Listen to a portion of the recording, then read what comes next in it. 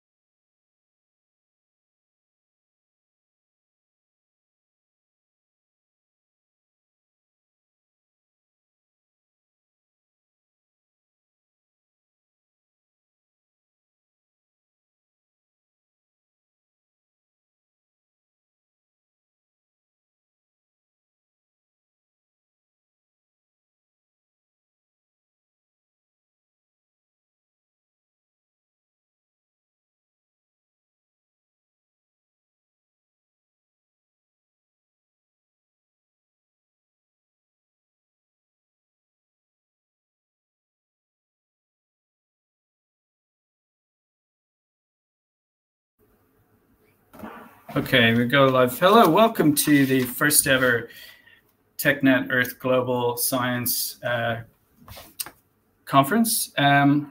So I'll give my introductory speech now and then pass you over to Rajan. In August 2021, I approached Rajan with an idea to create a physics podcast where physicists, mainly from ResearchGate, could interact and share their work with the world through a series of interviews and live stream presentations. Since then, we've had presentations from many physicists, including John Hodge, Corrado Massa, Alexei Zakharenko, Wenzhong Zhang, Gerd Pomeranki, and the late Stephen Langford. Unfortunately, Stephen Langford is no longer with us. And since it was always an intention of ours to dedicate a TEGS presentation in his memory, I would like to do so now on the occasion of the first ever Teknet Earth Global Science Conference 2025. And I'm certain that Rajan would approve. In fact, I know he does. In addition to these live stream presentations, we also have live coding sessions, discussions, deep dives, and even the occasional disagreement, surprising. And yes, when Rajan first floated the idea of a TEGS conference back in 2021, so right from the start, and suggested to hold it in the remote and idyllic islands of Hawaii, I was skeptical of anything of that kind would likely take place. Fast forward 4 years later, and we are delighted to commence the first TEGS conference, not in Hawaii as planned, but rather in the unique and historic capital of Budapest, Hungary. It was a long and difficult process with many disintegrations, failures, and beautiful coincidences, which have all contributed to the current incarnation of Teknet Earth Global Science's Budapest 2025 conference. And ladies and gentlemen, with a unique and interesting lineup we have for you, coming straight after my own presentation on anamorphic perspective cosmology, which explains cosmological redshift in terms of stereographic projection from a hypersphere in a tangent to a tangent plane, we have Laszlo Attila Horváth with his ambitious and highly creative planetary erosion hypothesis. Rajan Iyer himself will present his talk on superluminal condensates, HOD-PDP mechanism, time quantization, and quantum gravity. Continuing with this theme, Emmanuel Markoulakis and Antonius Valamontes will both present their research into superluminal quantum graviton vacuum.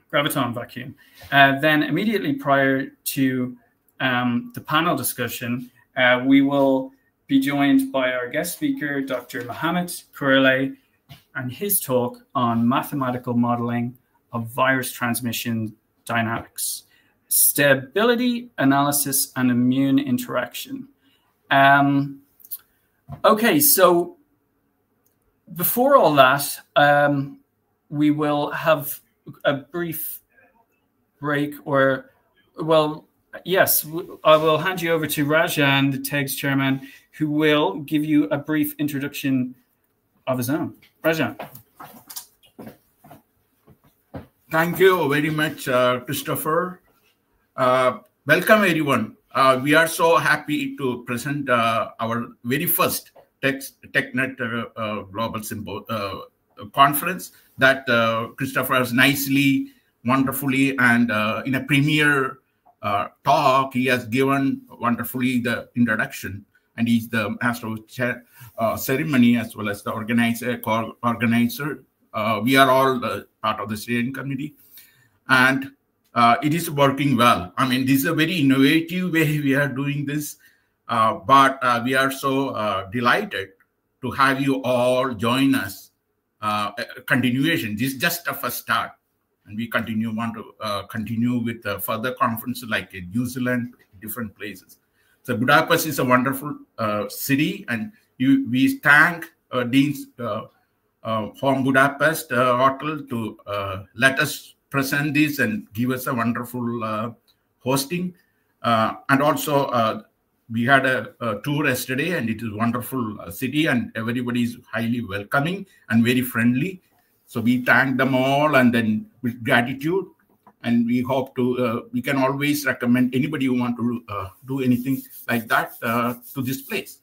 So let me, before I introduce Christopher to start his talk for today, let me go over, the slides, presentation of the whole day.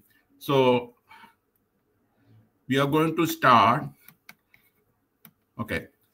So the first part of the schedule is our introductory speeches. Christopher already gave this wonderful speech, introductory, and then after this talk, my brief welcoming, I will hand over to Christopher, and I don't want to read the whole abstract, but his talk is on anamorphic perspective cosmology, galactic distance measurements.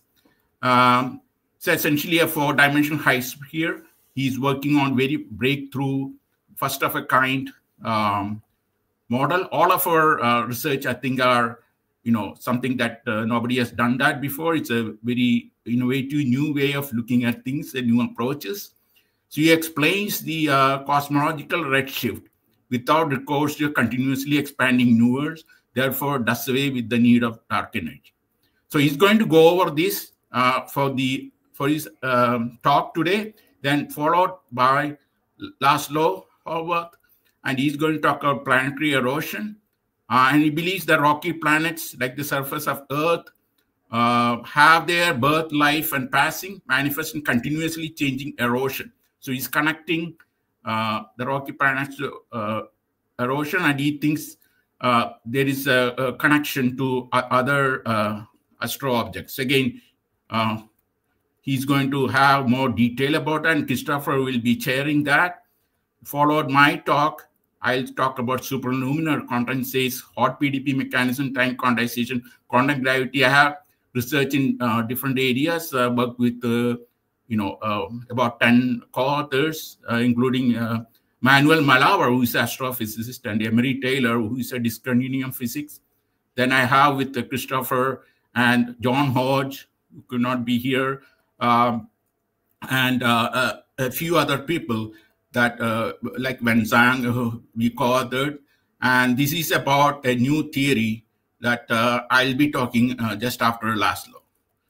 And then followed by lunch. So we'll have lunch about an hour or so. Then we'll have, this is a hybrid conference. So this is after our in-person talk in the morning. Then the afternoon, we are joined highly by great physicists, Emmanuel Markoolakis and Antonius Vallamendas on superluminal graviton vacuum.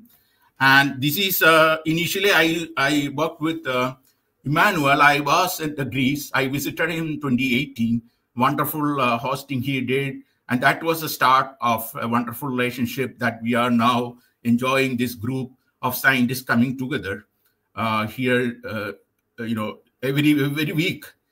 We have on our YouTube. So you can go there into YouTube and check our video conferencing every Saturday, almost every Saturday. and we discuss, and then we debate, discuss, all that. And today, these are formal presentations. And I think we have matured to this level, and we want to continue. This is, of course, the first conference. So please forgive us for any kind of mistakes, other things that may creep up here and there. But this is our first conference, and then we hope to continue to have further conferences with collaboration with many other platforms, including Dr. Kurilei's international conference on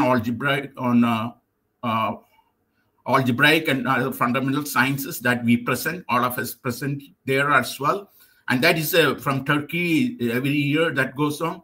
So he's a well-known person, Dr. Kurilei, and he'll come after Emmanuel and Antonius. So after Emmanuel's free space, vacuum space with the gravitons, which I'll be chairing, and then we'll have the invited speaker, the guest speaker, Dr. Mohammed Kurilei, that Christopher already talked about on mathematical modeling of virus transmission dynamics, stability analysis, and immune interaction. Just to remind you, the afternoon sessions are virtual because this is a hybrid conference.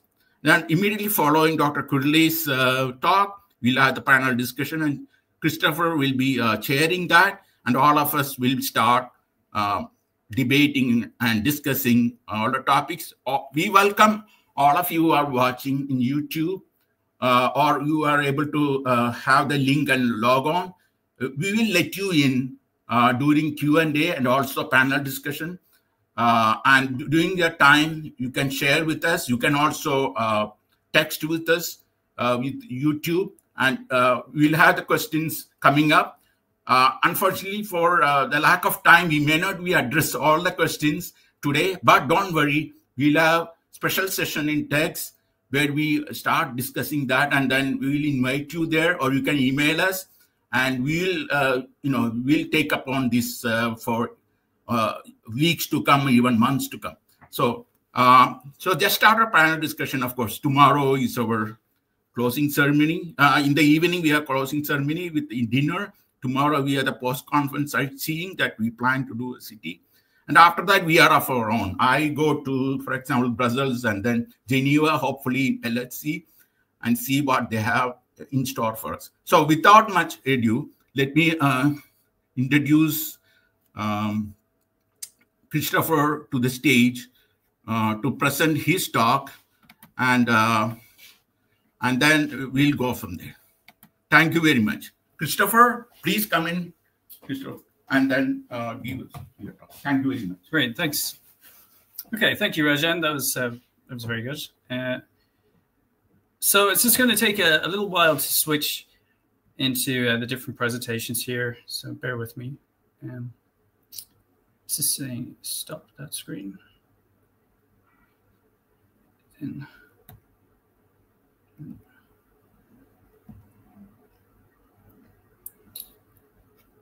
entire screen.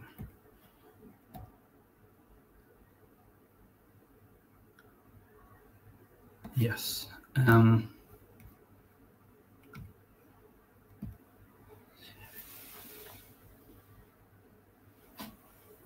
Okay, great.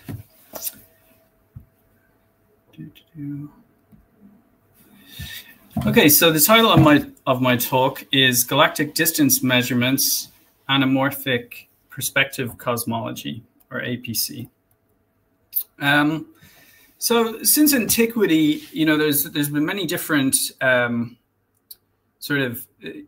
subject of the shape of the universe has been an important consideration. For example, here we see the geocentric crystal celestial spheres. And this is the idea that the stars and the planets were affixed to crystalline spheres. And this was replaced by the discoveries of Galileo with the heliocentric model, and then later the discoveries of, redshift via Hubble and the work of Einstein. So our current model of the universe allows for three distinct universe topologies. These are spherical, saddle-shaped and flat. So far, the universe appears to be measured to be flat or almost flat by the WMAP and Planck satellites. And so this kind of all but eliminates our spherical topology, which was, you know, the one that's been favored since way back to the crystalline spheres. So the question then is, you know, is space flat or is it curved?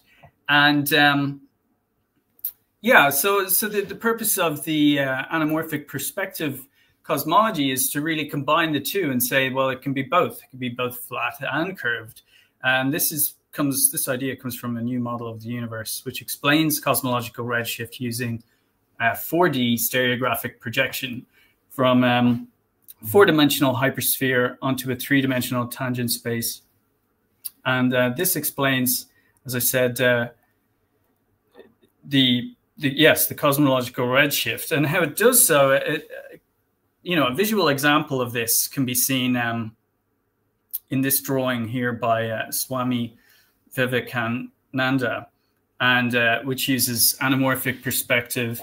And we can see that closer to the cylinder here, there's less distortion, but the further out we go, the face becomes considerably more distorted.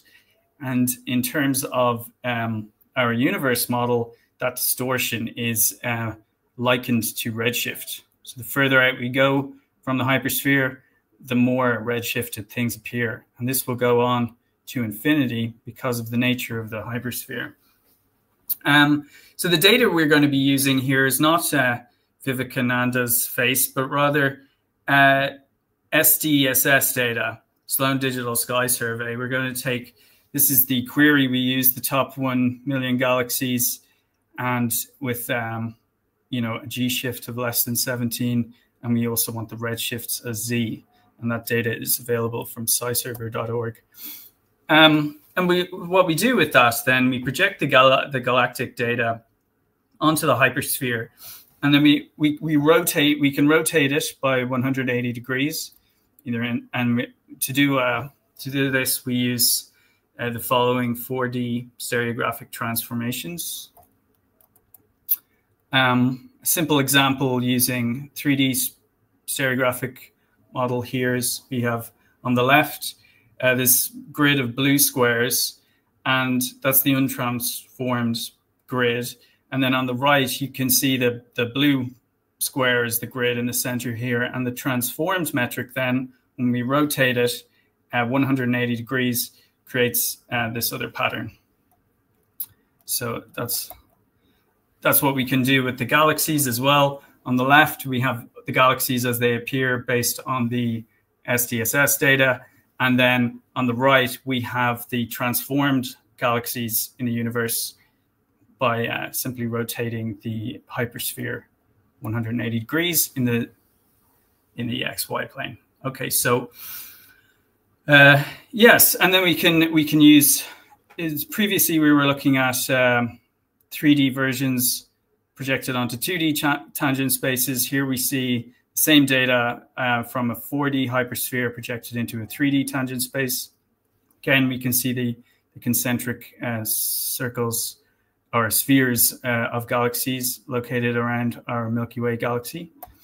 And what results from this is that we essentially have an 8-dimensional coordinate system with our X, Y, Z, and W coordinates being the hypersphere, and then I, J, K being the tangent space coordinates. And finally, we would have 0, 0, 0, 1 being the identity, which is the projective point at infinity, which gives us 8 coordinates.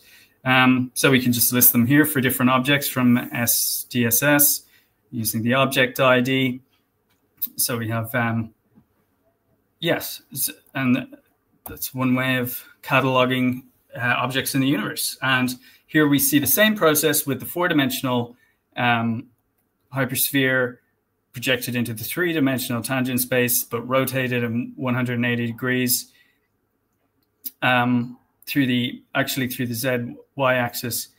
We can turn the entire universe inside out, which is something previously thought impossible based on Einstein's work. So the interesting thing here is if we want to turn the the universe inside out, we notice that there's a space, so we can fit all of the galaxies inside the space.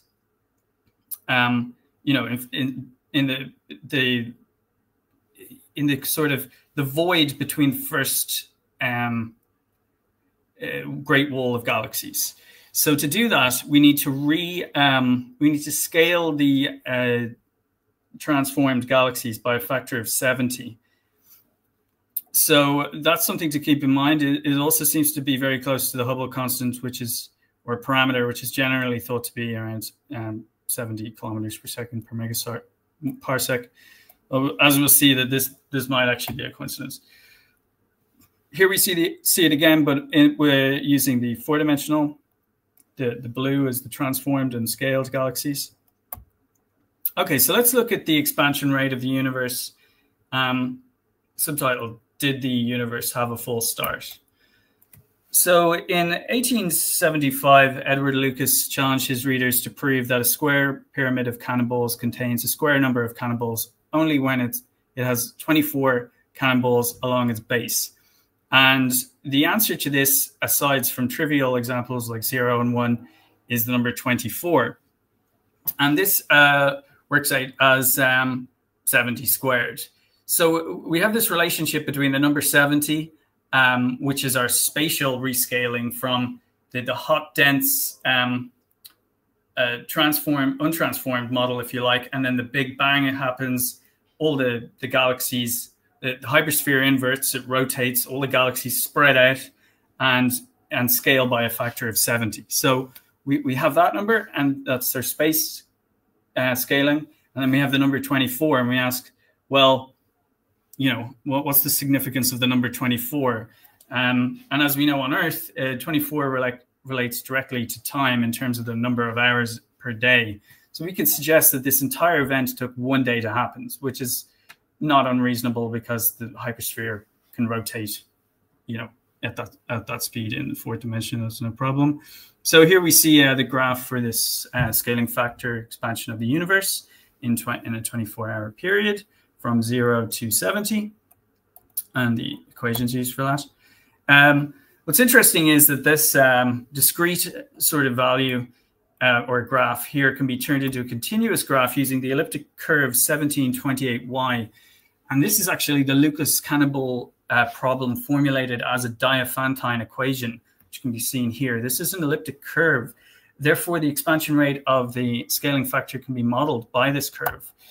Also notice that we have what appears to be a bubble universe or proto-universe. Now, if our continuous curve is the expansion rate of the universe, then our bubble universe suggests that there was a false start prior to the Big Bang. And that's very interesting. It's never been discussed before. We can also model our Diophantine equation in Weierstrass forms, normal forms. So here on the left, we have the elliptic curve, and on the right, the Weierstrass form.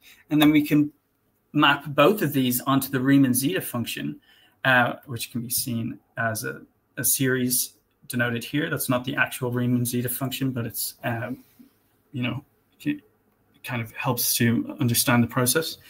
So what we can see here when we zoom in is that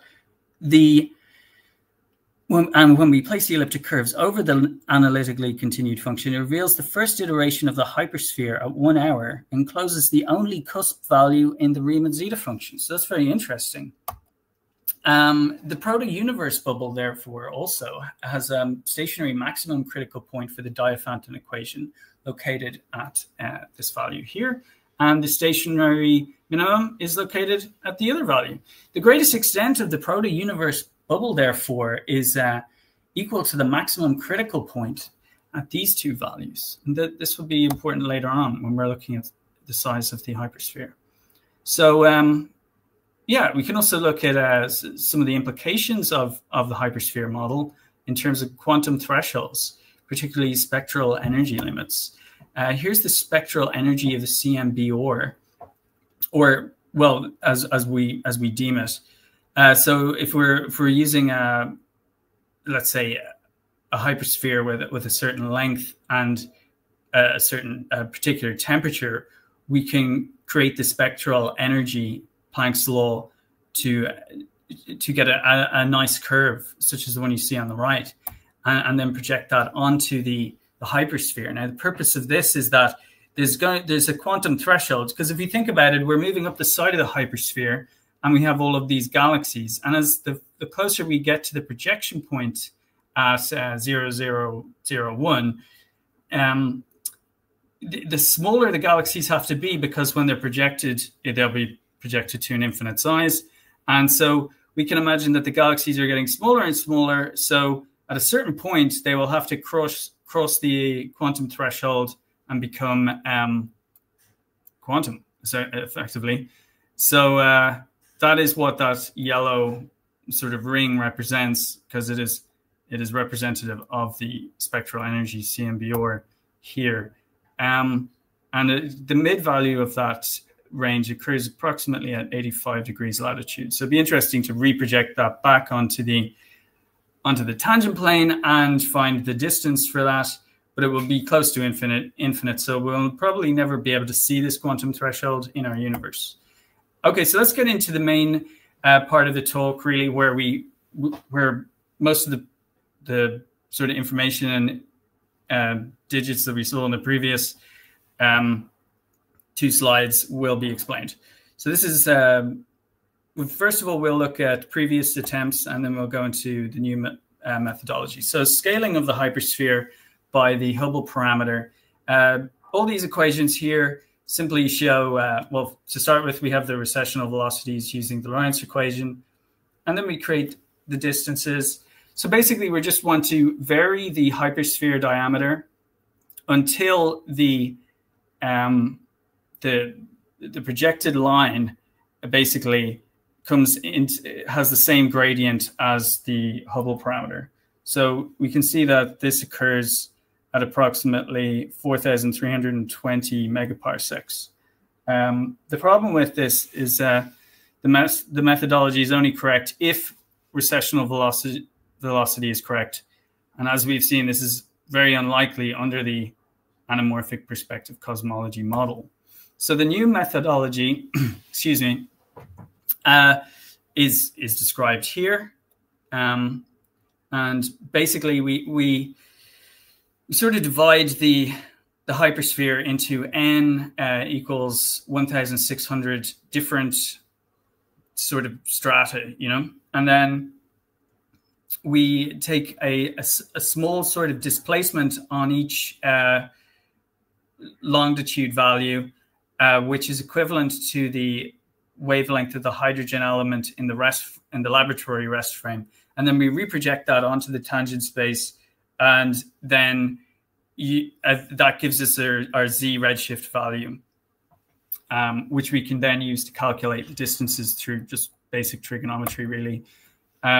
So what we see on the right here is if we put in a semi-circumference for the hypersphere at 1 megaparsec, basically all of the galaxies get squashed into the top.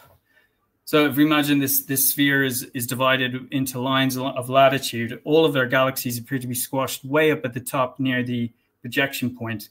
And I am sort of positing that this is symmetric or unsymmetric and therefore highly unlikely. We can also see some other points here in the slide. If we're using these high values in megaparsecs, we need a high degree of accuracy, something like 10 to the 26 precision points. And this is too large for most modeling programs. So we're initially going to use Wolfram Mathematica, because it can give very large numbers. But yeah, as we see, that the results appear unphysical anyway. So because if you compare it with our original model, this looks, you know, more likely.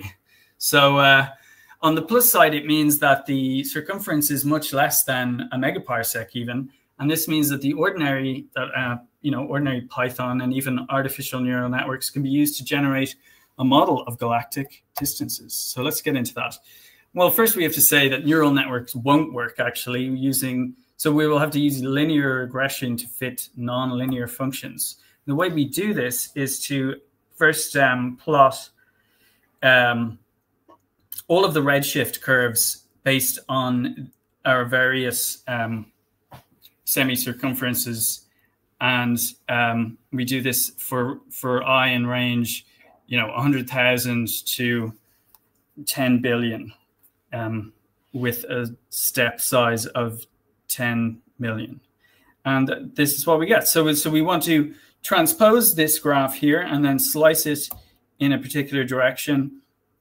And this will give us our linear functions for distances in kilometers. So yeah, that was the other axis that I didn't mention there, was distance, redshift, and semi-circumference size. So then we can take slices for all of those, and then we can easily build linear regression models for each of them, because we've removed the non-linear aspect. And then we can do the same thing, transpose the redshifts or transpose the graphs for the redshifts.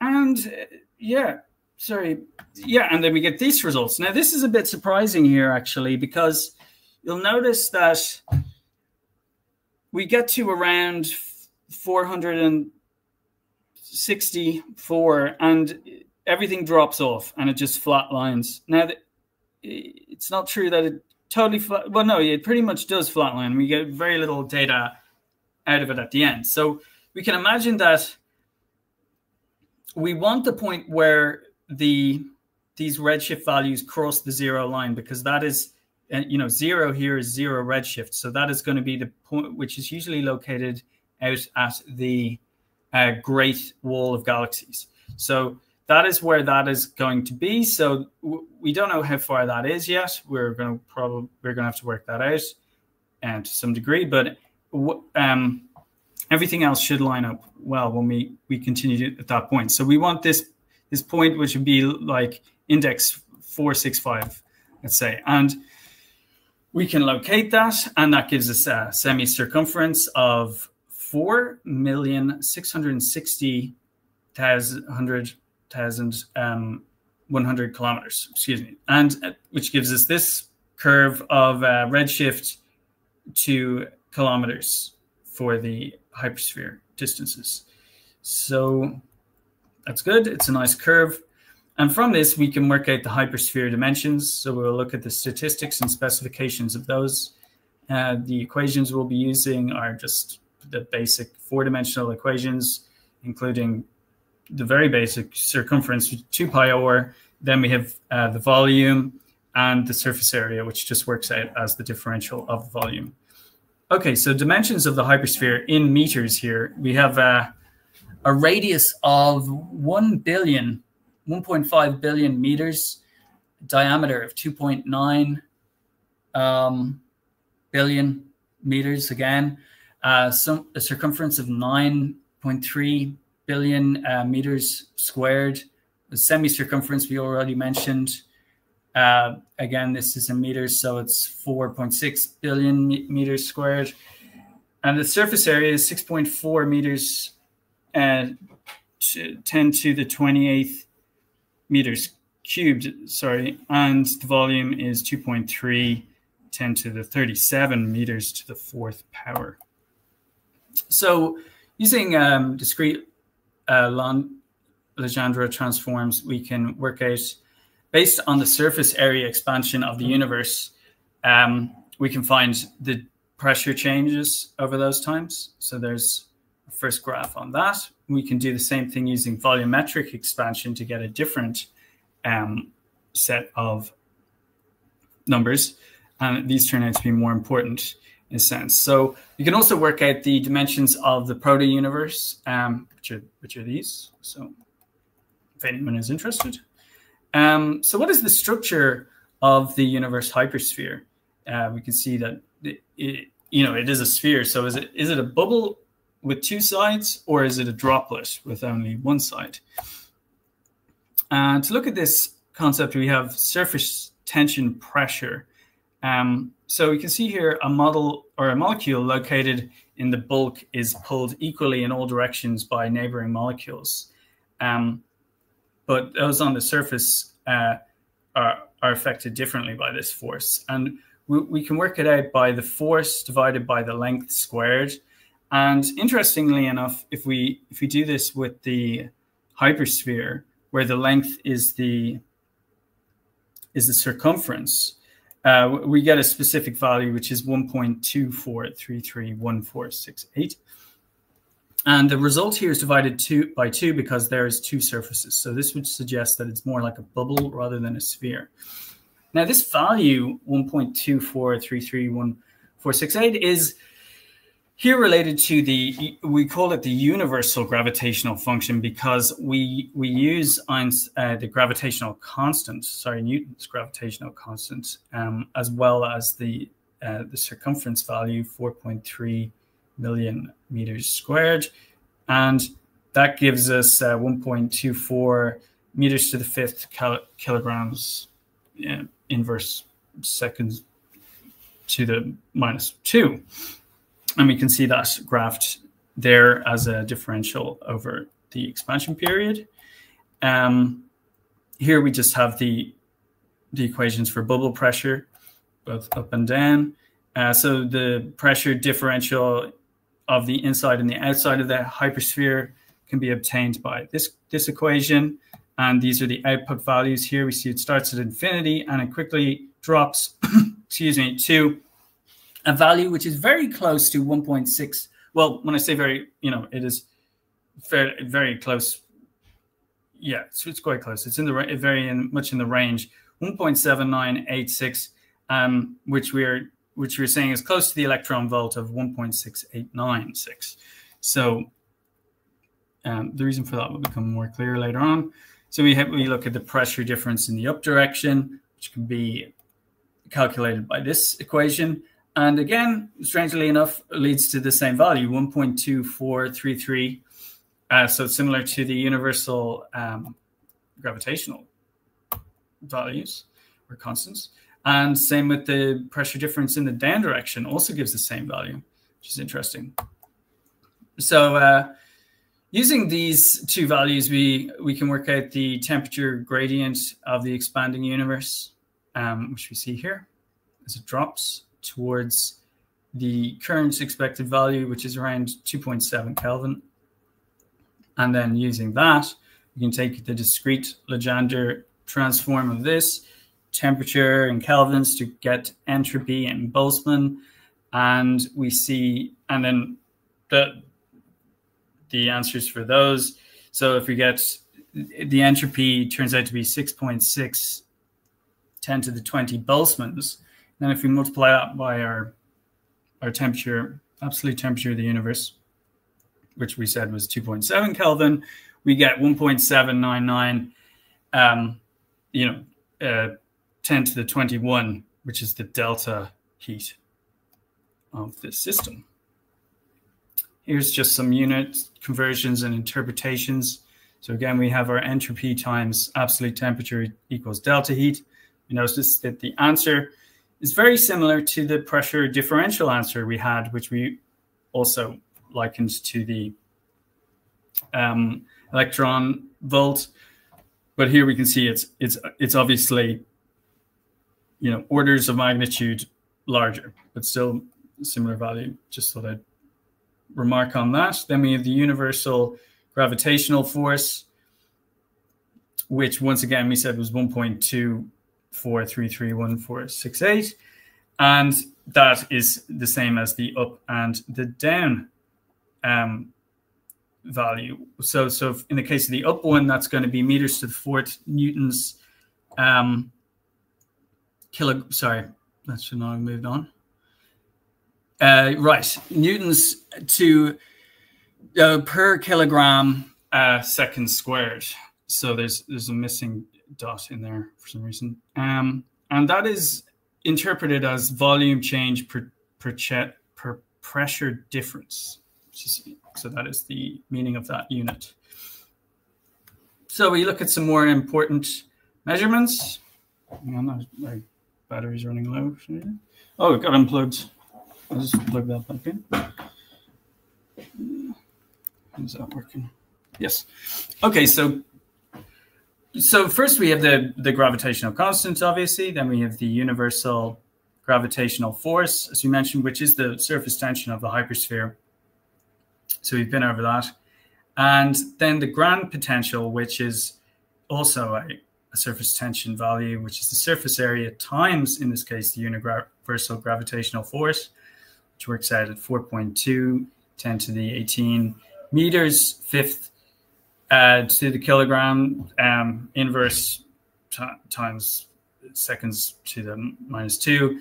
And then, right, so applying the ideal gas law, which is pressure times volume equals the numbers, the amount of substance times temperature, and the other constant. We can work out backwards. We could work out the amount of substance for 4D volume, which, interesting enough, is 1.05 10 to the 36 power. And this is a unitless dimension, which is interesting because it's close to the coupling constant between the electromagnetic and gravitational forces, which is also a unitless value. So it's important that those line up.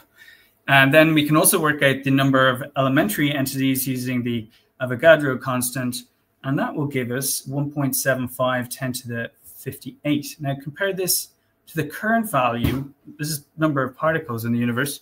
So compare this current value to 3.28 10 to the 80 particles in the observable universe. And we see that there's quite a difference here, because I'm saying that this isn't just in the observable universe.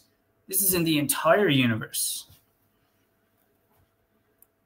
which is strange. So angular diameter distance, the turnover point. So here we have the equation for angular size as a function of redshift, the angular diameter test, as it's also known.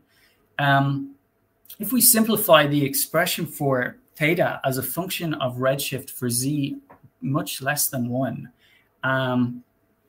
and doing the same for much greater than 1, we will arrive at this graph here. So S equals 18,000, so that is the linear diameter. Then we have the Hubble parameter of 70, the speed of light, omega sub m as 60, and this gives us a turnover point of roughly 3.5. So that's just an example of a turnover curve.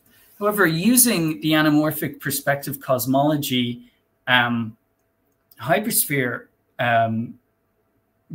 measurements that we have, we can work out that the turnover curve is actually approximately 0.63.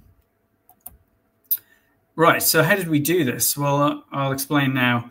And it is, intricately tied into how we find the galactic distance measurements. And to do this, we use decision tree results, which is basically a distance calculation machine. So on the left here, we're going back to our Diophantine equation over the Riemann-Zeta function. And at the beginning, we have the hypersphere with radius 1 over our only cusp value. And then we see that the different colored circles there represent the different sizes of the hypersphere circumference at each hour of the expansion rate. So the final one is at hour 24, and it has a size of 70. So what we're seeing on the right here is the idea that once the sphere has expanded to that size, we can imagine it kind of sinks downwards into that depression that we see and sort of sits there. And then we can imagine that if we take the curve and ask, well, where does that intersect the 0 line, the so-called critical line of where the reals equal 0 in the Riemann-Zeta function. And we can do that with a simple basic algebraic equation, and we get it crosses at 20.223. And we can work that out on the hypersphere and projection. This will be equivalent to a distance of 2.3 million kilometers. So this is our, no, it says this is our turnover distance, but that is actually wrong. That was my initial thinking that it would be the turnover distance, but rather it is the distance that we will expand the to the, what is it called? The Great Walls. So we'll see that in more detail just in a minute. I think that slide is slightly out of order. Okay, so let's look at the decision tree model here.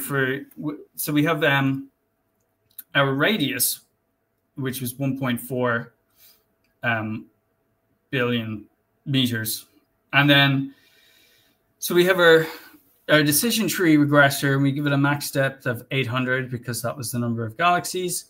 The decision tree, so it's just telling you how decision trees work, and we get a nice curve. So this is going to be our model, and then we can use this to generate, find all our distances. And what we importantly here is we're going to scale this with the value we got from the hypersphere crossing over with the Riemann zeta function for the 2 million value that we mentioned, and that scales. So instead of having, if we didn't have that value, everything would be just squashed to the center. So, so in some sense that value could be much bigger or well, probably isn't much smaller, but it could definitely be much bigger. But it's at the moment it's the best guess that I have, but it could be altered in the future. But we'll have to wait and see. So the results show that using this diameter of the hypersphere gives the distances, and all of these. So we know if some of these galaxies are 2 million kilometers away, that's within 1 AU. Because the sun is supposed to be much further away than that. It's like 146 million kilometers away or something. Therefore, either our measurements are wrong or the size of the sun, moon, and galaxies have been grossly exaggerated. Well, we can look into that. Is that likely? So here we have on the left the names of different galaxies, their angular diameters as we see them, the z redshift, the distance in megaparsecs as calculated by recessional velocity, distance, and their size based on the angular diameter and distance in kiloparsecs. And then the last two are the results that we get using the anamorphic perspective cosmological model and the equations up at the top there. So I think we can plot, yes. And then when we use those values to plot all of the angular diameters over the z redshift values, we get this curve, which is the actual, we can see that this is the same as what we got before with our turnover curve. The turnover occurs at approximately 0.63. We can plot that.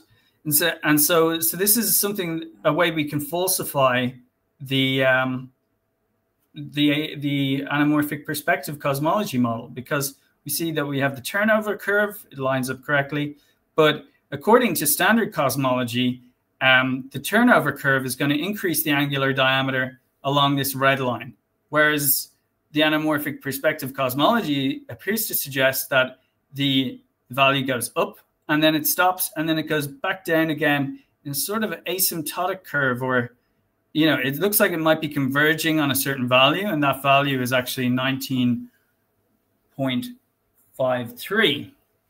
So it's interesting. So yeah, this gives us a possible method of testing, and the two methods basically.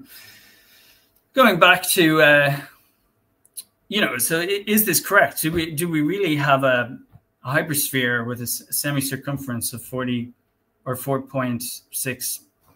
Oh, did this die? No. What happened there? Escape? Sorry. I'm not sure what happened there. Okay, are we still good? Yeah. Okay.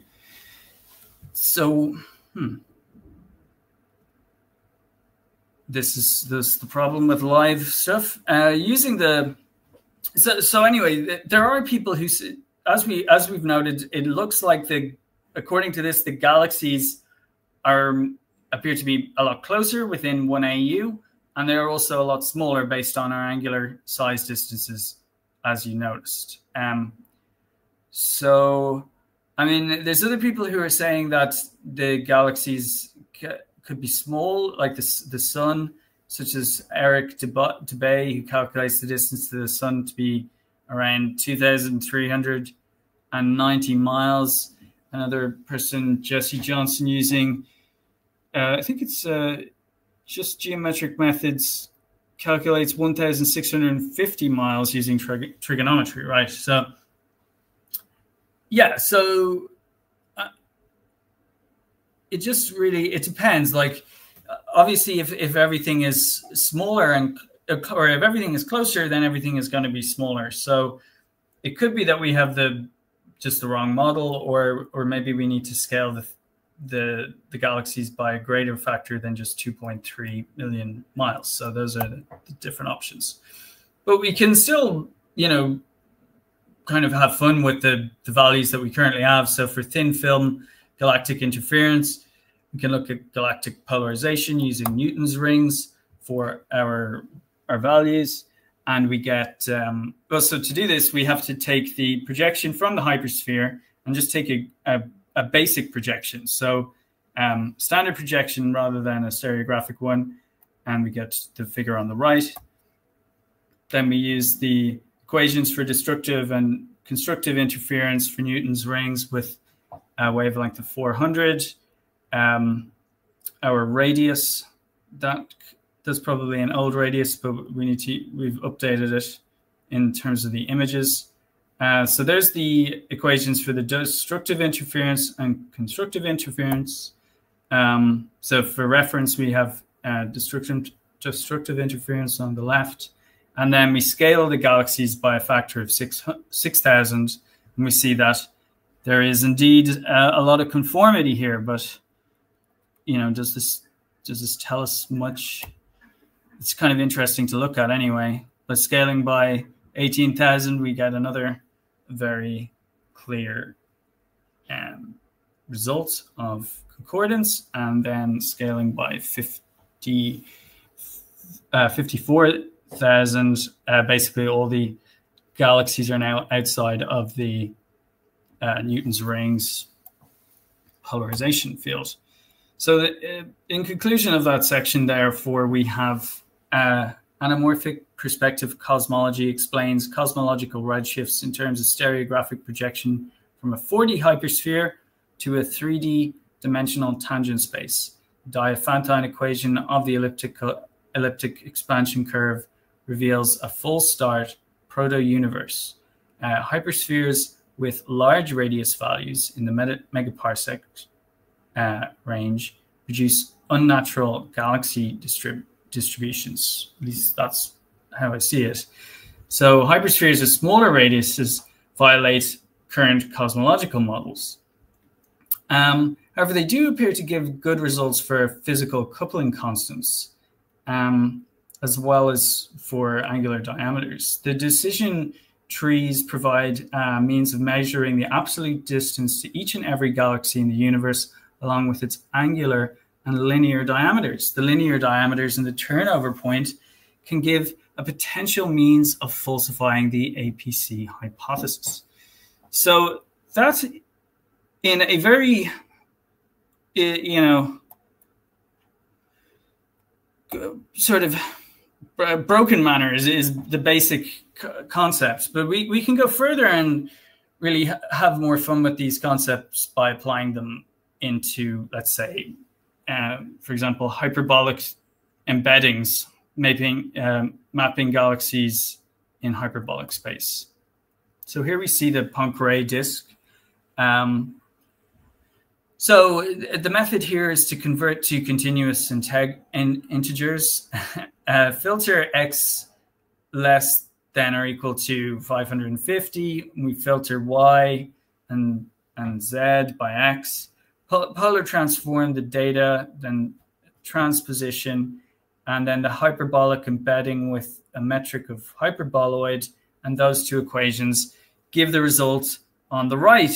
And if you look at that, well, you think, well, what's so interesting about that? Or is there anything interesting that we could see? And one thing from multiple sort of iterations of this is that you see there's a sort of a cellular form to the pattern here, which I can highlight better using this graphic to the right. So here we're using a random state of 42, but if you use different types of random states or different random values, you'll see different patterns, but they all have cell structures. Some of them are very much even more obvious than this, which is how I saw them previously. So yeah, so this could be a new way of looking at galactic filaments using hyperbolic embeddings, which increase cluster density. But either way, it's kind of an interesting study. So if we try to embed, create 3D hyperbolic embeddings, this is the kind of equations we need. It's on the right, on the left, and the results are on the right. So one thing that we notice is we have these kind of straight linear clusters of galaxies. And remember that what we're seeing here is all of the galaxies in the universe from our SDSS model, all projected now into 3D hyperbolic embeddings. And they create these weird straight lines, and seems from the top, instead of having these circles now, it stops halfway through. And you might think, well, okay, well, our embedding failed. Or did it? Perhaps because this is a hyperbolic embedding, we have greater than 90 degrees in a right angle and greater than 360 degrees in a circle. So the reason why most of the data is missing here is simply because the universe doesn't contain the information to fill the hyperbolic embedding. Where does it? That's another question. So we could look at this concept, and this is going into sort of very theoretical work, but I have the time, so I might as well use it. When I say theoretical, I also mean, this is sort of very recent research as well. So we have the concept of a hyperbolic space-time.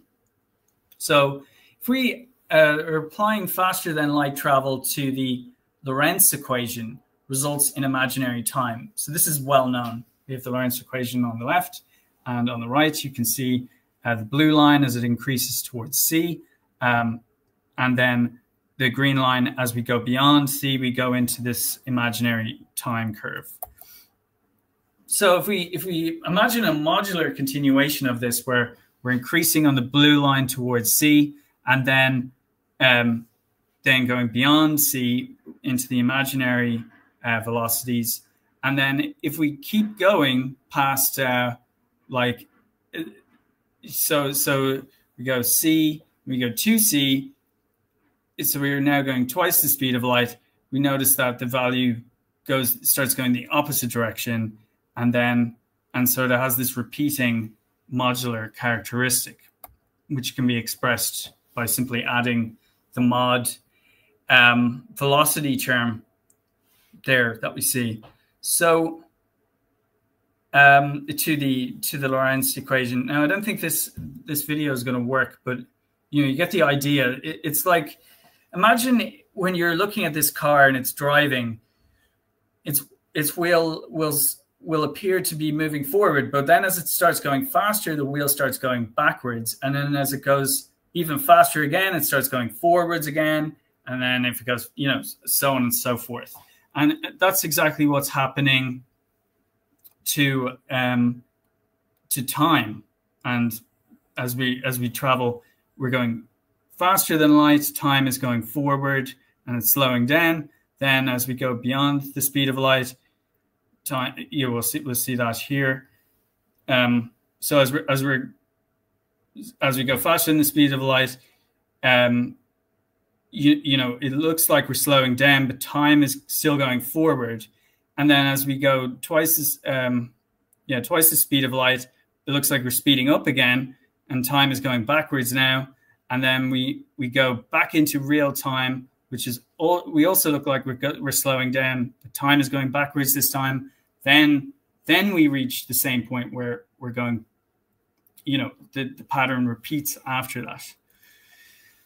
So that's very confusing. But if we think of it in terms of the topology of a modular strip, that might be more interesting. So if we're down here at the bottom of the Mobius strip, and moving up the side of the Mobius strip means an increase in velocity. And when we get to the opposite side, like the antipodal side, that's the speed of light. And what happens then is we flip inside to the inside of the.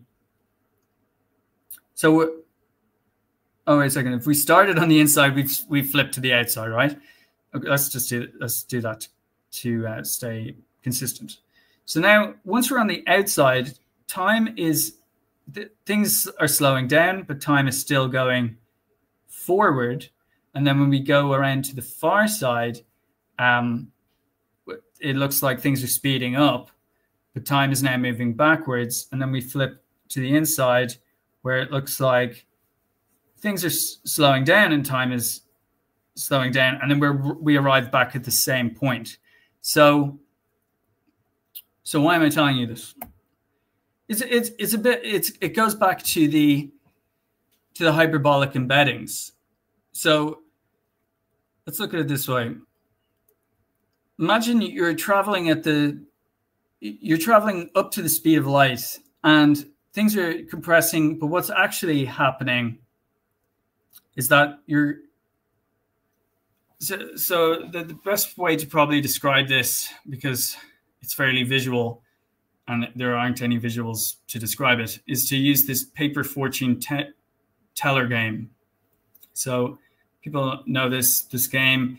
It's usually played by primary school children, and you have the different categories written on this piece of paper, kind of folded in an origami fashion, and you can sort of squash and open and squash and open in different directions. And what's happening here, so in the first example, you can only see, what is it?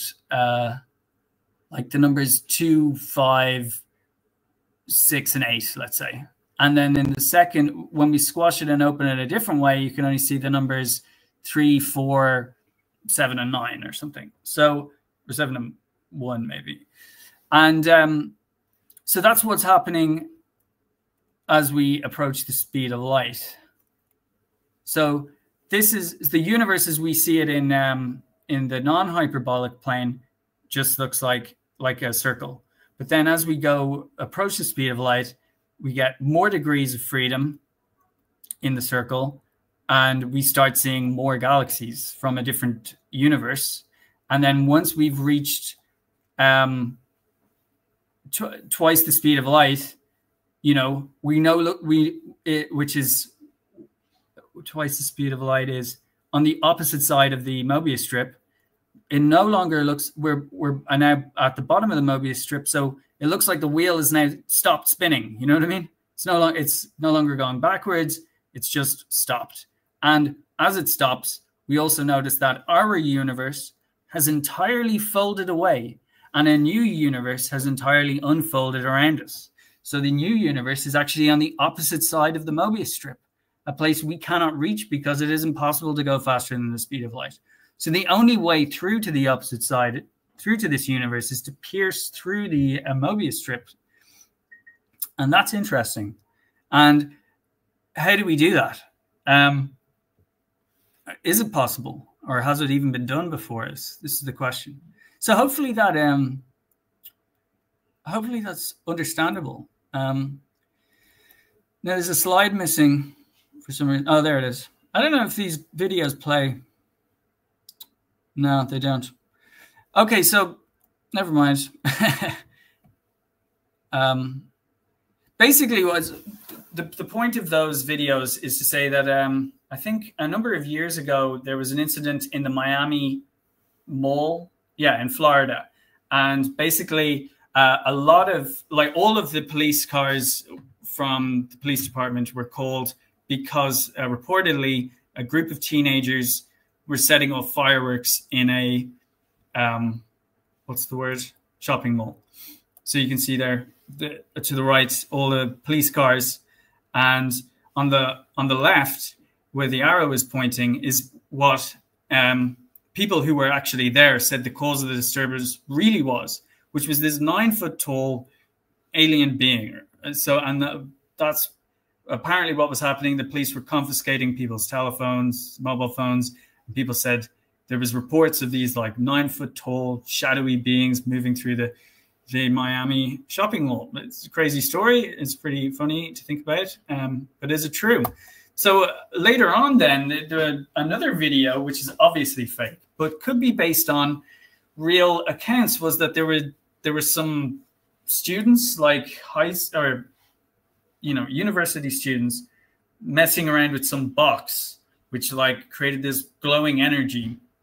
So the idea is it was like some sort of portal device to open up portals to other dimensions, and then beings come through. And so, assuming that this is based on anything real, I mean, it seems a bit strange that this is a story that could be possibly true. But it's plausible that someone has already built a machine, is the point I'm trying to get across, that can pierce through that Mobius strip in the sort of orthogonal direction. Instead of going around the hypersphere or around the Mobius strip, which we've already said is impossible, we can just pierce through, and we get through to the other universe in the opposite hyperbolic dimension of that fortune teller game. And there's other creatures living in that dimension, and they can come through, and maybe they're already here with us. And so, right. I mean, I could go on, or should I go on? Do I have more? Yeah. So, yeah, I still have time, so I might as well continue. So, there was even reports of these strange shadowy entities. I think after there was some sort of eclipse in the United States, and people noticed something moving around in the clouds, which had this kind of smoky black quality about it. So maybe that thing that people are actually picking up on video cameras came from this event, and it's still here with us, just mooching around. Who knows what it's doing? And for those who think that this is absolutely ridiculous, well, I don't really sympathize with you, but I'm going to give you a bone. But actually, when going back to the Malaysia Airlines flight MH370, when I first heard about this video, I thought it was a complete fake. But apparently, a lot of professors and physicists have, well, not a lot, but some quite prominent ones have come out speaking in favor of this as a real thing, and a lot of the analysis has gone into this, and I myself find it interesting, and I think that this is probably true, that this video of an airplane being, how would you say, transported by UFOs to another dimension, is this the same technology that can did the plane get sent to the other, through the Mobius strip, if you like, to the other universe? Who knows? Or maybe it was just teleported to a different location on the Earth. So we'll move on with probably one of the most important discoveries from this whole thing, although a little strange, which is anomalous redshifts, but certainly not as strange as what we just spoke about. So let's get into it. On the hypersphere, as we move up, we get a feature, what we could describe as time dilation. So light moves in straight lines on the tangent space, but only in curved lines on the hypersphere. So the speed of light slows down on the hypersphere as it moves towards the projective point. This ensures that the speed of light is a constant on the tangent plane, which is very important. So the time dilation on the hypersphere, which is caused by density, may be slightly greater than the resulting projection. This accounts for time dilation on the tangent plane for objects like type 1a supernovae. So type 1a supernovae and quasars both have similarly large redshifts. However, supernovae have time dilation of 1/1 plus the Z redshift. Whereas quasars have no noticeable time dilation. So that's an interesting anomaly, which is kind of what Holt and Arp looked into. So some of the explanations for why this may be so include gravitational redshifts from black holes, but obviously this cannot be used to explain all of them. And we also have to consider that quasars are likely kind of black holes, but we'll get to that. So quasar redshifts, this was a discovery made by, the anomaly of quasar redshifts was discovered by Holt and Arp, who noticed that many quasars were associated with nearby galaxies. As you can see here by this, we have Mercurian 205 with a Z redshift of 0.07. And there's this luminous bridge apparently connecting it to this galaxy here that has a Z redshift, much smaller Z redshift, which would indicate that it's much closer, of just 0.006. So how can this be? How can an object that is so much further away be apparently connected to one so much closer? And in his survey of anomalous galaxies, Arp found, or Holt and Arp found bridges connecting numerous galaxies to quasars. So this wasn't a one-off aberration. Quasars have large, as we're saying, have large cosmological redshifts, indicating that they are far away. Therefore, the quasars have anomalous redshifts. So quasars are black holes. This was the point we were making earlier. If we think about that, it's a black hole from the Einstein point of view, which we're not throwing that out or anything, is a curved space-time singularity. So it is curved in a ordinarily we'd say like in a fourth dimension, and here we're considering that as both a fourth spatial dimension and time because of the time dilation on the hypersphere that we spoke of. So it's consistent in both respects. So if the quasar is a black hole, then it has a deeper space-time distortion, which implies that the quasar object is closer to the source, the projection point, than the other stars that are on the surface of the hypersphere. And so anything that is closer to a source of light, its shadow will appear bigger. So ergo, the quasars are nearby in tangent space, but further away in hyperspace. Here's just a sort of graphic to explain better what I'm talking about. The closer an object is to the light source, the larger its shadow is projected onto the wall. And in this case, we're saying that shadow projection is its redshift. So its redshift will appear larger. The point source is infinitely small, so objects remain in focus at any distance. Proximity to the light source may, however, increase temperature. That's okay. There's the reference for that image. Here we have, an actual photograph of one of these quasars, and the bridges connecting it to a galaxy. In this case, it's AM 0328222. But we also have details for another galaxy here with a similar bridge, AM 2052-221. So we have COMP-E, which has a redshift of 0.15. And that gives us a distance using recessional velocity of 0.08 megaparsecs. So doing all the calculations, you can work out that the shadow will be 0.143 megaparsecs. But yeah, so these are sort of based on diameter, hypersphere diameters of different sizes, but it doesn't really matter. It's more demonstrative, really, rather than anything else. This is doable using very simple equations, and you can get different distances. So, I mean, this is interesting. We initially thought that if you have these sort of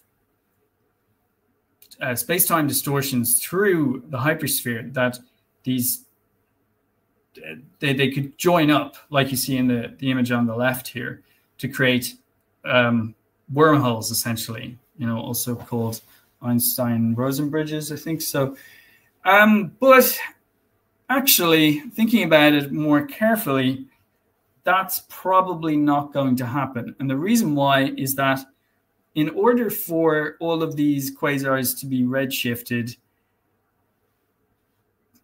anomalously, the singularities always need to be focused towards the projective point, which means that if we think of the hypersphere as a sphere, which we should, and these singularity points as spikes, like we see on the picture of the right of this pineapple, the spikes are always pointing upwards towards the either inside the hypersphere or outside, but always upwards towards the projective point. And this means that, just given the sort of geometry we're looking at here, that none of these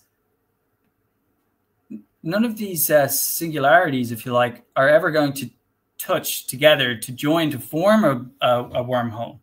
They will always just be sort of individual lone prominences projecting into space-time, and that's all they are, and that's all they'll be. So, in a funny respect, the true model of the universe is sort of this pineapple universe. We all live in a pineapple under the sea. So that's it. Thank you for your attention, and I hope we're still online and everything is going well. But yes, so that's okay. So I still technically have half an hour. Yes. Okay, so half an hour of questions. That was what we agreed upon. I don't think we'll need that. But so, are there any questions? I'll just.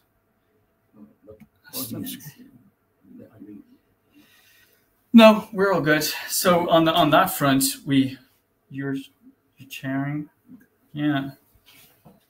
So do we have any questions from the audience? Thank you, Christopher, for a wonderful talk. This is an original breakthrough. Not only is able to come up with a 4D hyperspace, he looks at the space. I look at the time, and very differently tensor. But I think we are coming to a situation where we can work together about the space-time, which is still a very challenging thing, because believe that space-time could be a discrete one. The emergent theories are showing that, and quantum gravity, things like that. So it is wonderful, and he is able to relate to real-life observations. That's very, very hard. I don't think anybody is able to achieve that, but I think Christopher, also he's not able to show the simulation. I have seen, if you go back to many of our TEGS videos, earlier ones, he has many programs and simulations. So he's an IT expert as well in deep learning, and he's doing his PhD about the disaster predictions. So this is, he's putting together what is unbelievably, integratable, universal picture, because the more and more people study, the more and more physical or very strange things happen to the universe. So Einstein was one of the first ones to point out, and then Schwarzschild metrics and things like that, and this perfect mathematical beautiful models separately of the astrophysics and of quantum mechanics. Somehow there is the problem of vacuum catastrophe that comes there. But I think that's what Christopher is really going after, and my work also. I think we want to resolve that issue, because Planck resolved the issue of ultraviolet catastrophe. Well, that's actually a good point that you raised, because now I didn't get into it in the in the presentation, because I figured I wouldn't have enough time, but as it happened, I kind of flew through that presentation a bit faster than I was expecting. And partially that was my own fault, probably, because I don't know if I really explained the concepts this time around as well as I have in previous presentations. I suppose that is a sort of a hazard that happens when you get too comfortable with the material. You forget to sort of start at the beginning, you know, start at A and then explain B. So so that might, you know, sometimes you don't feel like going back to the beginning on everything, where you try to go back, but you miss certain points. But the whole thing that you're talking about there is kind of covered in the under the anamorphic perspective cosmology, but under the concept of the Gibbs mechanism. You know, what was that called? Marangoni catastrophe. Right, because in that it was shown, and the equations will have to be redone now using the new hypersphere radius equations. But I remember from previous results we were able to show that it was infeasible. It was I think it's the Einstein value, which is based on dark energy, is it? Yeah, dark energy you had to because you couldn't explain about the whole energy and the elliptic and the curves they're generating. But is it more to do with the you know, the what is it, the crisis in cosmology you're talking about is this difference in value of like 128 yes. or 125 orders of magnitude difference between the quantum and the and the space-time and Einstein's general relativity. Right. So the energy difference, and basically the vacuum energy. Yes. Right. Thank you. Yeah. So basically, the Gibbs-Marangoni catastrophe paper, which is obviously covered in a different TEGS presentation and also available on ResearchGate, shows that only the quantum value can be the correct one. And that's interesting. So that seems to resolve it, but that it only resolves it if you accept APC, and as far as I know, no one does yet. So that's fine. So you can always run away and say, hey, we haven't resolved it yet because your model doesn't work. But I think in order to do that, you first need to disprove my model, and to do that, all you need to do is you know, like I said, map the diameters for values much greater than the turnover point, which should be really easy to do. Now, I've looked it up, and as far as I can tell, there is no data beyond the turnover point, which is pretty odd, really. You'd expect that to be there. But I'm certain that it is there. So I just have to dig it out. I wasn't able to do it in time for this presentation, but you know, it'd be good to dig it out and see, does it conform to my model or does it break my model? And you know, I highly doubt it will conform to the standard cosmology model, because as we've seen from like results of the James Webb telescope and such, their model has completely broken down. And actually, that was another point that we're talking to Laszlo about, that, you know, a good model has to make predictions, he was saying, and which is true. And the prediction that APC made was that redshifts, well, basically it's saying that redshifts will go to infinite values, which is interesting because the standard cosmological model had like a cutoff point for redshifts. I think it was like 16 or something. It's a low number anyway. And JWST blasted past that. And that led to a number of scientists, especially one who published in IOP recently, I forgot his name now, an Indian man, who suggested that, well, we can solve this by doubling the age of the universe. So overnight, the universe went from 13.5 billion years to 26 billion years. And that is not a good theory. So basically, their prediction failed because, you know, their cutoff for the Z redshifts is based on the expansion rate of the universe, whereas my model says, no, redshifts have to go beyond that value. And I say to infinity and beyond. So, well, maybe not beyond, but definitely to infinity. And the point I'm trying to make there is that, I mean, so that is a prediction, that I made prior to JWST being a thing. So, and I also think that, so therefore, JWST's discovery proves my model.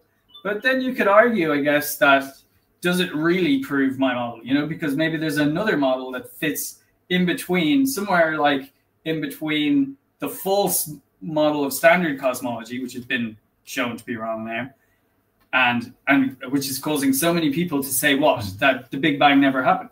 But I'm saying no, there was a Big Bang in a sense. There was an expansion of the universe, but it stops at a certain point.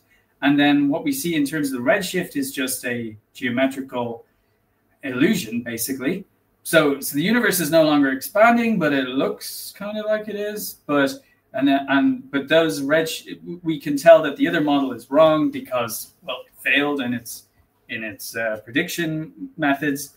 My model is better placed because it predicted that we would see bigger redshifts. We do see those, but could I ever prove that these redshifts actually go to infinity? Will the human race ever build a telescope that would be powerful enough to see a redshift at infinity?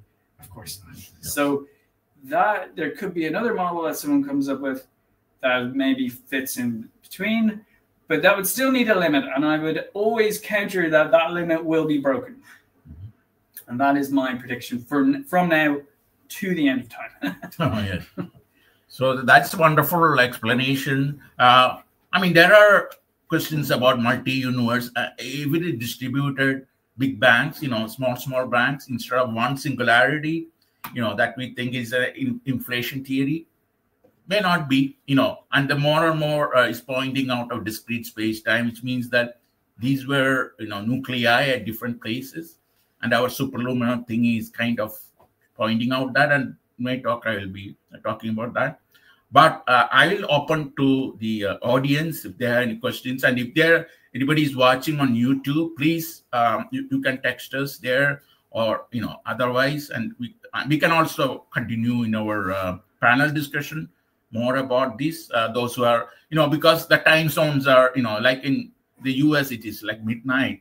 So it's very hard for people to watch. So different regions of the world, we have different times. For us, it's here in the morning. But so when you're watching the recorded video, you can always tune in and then also put some address either through an email or to this chat. And then I will open to the audience here. Any questions they have, they can field any type of questions. Any questions? Okay. So I think we will continue yes. a little more discussion. Okay. One or two questions I may have. Okay. Regarding the connection of the 4D hyperspace. So the projection, how well that connects to, because yours is like quantum cosmology.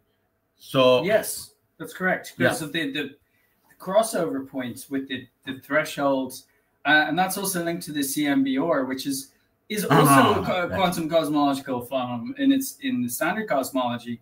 So that's interesting. I mean, those two slides could have come like later, but I don't think it really would have mattered. It's probably good to have knowledge of that, and that this is indeed a quantum cosmological model, in the sense that if we think of, there's this crossover point, and after that, everything in there is going to be subatomic, or at least quantum, and then on into subatomic, and then even higher and higher energies up to the projective point. And at the projective point, then, if we're saying that that's at the north pole of the hypersphere, and at the south pole of the hypersphere, we will have our Milky Way galaxy. So it's a galacto kind of centric model, or you could even have the Earth, if you like, or the Sun, or whatever, as the focal point for the southern pole of the hypersphere. And then that's interesting then, because we get a faithful projection from the top of the hypersphere down to the bottom, which could be quite large, you know, especially outside, even to the edges of that, there's going to be very little distortion.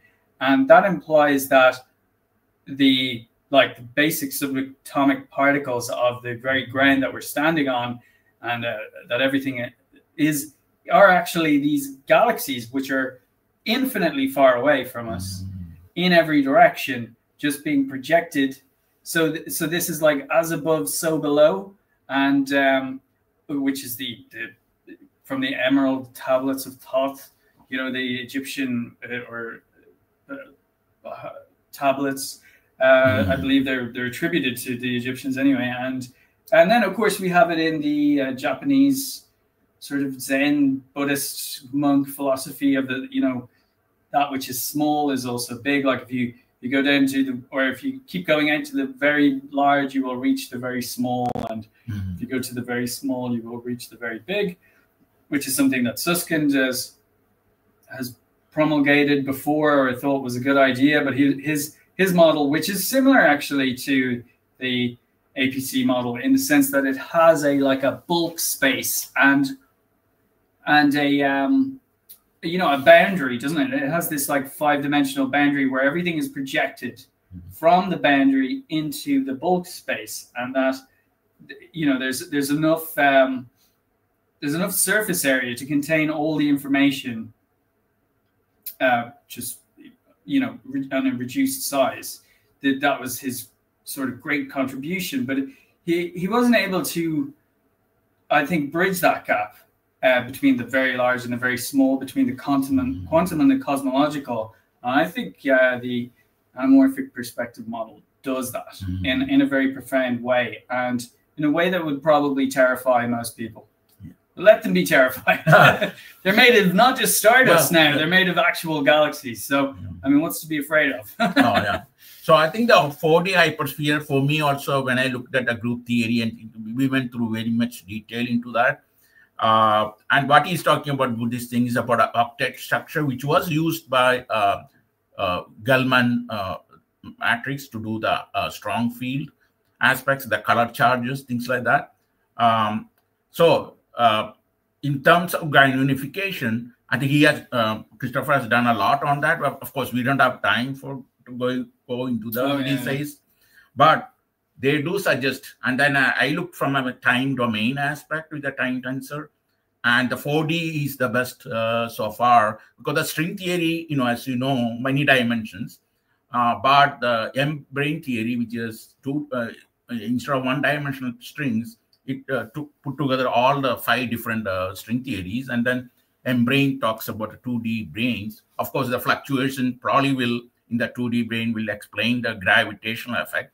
So the gravity still is a very, shifting thing that nobody is, including Einstein and later on, it's very, very hard to conform to any of these aspects. So it's a very local phenomena, like Christopher pointed out, and then further down, the next talk, he's going to talk more about the gravity, about the weak gravity, the localized nature of the gravity, as well as the gravitons that I'll touch upon some of the, and then Emmanuel is going to talk a lot about his experimentation with Antonius Porvin LHC.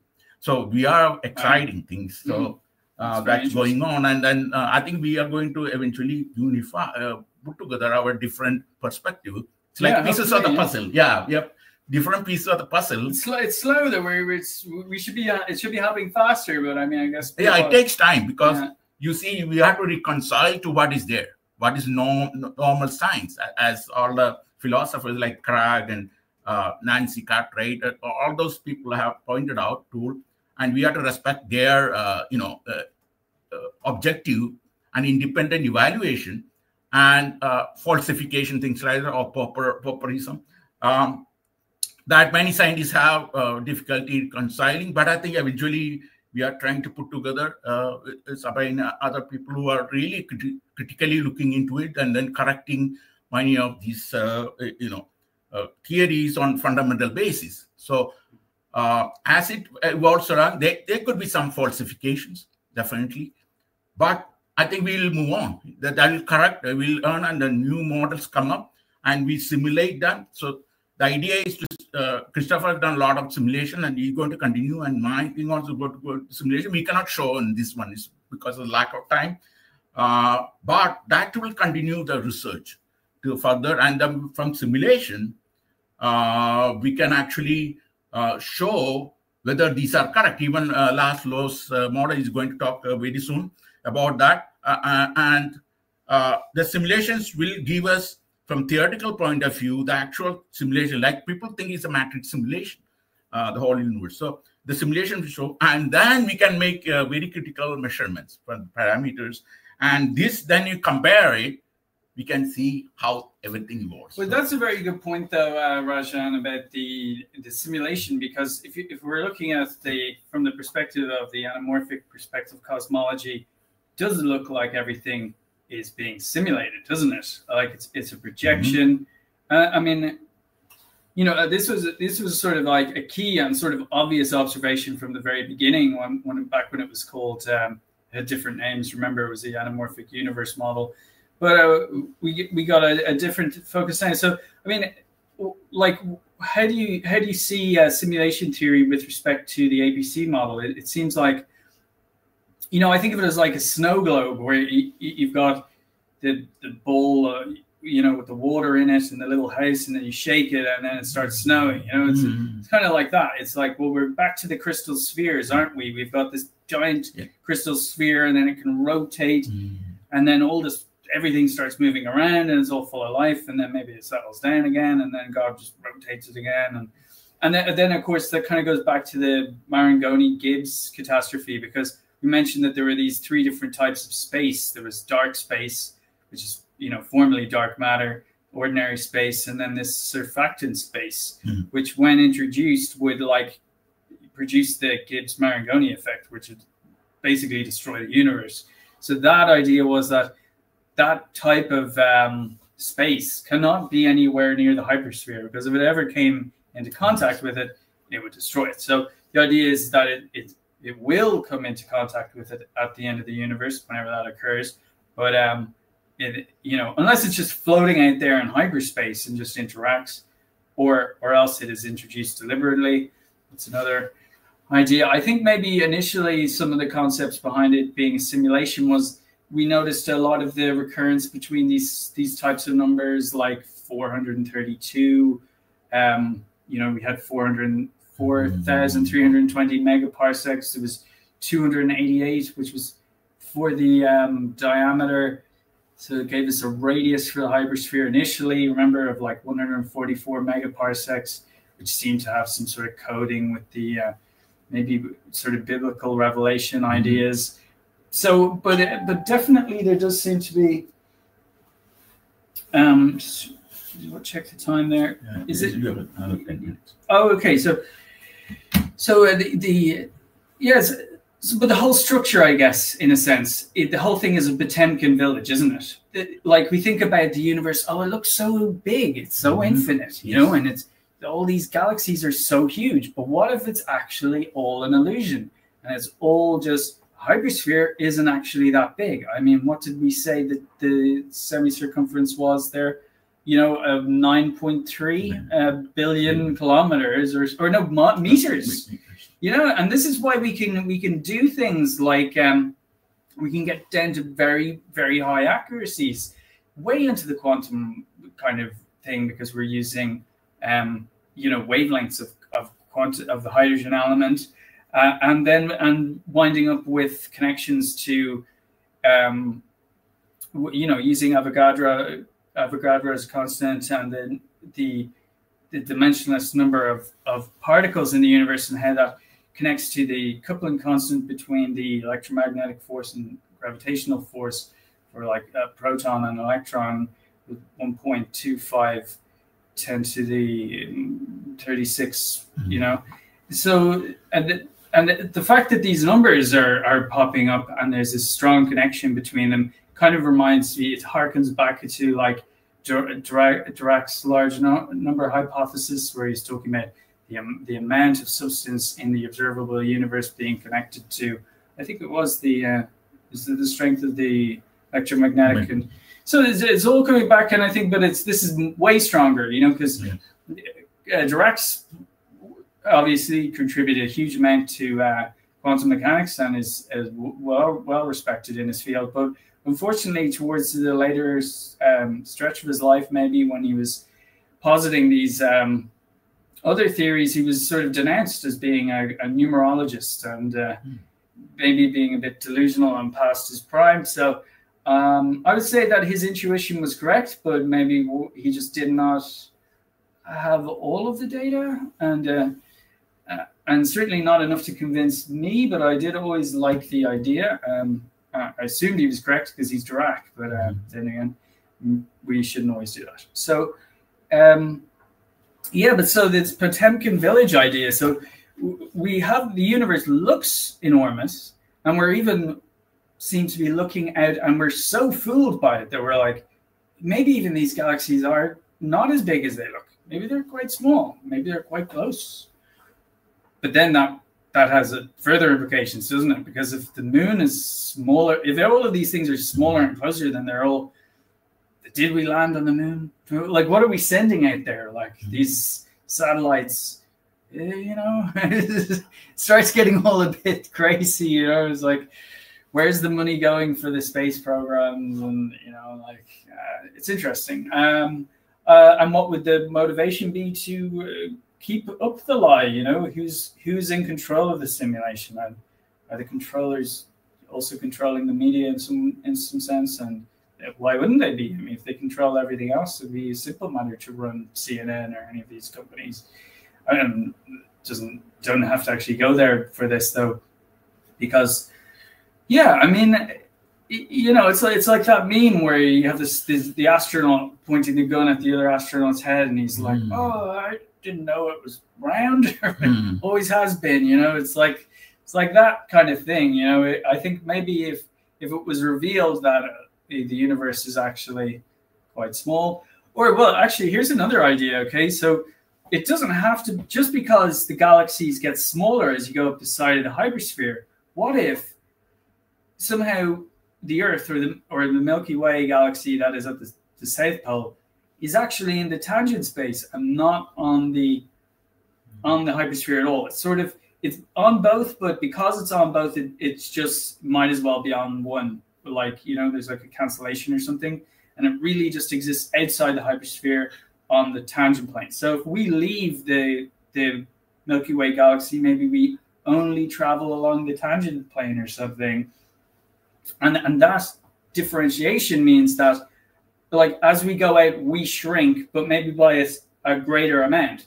So even though I'm saying, well, okay, this galaxy is only, what did we say, like 70 kilometers, or so some of them were quite small, or they were bigger than 70 kilometers. They were 6 billion kilometers or something in size. AU unit, yeah. Yeah, well, that was their distance as well. So that's a strange thing, that some of their sizes are equivalent to their distances, but we get into that maybe.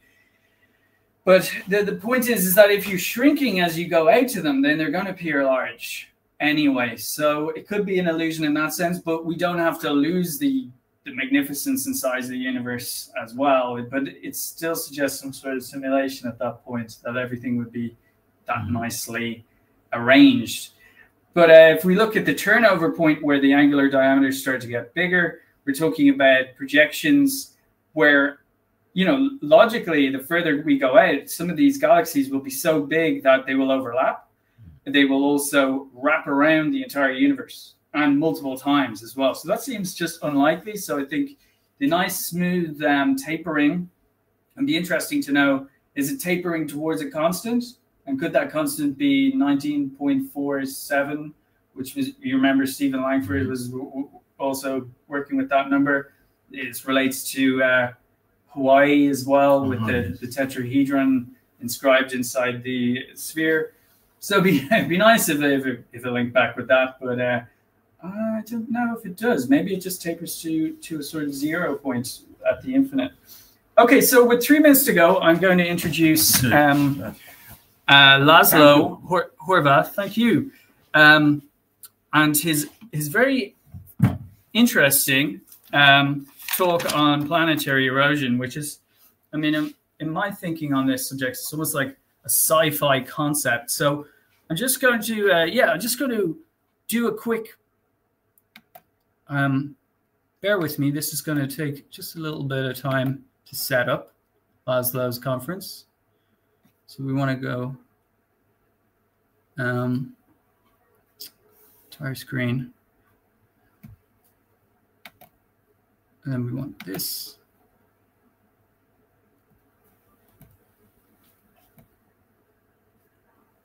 And then that. Okay, Laszlo, take it away. Thank you. Good morning, my colleagues. And in my first words, I would like to thank to Rajan to inviting me to this conference, and also same to Christian too. In the first words, I want to speak about in the next part. I will show some things about the planet erosion, and it is a totally interesting concept. And if you look on the abstract, you will see about what this term is about.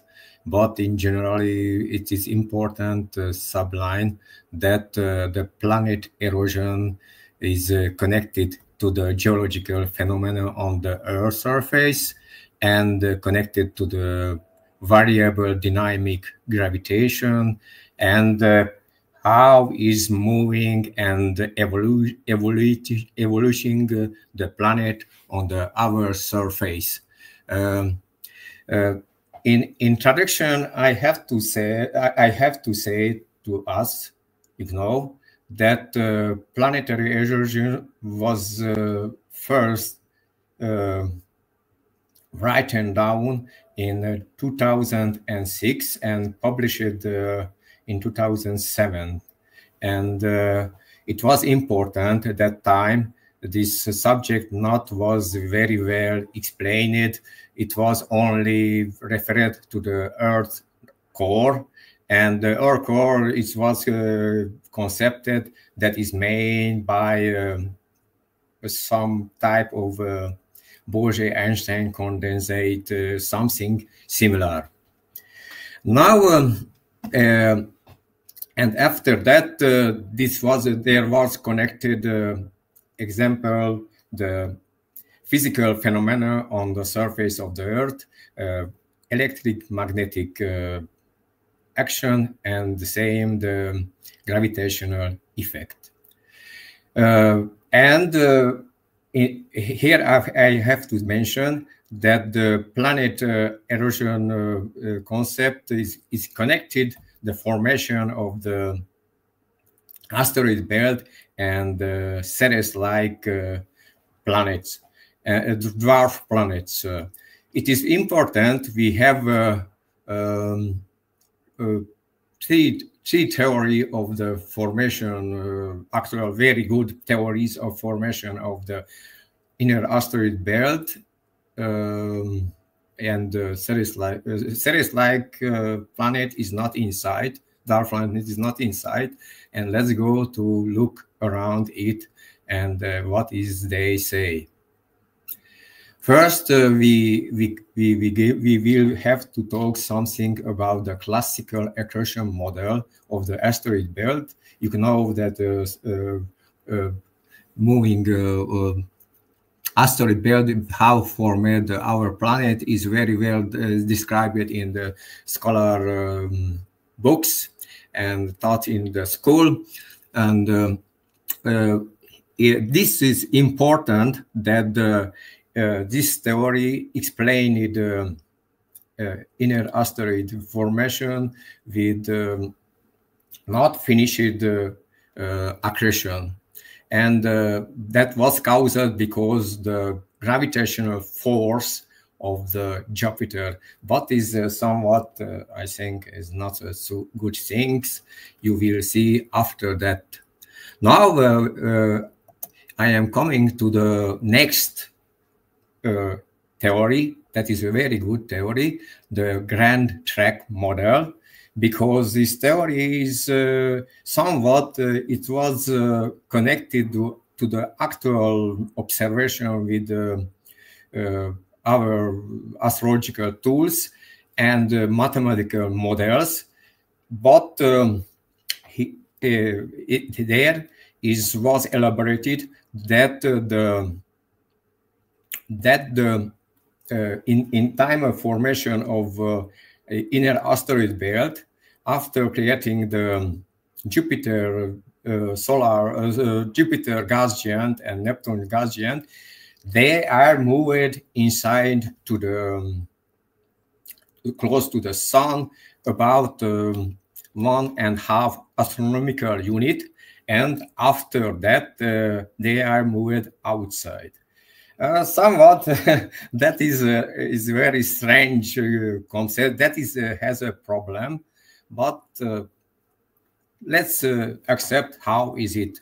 Now it's coming the third theory, hypothesis. I like this theory, exploded planet hypothesis of Tom van Flander. I like because this theory is somewhat close to planet erosion hypothesis, because in case of planet erosion hypothesis, we have slowly evolution, slowly transformation of our surrounding. But in case of planet exploded planet hypothesis of Tom van Flander is totally one phenomenon, and after that we have the inner asteroid belt, and it is not inside in the presentation that the planet exploded planet hypothesis can happen only in one case, if we have collapses when two rocky planet go against each other and hit them, and frontal hit them, and that case can be produce explosion. And as you see in this picture, or in case of the exploded planet hypothesis, we don't have such a case, and the problem is that it is explaining the phenomena from inside of the nucleus, and cannot explain what caused this explosion, like in a case of the volcanic eruption of the Hunga Tonga. We have a picture about it, Hunga Tonga, which happened in 2022 in January. And do you see that this phenomena, it was a local phenomena, and that is closer to the planet erosion hypothesis. And you can see here in the next the K phenomenon of the what are staying behind the K phenomenon of the hypothesis of planet erosion, and we see that we have first we have observable phenomena on the Earth, that there is mentioned action of the water, action of the air, glacier collapsing, gravitational collapsing, and tectonic effect, magmatic effect, volcanic effect. In case of inner asteroid belt, inner solar system, we have action of the solar effect and impacts between the asteroids. Now we have to go to the second type that is very important in this case. We are able to explain how the gravity can get near such a value that it led free fall in space. That is very interesting thing, but I think that it can be accepted if we can do some similarity between Earth's action on the surface, and we can't with volcanic event, and like in what was in Hunga Tonga, and so on. Let's go inside this theory a bit. This theory was formulated to explain gravitational waves and graviton particle, and because I didn't have a good term to explain this, that is why was introduced a priori entity, and you have to concept somewhat. I will use a Rajan box example. You can concept this a priori entity like a box, and in the box exists solar in the center, and as we go outside the rest of type, and same time we have similar box particle in case of Earth. And in case of Earth, you know that the Earth's interior is made by nucleus. Before I told what I kind, and in case of a priori entity, it was named a core phase, and rest around it was not all. Rest around it was called transitional levels, but outside another phase, that was the space phase, and that is the space phase very important for explanation how the gravity works. The space phase on the influence of the core and the exterior of the core rocky belt beginning weakening, and we have such a situation like in case of Einstein relativity explained curvature of space-time, and that is why the body is falling and they don't feel any force. Now, that how is the core of the Earth transforming, rocky planet transforming? We are going, we will have an evolution of the rocky planets, and that is why was elaborated another hypothesis, the life cycle, that the rocky planets was formed from sun, and in 2065, I have written another article that was the title, the life rocky planet life cycle, but this article was not published, and onto it base you can see that we have 4 or 5 cycles of the rocky planets, and that very important how this has evolved until to reach the final stage of them. It is connected to their nucleus evolution, how this rocky planet's nucleus can erode, can transform, and after that, then the Earth's box, how is it called, region, it will go inside these rocky planets, and the surface we don't have such a primary gravitational field, only another field which is connected to the rotation of these planets. I don't go, you can see on the picture, but if it's rotating and we don't primordial gravity field, that we have another gravity field, secondary gravity field, that is play very important thing you will see after this in the next steps. Now we have arrived to the core of the hypothesis planetary erosion.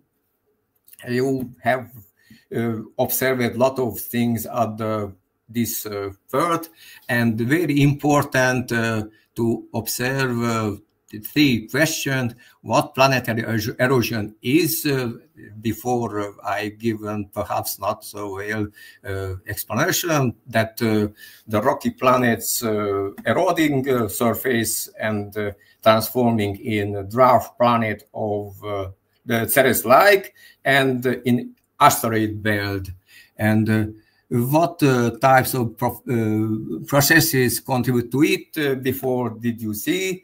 And again, we will go back, as you see immediately. Defining planetary radial structural degradation process. This, how is it? It's a universal in. Now we have to see that it's a universal phenomenon because it can be used in galactical dimension too. If we integrated how Dragan and Christopher said, if we integrating together, we will have galaxy erosion too. Now, erosion types often overlooked in mainstream science. Now, that is a part is very important in this case because in actual literature is mentioned, but not very well. It's it's something is silenced, and that is very important because tectonic erosion, magma migration erosion, seismic erosion, volcanic erosion, cosmic fields erosion, wind erosion, solar wind erosion. That is same very interesting and important thing in this case, and they all have erosional effect and contribute to have such a condition, disaggregated form on the surface of the rocky planet, that if the gravity field decreased, this part can fall away the planet surface. Sign of the sign of planetary erosion, that is here is very simple because we have sign exactly asteroid belt present in our inner solar system, and exactly the same thing that they are on outsider part of our inner solar system.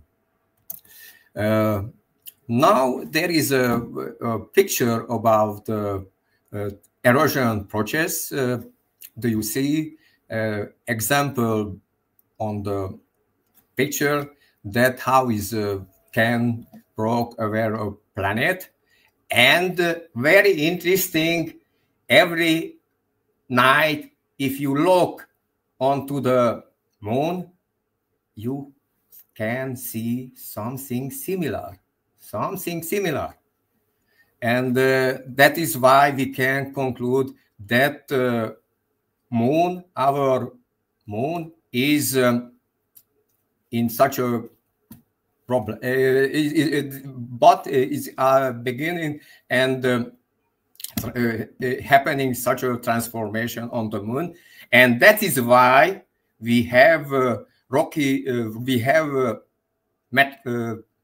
material fallen on the surface of the Earth, like in case to Mars too.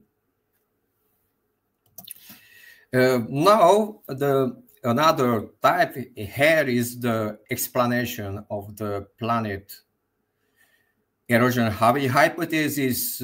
That is very important thing because we have a lot of not mentioned all, and that is why it will be good if we are look step by step.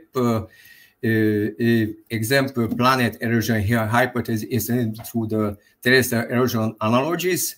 I have talked about it, that what kind of erosion can be where give analogy, and that is why I think that don't need to go inside. Now the second explanation, the exact before I have told about it, that is where is the position of the planetary surface level of the inner asteroid belt. Do you know is outside of inner solar system? I think don't need to speak more about this. Similarly, that is very, very important point in the case of the planet erosion theory, that we have similarities between material and asteroids material. They have similar, made by similar rocks. And in case of the accretion theory, such a thing is not explained. Why we have similar crystal, similar minerals on the Earth's surface, or on the surface of Moon, on the surface of the Mars, and in asteroids we will find similar rocks. And I think that is very important to demonstrate this phenomena, that somewhat in before of one time that the asteroid was eroded from a previous rocky planet, example Ceres like, and in this case I think that I don't need more argument. Now it is very interesting. It's the same is very important that asteroid and meteoroid based on a priori entities suggested geochemical principles. Now I will not go inside this. You have to read about the Goldschmidt the geochemical classification that exists. Metallic type of chemical elements, rocky type chemical elements, and aerial chemical elements. Now, somewhat it can be built up this classification, and more simple, like in case of Goldschmidt, only with similar terms. And now that is important, that position of the chemical with hard chemical element made asteroids are closer to the sun, and the smaller, which are not so, as we are going outside from the sun, this type of elements become more light element, and that is why the solar wind can push they away. Here I have made mental forecasting. I get two balls. One ball was made from one ball is made from wood and another from iron, and if we boost in direction of the sky, and with same condition to get same speed, then the wood ball will fall more rapidly to the surface, the earth, like metallic ball. That is very easy, can be logical, because the space phase, how we going outside, it becomes more denser, and I have forgotten that we are in a vacuum, not in air. And now to come back, in this case, the space phase concentration will affect of the moving of these two balls. and that is why happening in this case. I think it can be very well tried if we are far from the Earth's surface. In classification framework, asteroids and meteoroids based on a priori Emily suggested it's a continue. I think don't need to more speak about it.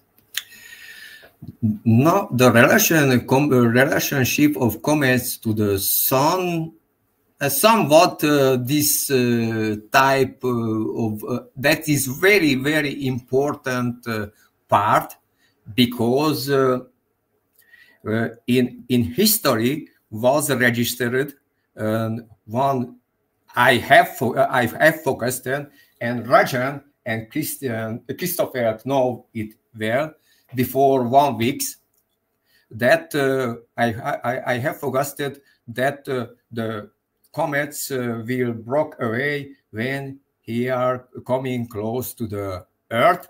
And after that, verifying the literature, I have found about comet of Biela story, which happened in the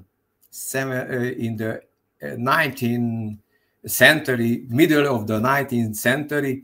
It has a very beautiful description and exactly confirm this situation.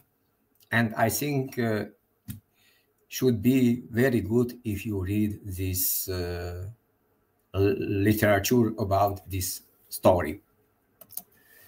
Now I have arrived to a good present for a easy demonstrable part, because this is demonstrated by exploding planet hypothesis, and it is very, very well described in the work of Tom van Vlaanderen, and he has made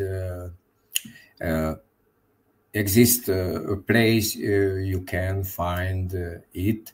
It exists if you typing in Google find, you will find this to link this description, and they are very well elaborated there. Example, asteroid moons of as traces of planetary erosion. That is very interesting, and example in our case, it can be very easily explained if getting down a piece from the asteroid, and asteroid rotating this piece will give sign on the on the asteroid. That thing we have and there is exists a demonstration that in 1993 it was observed by the Galileo spacecraft. Yeah, exactly. The asteroid and Dactyl orbiting around the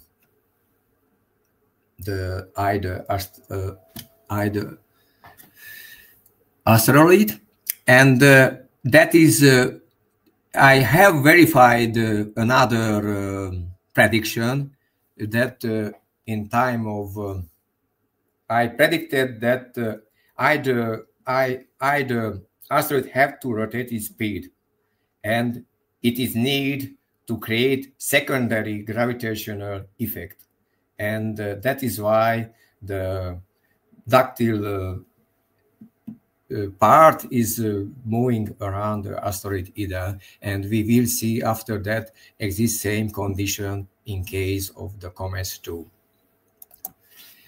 Moons around comets, comets confirmed possibility that, as I told before, exists similar condition, but here I have to subline that I have told about comet Biela, how it was destroyed, and I think that in case of observation of this thing in 1997 was happened a similar thing. This comet moons around this comet it's produced when this comet when the comet Hale-Bopp comet moved close to the sun. Now is another very, very important proof that on the asteroids was found water, and we know well that such things we can find in case of the Earth, in our ocean, and that has such a type of water, and it can be very well explained same time. Now it's somewhat I don't go inside in this subject because before I made mistakes in case of Ida and the dactyl, and I have begun explanation of this slide because I am not looking on the board. I am speaking mainly in my mind because it's more easier for me to explain myself. Now there is the summary of confidence process supporting the planetary erosion hypothesis, exploded planet hypothesis. I have mentioned together these two concepts because, as I told before, they are stepping in same direction and they are very close. We have arrived to the next part where I made some prediction of the planet erosion hypothesis, and that is very, very important thing. And I have other. Here is mentioned six prediction, but I think I have others, and if you ask me, I can to share this prediction too. Example, first, one of important demonstration is the connection between gravity and the electromagnetism. That is very important part because here is mentioned. Did you see before that the gravity have to get small step by step how the planet is evolving? Example from the Venus age, and after that it will step by step it will lost their gravitation, primary gravitation force, and in same time their physical effects, other electromagnetic effect will change, will go inside the planet. And very interesting here that we have to found demonstration to this in China. In last year, I have made some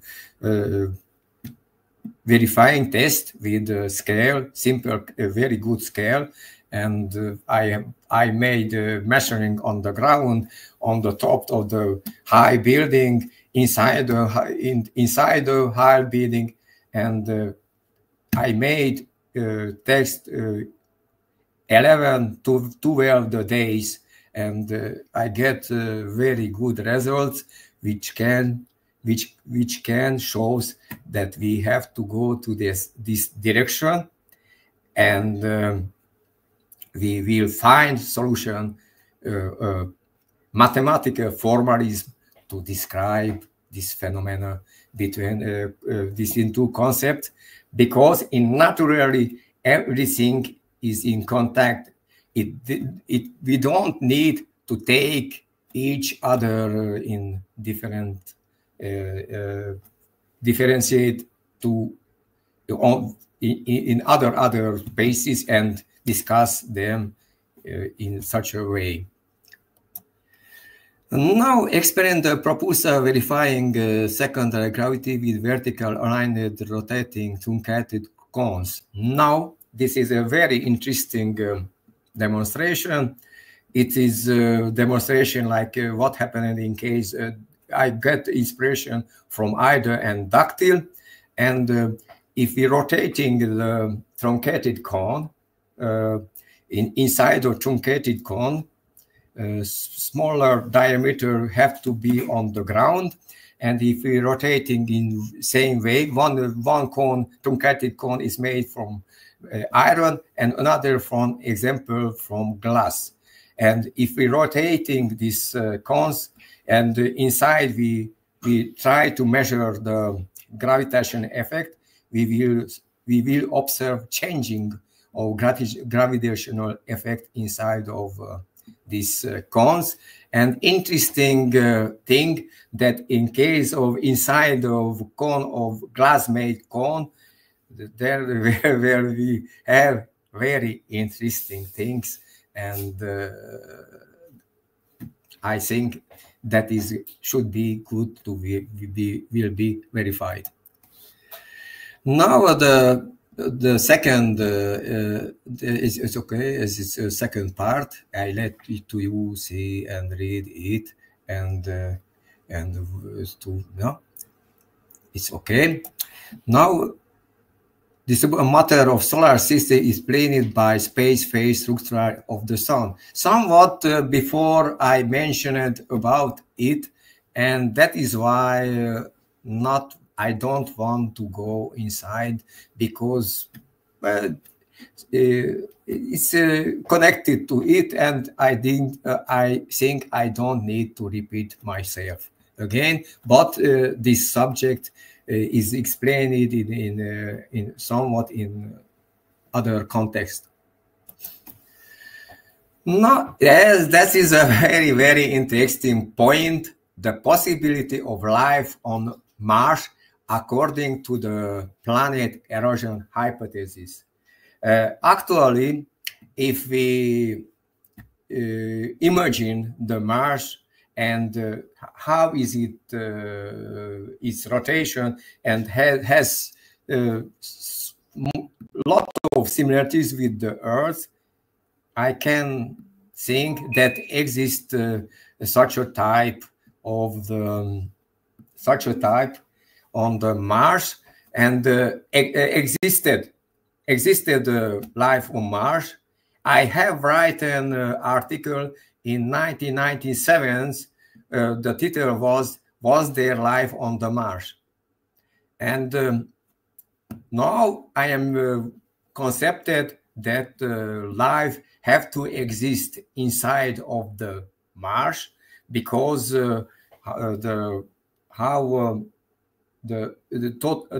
everything migrated inside to Mars. That is why that happened. They have to exist life inside of Mars. And if you look on my YouTube channel, GeoIntuition, you will find a very well made short video about it. Now, that is very good point now about the Phobos and Deimos as a evidence planetary erosion on Mars. This case, because I think that in surface of the Mars we have secondary effect of gravity. That is why I think that Phobos and Deimos was getting away from the surface of the Mars, and I think we have to make such a verifying where was the initial space or initial location of the Phobos and Deimos, and with a very well made examination geological methods, we can find this, and I think we will find such a sign because this subject is a large subject, and I think I don't need to go ahead because I think I am nearly to the finish of our discussion in this case. Now, stellar origin of rocky planets, that is very important part because it can be very well examined with the telescope of the NASA, and how is the light going through the outer solar systems, how it is behaving. It can show where is the initial stage of a planet, here is a planet here is a planet like our Earth, and where are the asteroid belts in such a solar system. And before 20 years ago, I have read about that existing such a solar systems where are more inner asteroid belts, 2 asteroid belts.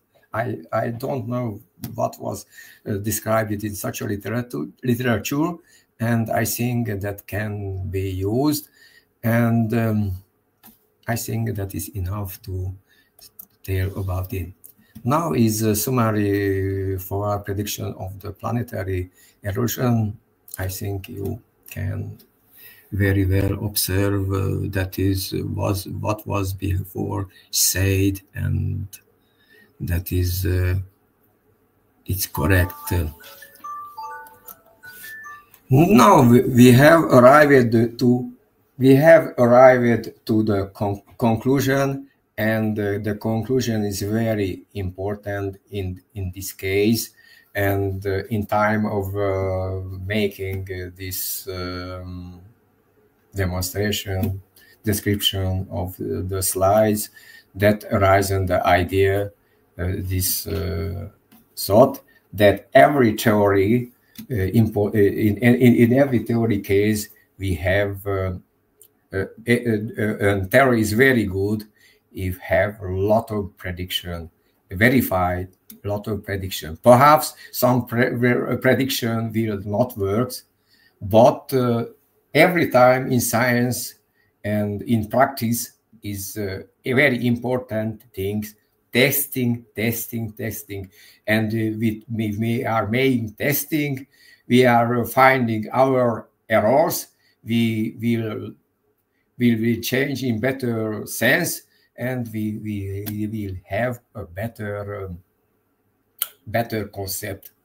And that is why if you look on the concept of planetary erosion, you will see that this theory it's need to develop it in more better, and I think will give a chance to understand better our solar system.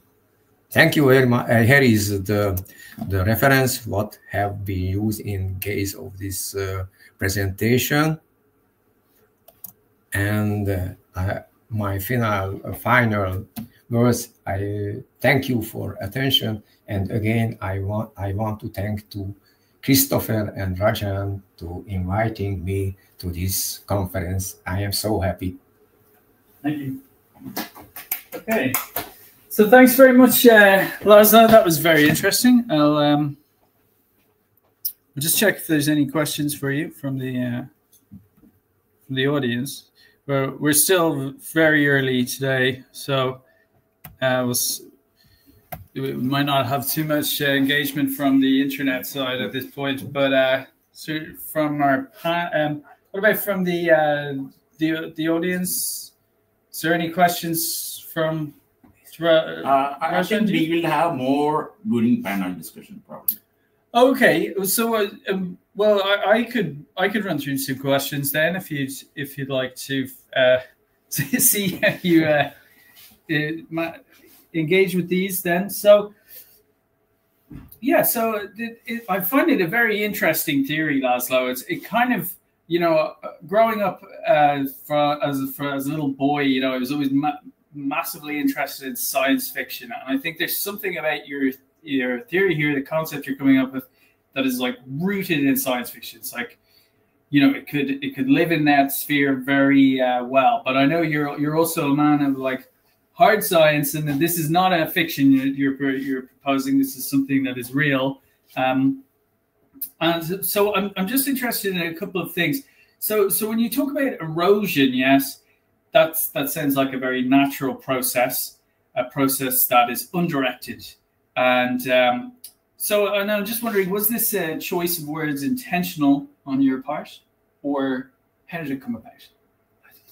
Okay, that's fine. I can ask in a different way. Okay, these questions are going to be difficult, so but that's okay. So, like, what is the cause of the erosion?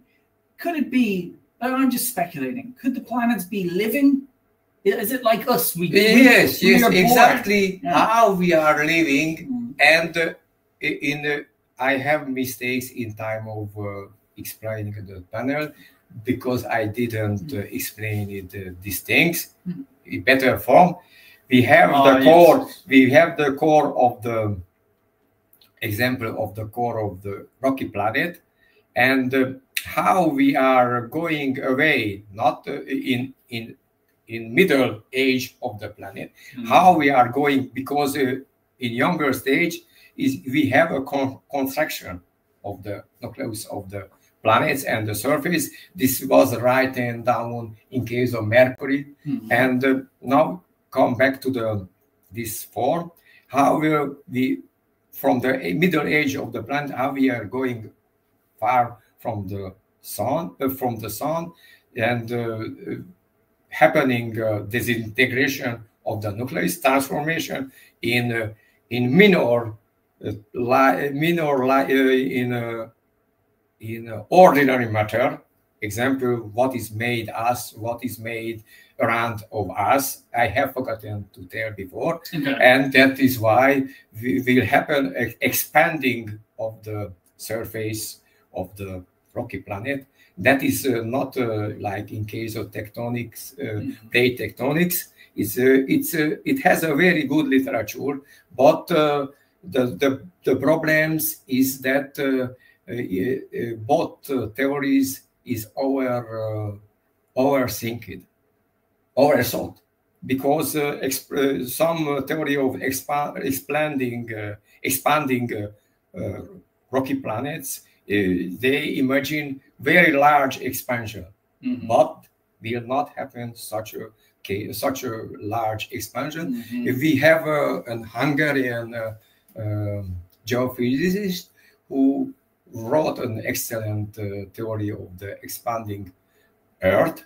That it was a smaller, expanding in smaller. I love that theory. It's great. And come back to the core, and example how we evaluated and continue the Earth, rocky planet. The core is inner core and outer core.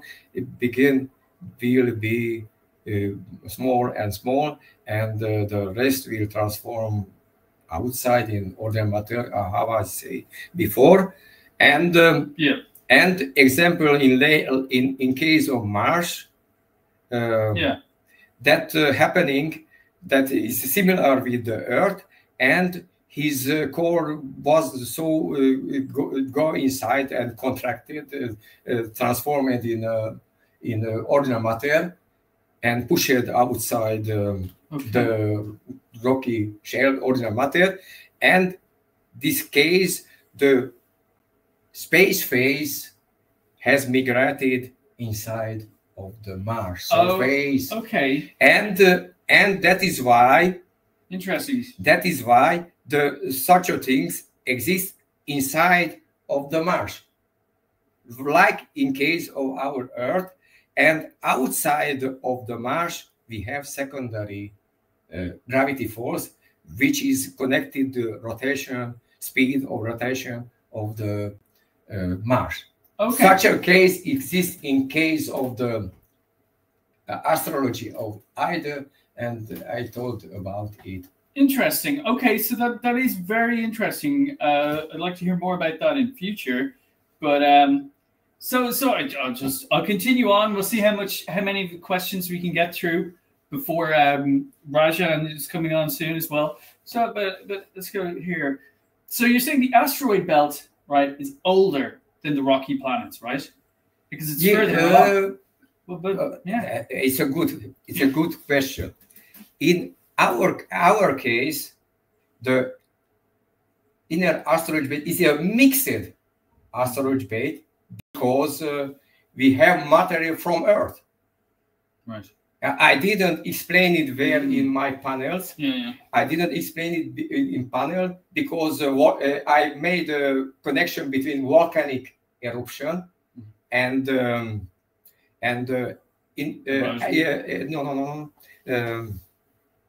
exploded planet hypothesis. Ah. No, not Earth aspect. There's connection between these phenomena. Okay, so the erosion is slow, exploding is fast. Exactly. No, and I am coming back to the geological time, and such an event can be connected to the extinction of mass of the animals and the life on the Earth. We have such a big extinction in Permian and in central Permian and in central Jurassic. Right. And this time I think we have such a phenomenon when we have explosion types volcanic action on the surface of the Earth, and such a case such a material go inside the asteroid belt. We have mixed our asteroid belt, and other material have go outside from inner asteroid belt. That is very well explained in case of exploded planet hypothesis. Right. Okay. Interesting. So let's say, okay, let's just pretend that the asteroid belt is. Okay, it could be older, it could be younger, we don't know. But what about the chronology of the other planets? So, for instance, could we tell which is older, Mercury, Mars, Earth, or the Earth, based on things like temperature, proximity to the sun, geomagnetic field, or lack thereof? Laszlo, what do you think? In the original article about the planet erosion, that was the title. I have written about this. I have concepted that the Mercury is a younger planet. After that, coming Venus, right? Venus, Earth, and Mars and Ceres. But exists some problem because these planets are smaller. And perhaps something changing the situation, could be the ordines, the logical ordines of creation. Yeah. It is interesting because there's complexity there, isn't there? Because Venus is so hot, whereas the Earth is has a magnetic field. Mars does not. So it's interesting. Like, you'd imagine that. I think part of your theory was that they get heavier.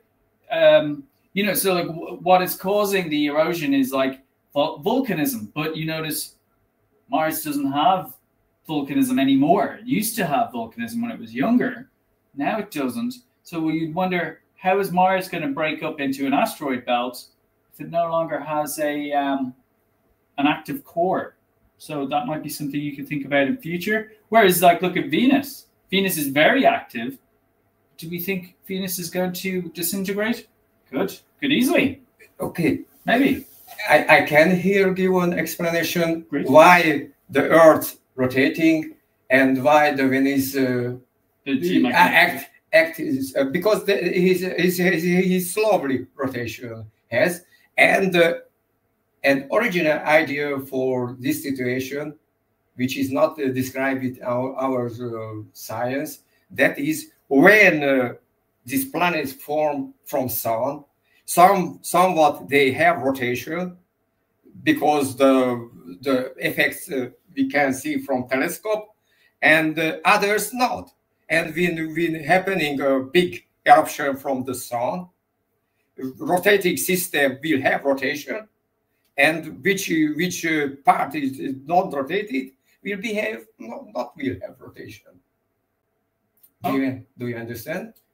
Yes, something to think about.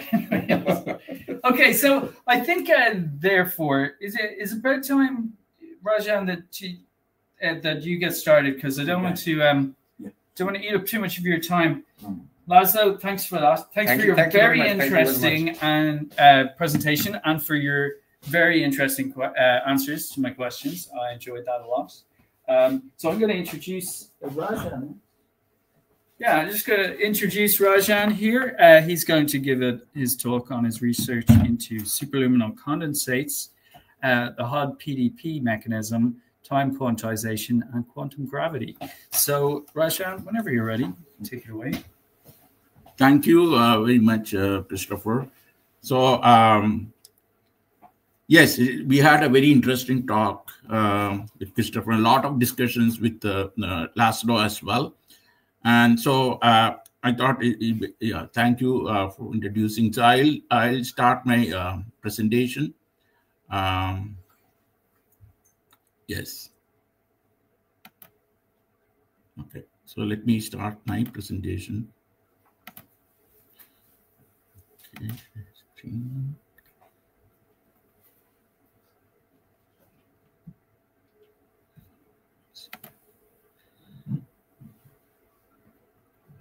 Let me hold on 1 minute. Let me get my presentation.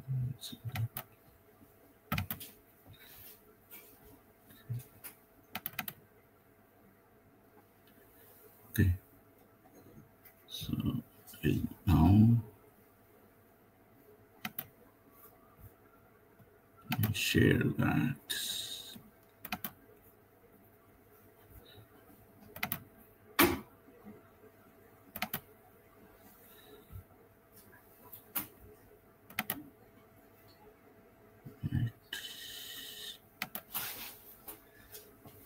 You okay? Oh, wait, if you got everything. It's coming up, right? Hide. All right. So I think This or this here. This one.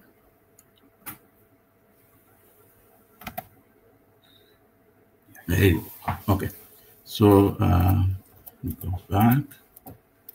Okay, start from here. So thank you very much, Christopher. Superluminar condensates, hot PDP mechanism, time quantization, quantum gravity. So it is kind of a confluence of different things that I was working on for the last, few decades even, but more concentrated in the last 5 years or so, especially with the very excellent collaboration with Emmanuel Markowitz, and later on Christopher and John Hodge, Manuel Manawer, Emery Taylor, and Ben Zhang. So we had so many people that, and even Alexei Sakarango. So all the tops, upcoming scientists who have very new ideas. So I had a chance to put together my own research in that framework. And with the recent addition of Laszlo's outstanding work on geological phenomena with the gravity and gravitons, I think everything is coming together. A piece of puzzle are being resolved, and so you can consider these as categories, but we are putting together. And my talk today will concentrate on essentially. we have to go a little bit back, the time of Socrates, when all this spirit of inquiry and questioning came, because we want to look at the objective picture. Everything was subjective before that, but we started become objective to understand the whole universe. And Aristotle, who was a disciple of Socrates, was initially a metaphysicist, but then he started defining things.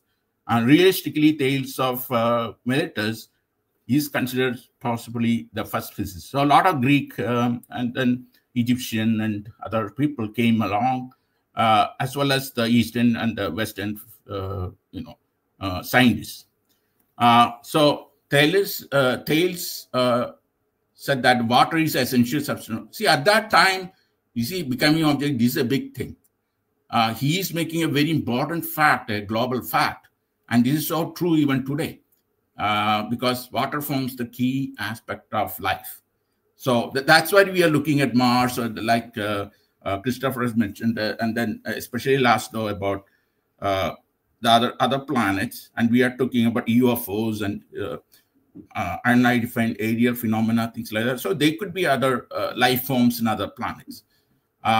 So this is very important point. And then Pythagoras was probably one of the greatest mathematicians of all time, because he combined the geometry with algebraic principles.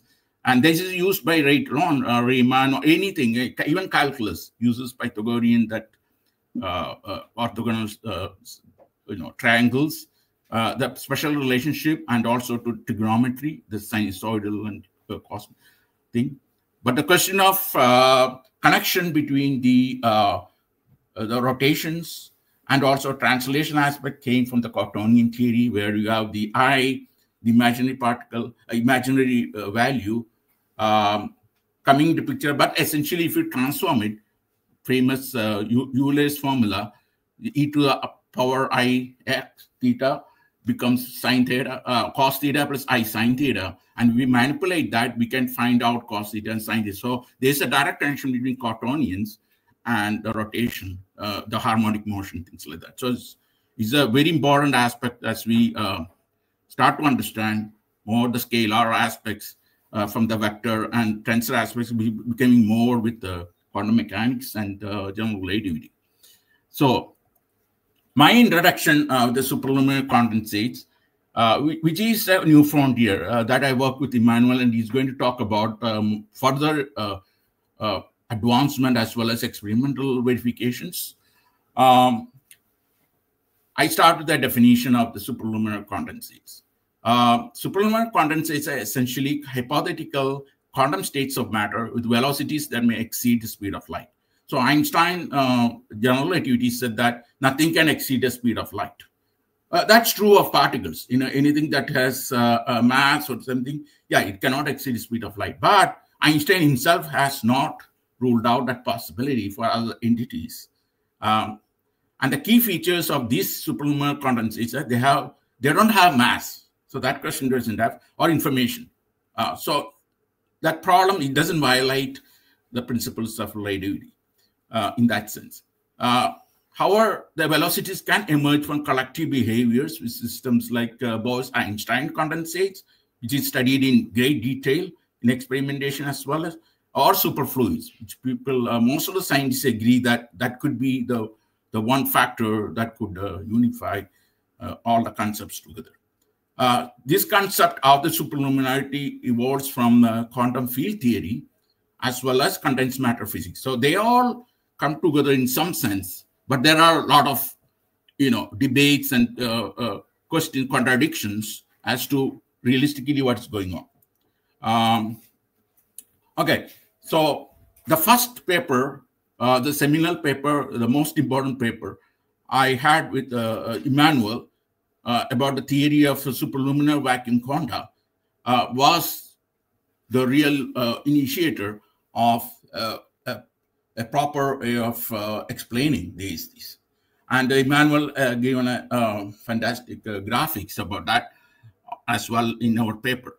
The superluminary phase of vacuum space contains that monopole. And the monopoles, as we know, are the key thing. Even gyno-unified theories, theoretical, has proved very very necessarily important to explain all of the high level of matter that we see in the universe. So the monopoles are somehow fluctuating in that superluminar condensates, most likely as a noise. So we cannot really measure them, but they are there. And then how with phase transition of that through vacuum space. So the vacuum space is very important, and everybody recognizes the vacuum solutions is because the vacuum phase holds the speed of light constant, and it also separates, like an interface separates from the superluminar condensate to the real observable universe or subluminar the existence that we are in. We are that part of the phase. So the luminous and the subluminar phase of the vacuum space that's shown here in the schematics, which is also essentially the Einstein spacetime where the dipoles are formed. So I'm going to talk about that. That's the hot PDP mechanism that comes into picture. But that will be the basis of fermionic matter in the universe. So we know about baryonic, the asymmetry we get, and that explanation is difficult because the Dirac model, when you use it, the matter-antimatter will annihilate. So how do you explain that? So that's one of the things that we'll attempt to do. All right. So starting is essentially a theoretical foundation now. So a lot of it is theoretical, essentially propose some experimentation later on. But the collective behaviors as superfluids does not violate the speed of light, like I pointed out. And to do the modeling, mathematical modeling, we start with Helmholtz decomposition. This is one of the most fundamental aspects, probably even beyond Maxwell equations. That's because the Helmholtz decomposition helps us to understand any type of field, and we can decompose into any type of field into a gradient or translational or a straight field and a rotational field, like we mentioned in the quaternions. And this rotational field, essentially, which can be a vortex field, will describe, in terms of point tensors, we can split any field into these two components, and that's how we can explain the hot PDP mechanism. I'm going to talk about that further on. And the energy transfer of the effective velocities can interact and create different quantum states. As we'll see later on, the quantum level actually is a vector or tensor aspect, so there is not real. So they have to transform to a scalar through wave function collapse, and that we'll talk about. So where does it, how do you use the Helmholtz decomposition by to describe quantitatively the fields? So we use something called the outer product, the Dirac, Fermi-Dirac, and Pauli aspects. It's very well known that we can convert into two types of fields. Here, the the tensor field E R, mu means it is a rank 2 tensor, and the mu essentially means it can be at any angle. So we are not Euclidean orthogonal system in this case. It's a general, and I will show you later on about the geometry of that, but mu and nu could be at an angle like alpha. So because in general, we have to describe that as a general coordinate, that generality is proved, we need that. So the R means a rotational field in this case. And same way for gradient field, we have E, G, mu, nu. And then the upper indices and the lower indices means that the way they occur in terms of sense, are they going up or going down? The fields can move up or move down. So we have that sense, and this describes that. Now, we can convert this 2 by 2 into a Ket and Bra type of matrix. So the Ket matrix is the vector, and both of them are the two vectors. And you will see in all of the analysis, the most important part to find the wave functions and everything. This is the most important way of explaining it. So these are the vector forms. And in this presentation, I cannot go into details, but like I mentioned in this, in our reference, we go into details. Some of the descriptions that we give to get actual wave functions, characteristic equation, and eigenvalues are probably a little better than what is simplified form and easier to understand. And we recommend people to use them to actually get the proper values, quantum values. So the hot PDP mechanism that I will talk a little more detail just after this is a quantum process of superfluids, but then it proposes the time as not just a scalar that we measure with clocks, but as tensor. So it's a tensor wave function, and the future can be described as a tensor that's waiting to collapse by some agent, and that agent is nothing other than the gravity gradient. So the gravity gradient, much like Feynman has described, it's like a mediator that helps, like the photons, help to collapse the wave tensor, time tensor into a scalar and the real things, and we get a free fall effect and everything from there. So that's very important because that brings together the idea of quantum entanglement and the coupling between gravitation fields, and it could be a way to really understand quantum gravity. But the important thing is that this is easily facilitated in geodesics like the Earth. It's automatic. That's why we see any object, if we drop from high, we keep it and let it go, it free falls. And this is the Galilean experiment. That was the beauty of where the all physics started with objective understanding. And Galileo explained it by dropping various objects from the Leaning Tower of Pisa, and he got that they all drop at the same time, so it's irrespective of the mass. So then Newton described the universal law as well. All right. So the hot PDP mechanism in a gist. Again, I worked with Christopher and Manuel, who is Malavar, who is an astrophysicist, and we have published a lot of papers together on Einstein spacetime. And Christopher O'Neill, of course, presented here, and we have continuous collaboration and simulations. We work together, programming and everything, and graphics. So we have this important paper on Helmholtz Hamiltonian mechanics of how do you get the circuitry going to explain how you create a real particle out of the superluminary condensate. So the hot PDP mechanism, much like the Higgs mechanism, the hot PDP mechanism describes how locally happen. This process can be initiated. So the superluminary condensates are fluctuating, they're oscillating at superluminary velocities, faster than the speed of light, but they have these monopoles. So mathematically, eventually, I think the great mathematicians, we can actually prove any oscillating or highly fluctuating organ, there always exists a local level of a distorted field. And that's because the monopoles, now they can visit each other with this fast speed. But at some point, they're, the regions of the North Pole and the regions of the South Pole, there's a chance for them to come together. As soon as they come within that close distance, you have the Gauss theorem with the Maxwell equation that monopoles cannot exist because they lock in immediately. The lock-in immediately creates the horde that John Hodge has proposed for the formation of a dipole. So we know the real universe, the dipoles only can exist. Gauss theorem prevents monopoles existing in the observable universe, sublunar level. So as soon as it forms, as we know,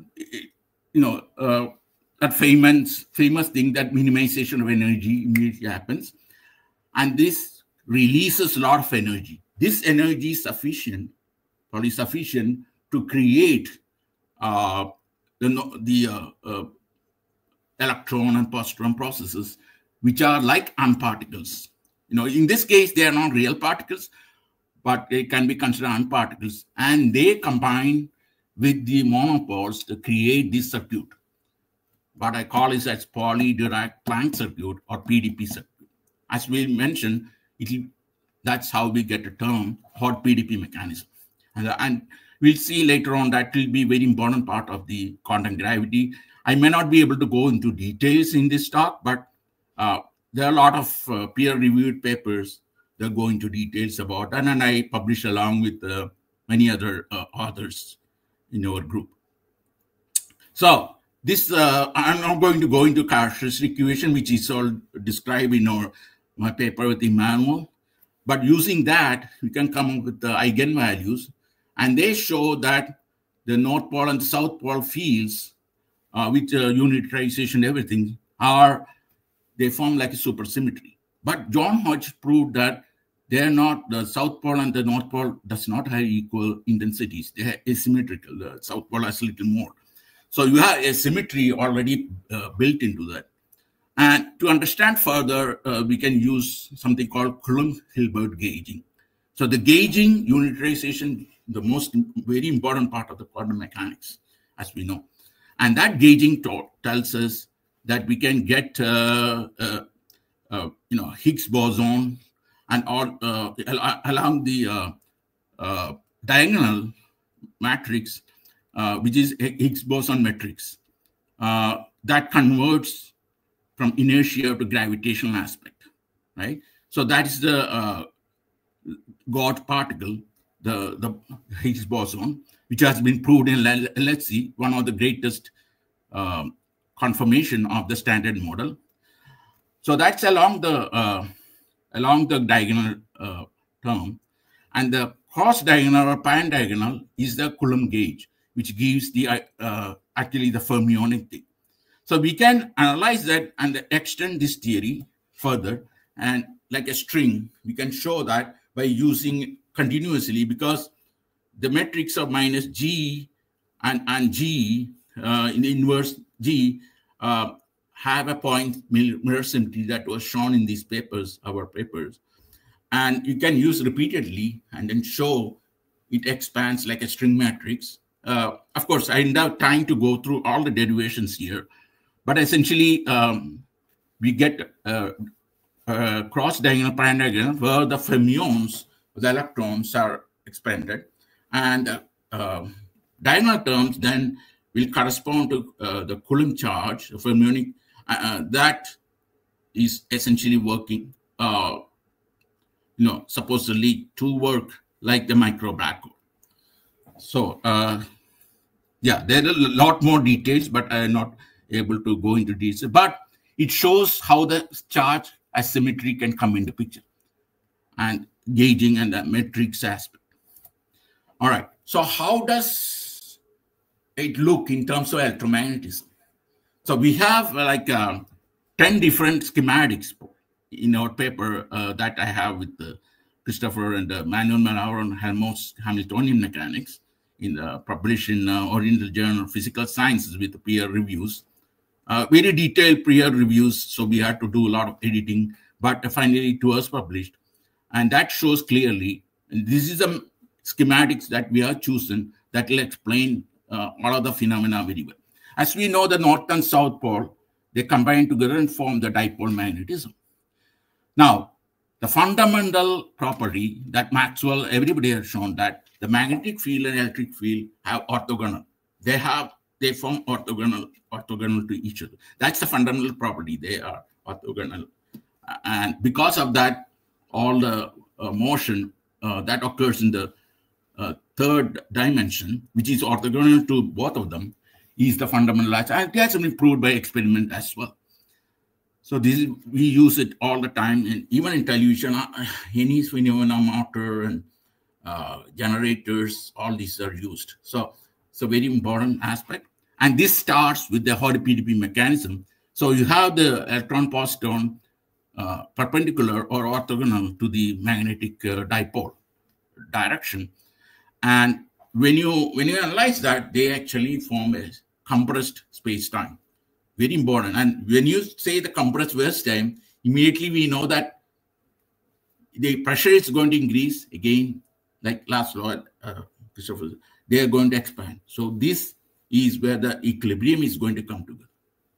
So it's very interesting. So the electric tensors and the magnetic tensors eventually creates a compression that starts the process, and they can create a micro-macro as well, and as well as a 0 point that I will talk about a little later.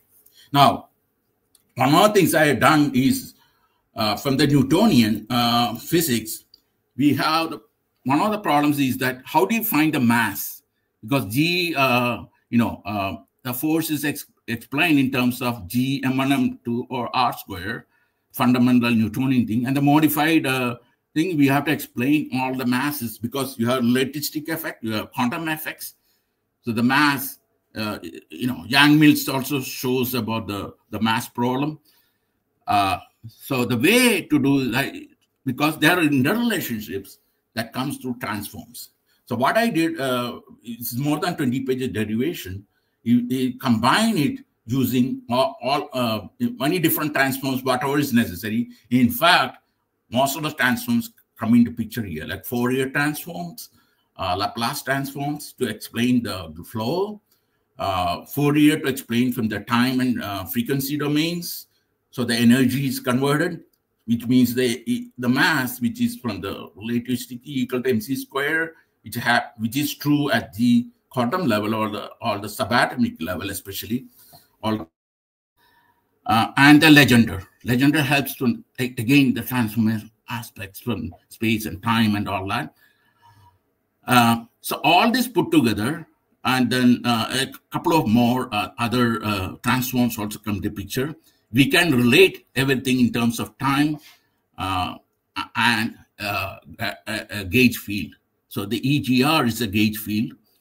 So, and that is very, very abstract, description of a field time aspect. And that shows there's no closed form solution for these. And if you interpret that, again, I won't have time to go through all the analysis, but essentially the whole universe is like a black box. So how do you find in any box, if we pick any box, we don't know what's sealed in there, like a time capsule or whatever, a box inside. I ask you to guess what is inside the box.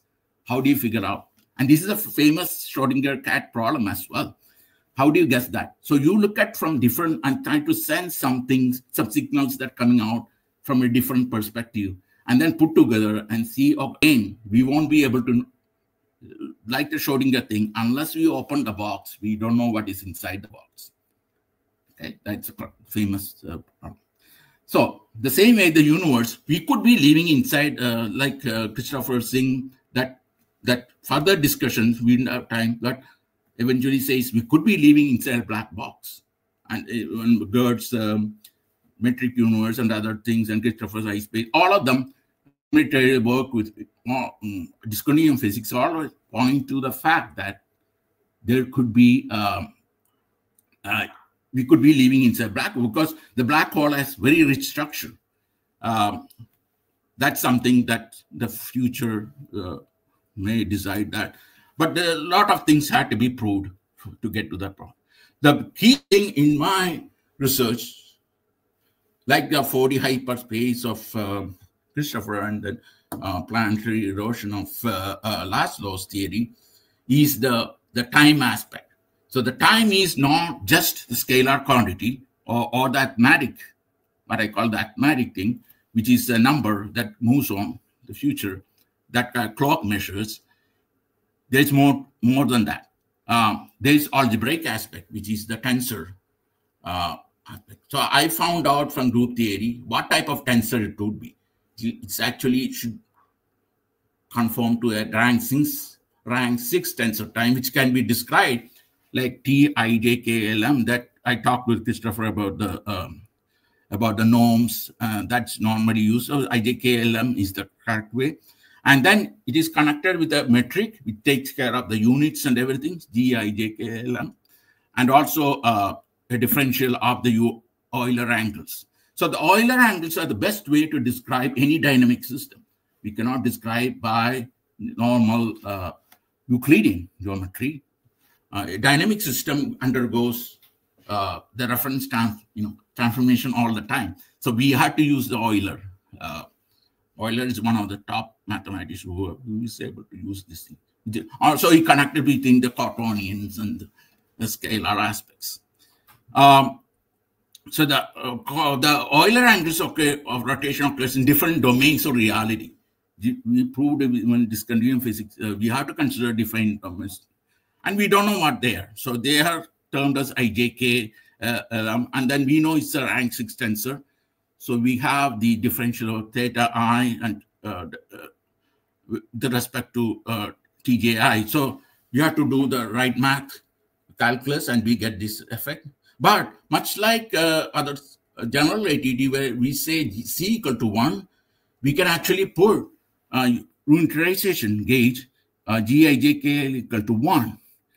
And this is more justified even because that takes care of all the units, and everything else can be pushed into that differential. So then we have a nice relationship within the time tensor and the rotation. And we know the rotation is the key to the time aspect. So everything works together very well.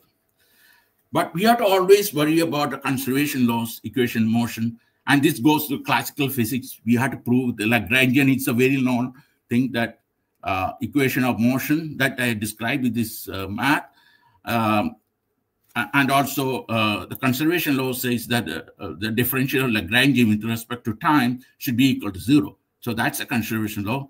And quantum mechanics talks about the Hamiltonian, same way, the Hamiltonian has to be constant. So in our form, on the formalism of the time, in this case, the time, which is proved for the rank 4 tensor, is easier, but rank tensor is a little more complex, essentially gives the same kind of result. The time for new alpha beta has to be constant. So this is a very important, confirmation of this theory. Now put together all of them. So we are talking about superluminal thing, right? This is superluminal thing is a noisy. That's why it's, anything noisy, we cannot really measure it. So they exist as noise around us. And how does this condensate do? Any condensates, even you talk about all the top scientists who have come up with that. So Randall or Susskind or all the, they explain very well how does it happen. There are two processes called evaporation process, condensation process. The evaporation process eventually proved gives a 0 point, or which is very similar to a cosmic background.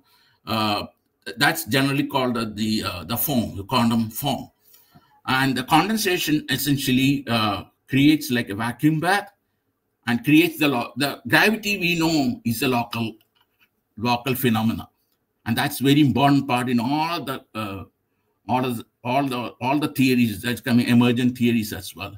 And that creates the micro backward. So that is a fundamental basis. So you have two different regions, one of the 0 point, the other side is the micro backward. And I have a fundamental equation that I published earlier in the 90s, the latter part of the 90s, called absolute genesis. And the fundamental equation is the noise and signal connected through a parameter which converts it. That's called F. F can be a functor that describes the mathematics of categories. F can be a functional, describes the group functional, the grouping of these categories. And then, or F eventually is the function that describes the flow. So it has multi-purpose aspects. And the noise itself, what happens is, I put in quote because it converts the noise that's in quote plus signal. The noise in quote is slightly different than noise because it's a closed form with the noise. So there is a closed rotation and things like that. The other noise is all over the place. It has open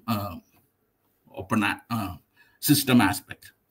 So that noise and the signal, but this depends on the signal to noise ratio, as you can see. So the signal to noise ratio is a very important parameter. As you say, so very low signal to noise we cannot measure. So we need a very critical signal to noise ratio in order for us to be measurable. It's a very important point. So I can describe the noise in terms a coordinate. And this is very similar to what we do in chemistry, in physical chemistry, to find the order of a reaction. So we have something called a coordinate, X coordinate, and then order of the reaction. Very similar thing. The noise coordinate is not like normal coordinate. As we know, we cannot put that because it's noisy. But then the other coordinate, very similar to order in a reaction aspect, is the signal. So that's harmonic signal. So that's how it describes that f of noise equal to signal. And what happens there is that with the proper metrics, the G and the time come together and you get an equivalence thing and create the scalar. They collapse. I'll show a little bit further how the collapse is occurring, little more detail about that. But it collapses and forms like a small space-time mass energy quanta, wave quanta. So that's how it starts from the PDP mechanism. Very simple schematic way of understanding it. And here I describe how you convert from, like I mentioned earlier, that Euclidean and Riemann type of thing, which means we are converting XYZ orthogonal coordinates to R and theta. R is the radial distances, and theta is the rotation. So, which is phi alpha gamma, and R is XYZ. So this relationship here that I shown in the bottom right hand is the R theta connected to the matrix that I talked about, the 2x2 matrix here. So the Euclidean geometry and Riemann geometry can be connected. As I say, the mu and the alpha are at angle. They are not nearly orthogonal in the Riemann geometry, but Euclidean geometry, X, Y, Z are orthogonal. So very important point. So overall, what we see is that the oscillations or the fluctuations or the chaotic aspect of the superluminal thing essentially can be represented like a longitudinal wave, like an open string. So it connects with the string theory in that sense, because string theory, a fundamental concept, is excellent, right? Very simple, because you have open strings and closed strings. So what happens in the, like I said, the hot PDP mechanism creates that transverse or rotation or the vortex field, and essentially we get point singularity that becomes the micro backward. So everything kind of fits together there. So scalar equation of mode. So we have to find out how they become scalar, because only scalar quantities really we can measure. So we have scalar gravity and time matrix, and my work has shown it's very much connected with the action Lagrange. The Lagrange, that talks about scalar time. And Lagrange of action, all of the theories now talk about action, S equal to the integral of Lagrange over time. So S equal to L dt is the fundamental thing in any, even the Yang-Mills aspect everywhere, and all of the new emerging theories also use action as the most fundamental aspect. So the L I have defined had to have a specific relationship. It's a function of m omega g. Omega g is a scalar gravitational mass. You see, you have to differentiate between the gravitational and inertial masses.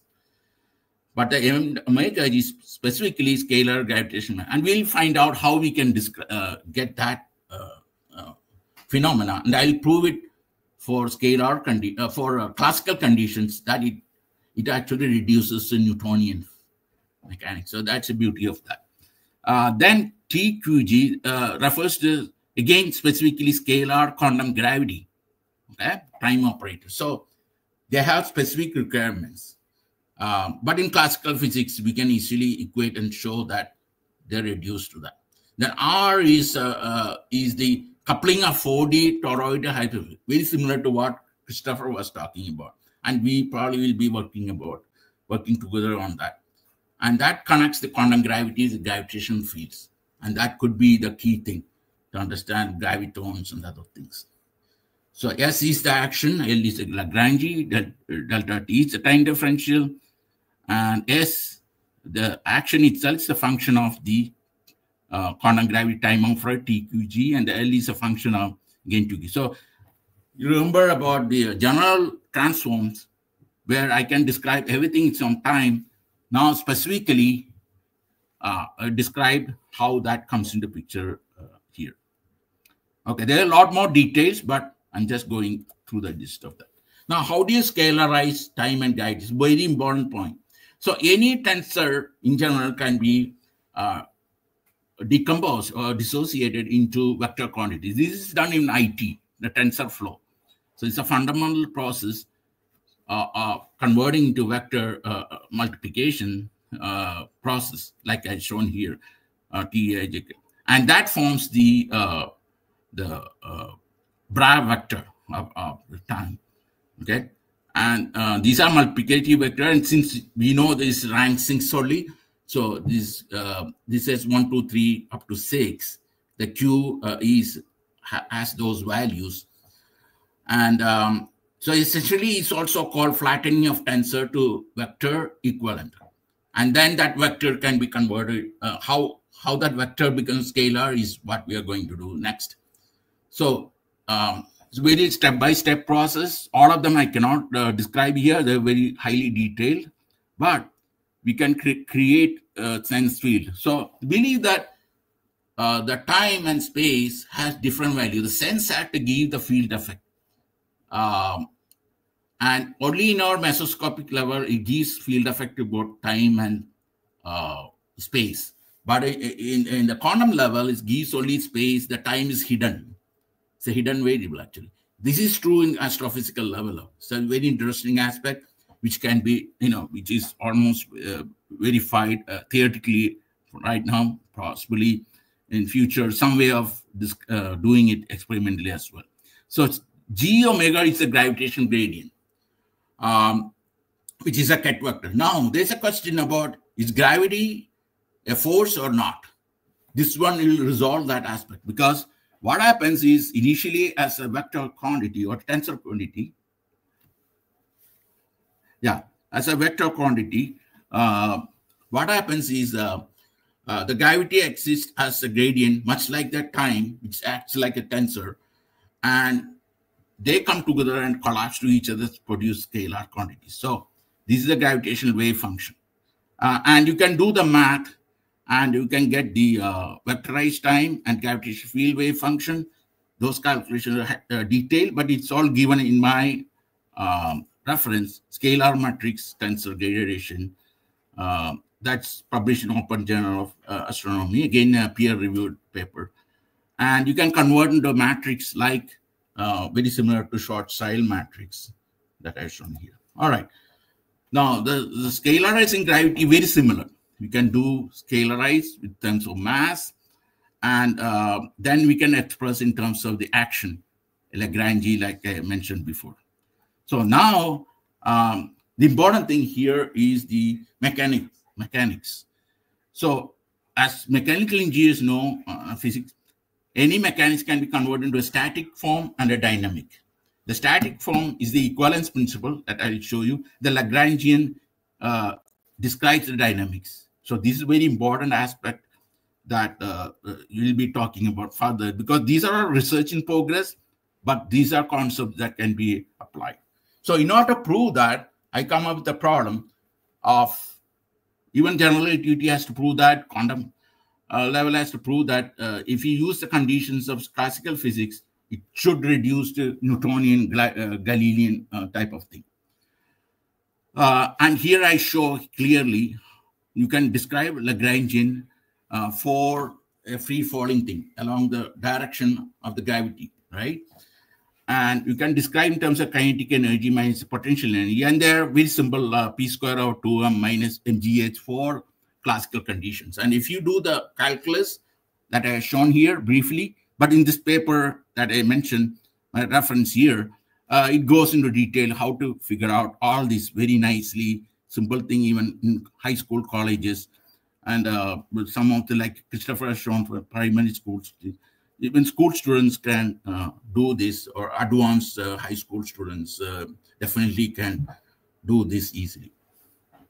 Just using this formula, of course, or algorithm. And then the limit delta t tends to 0, delta s by delta t is a fundamental definition of ds by dt by calculus. applying that principle, we can show that acceleration along the direction of the gravitational field is negative g, which means a plus gt equal to 0, which means that it's tiny independent. That's a static equivalence. And we can, and then the dynamics is described as Lagrangian, which depends on the time. So this can actually solve the problem. For example, you can come up with a conjure experimental situation where you hang a ball by a thread and you isolate, put in an isolation table so the environmental effects doesn't happen. It stays there like that for a long period of time. But after a period of time, the pendulum starts oscillating. This is the prediction of that. So if we can prove that, everything else is proved. The other aspect is analyzing more closer the Dom paradox, which is a loophole in Newtonian laws, that if you have balls, you put it very carefully on the apex of the dome and let it go. It will sit there for a very fraction of time.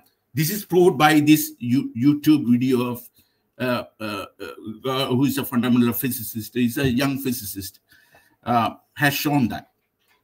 And it goes into details of how people find the actual time and everything. So this describes that. So initially what is happening is that the static equivalence, we have, it stays there. But after a period of time, the Lagrange takes over and everything kind of falls down. And that's how we get the ball rolling down. So it describes the time difference.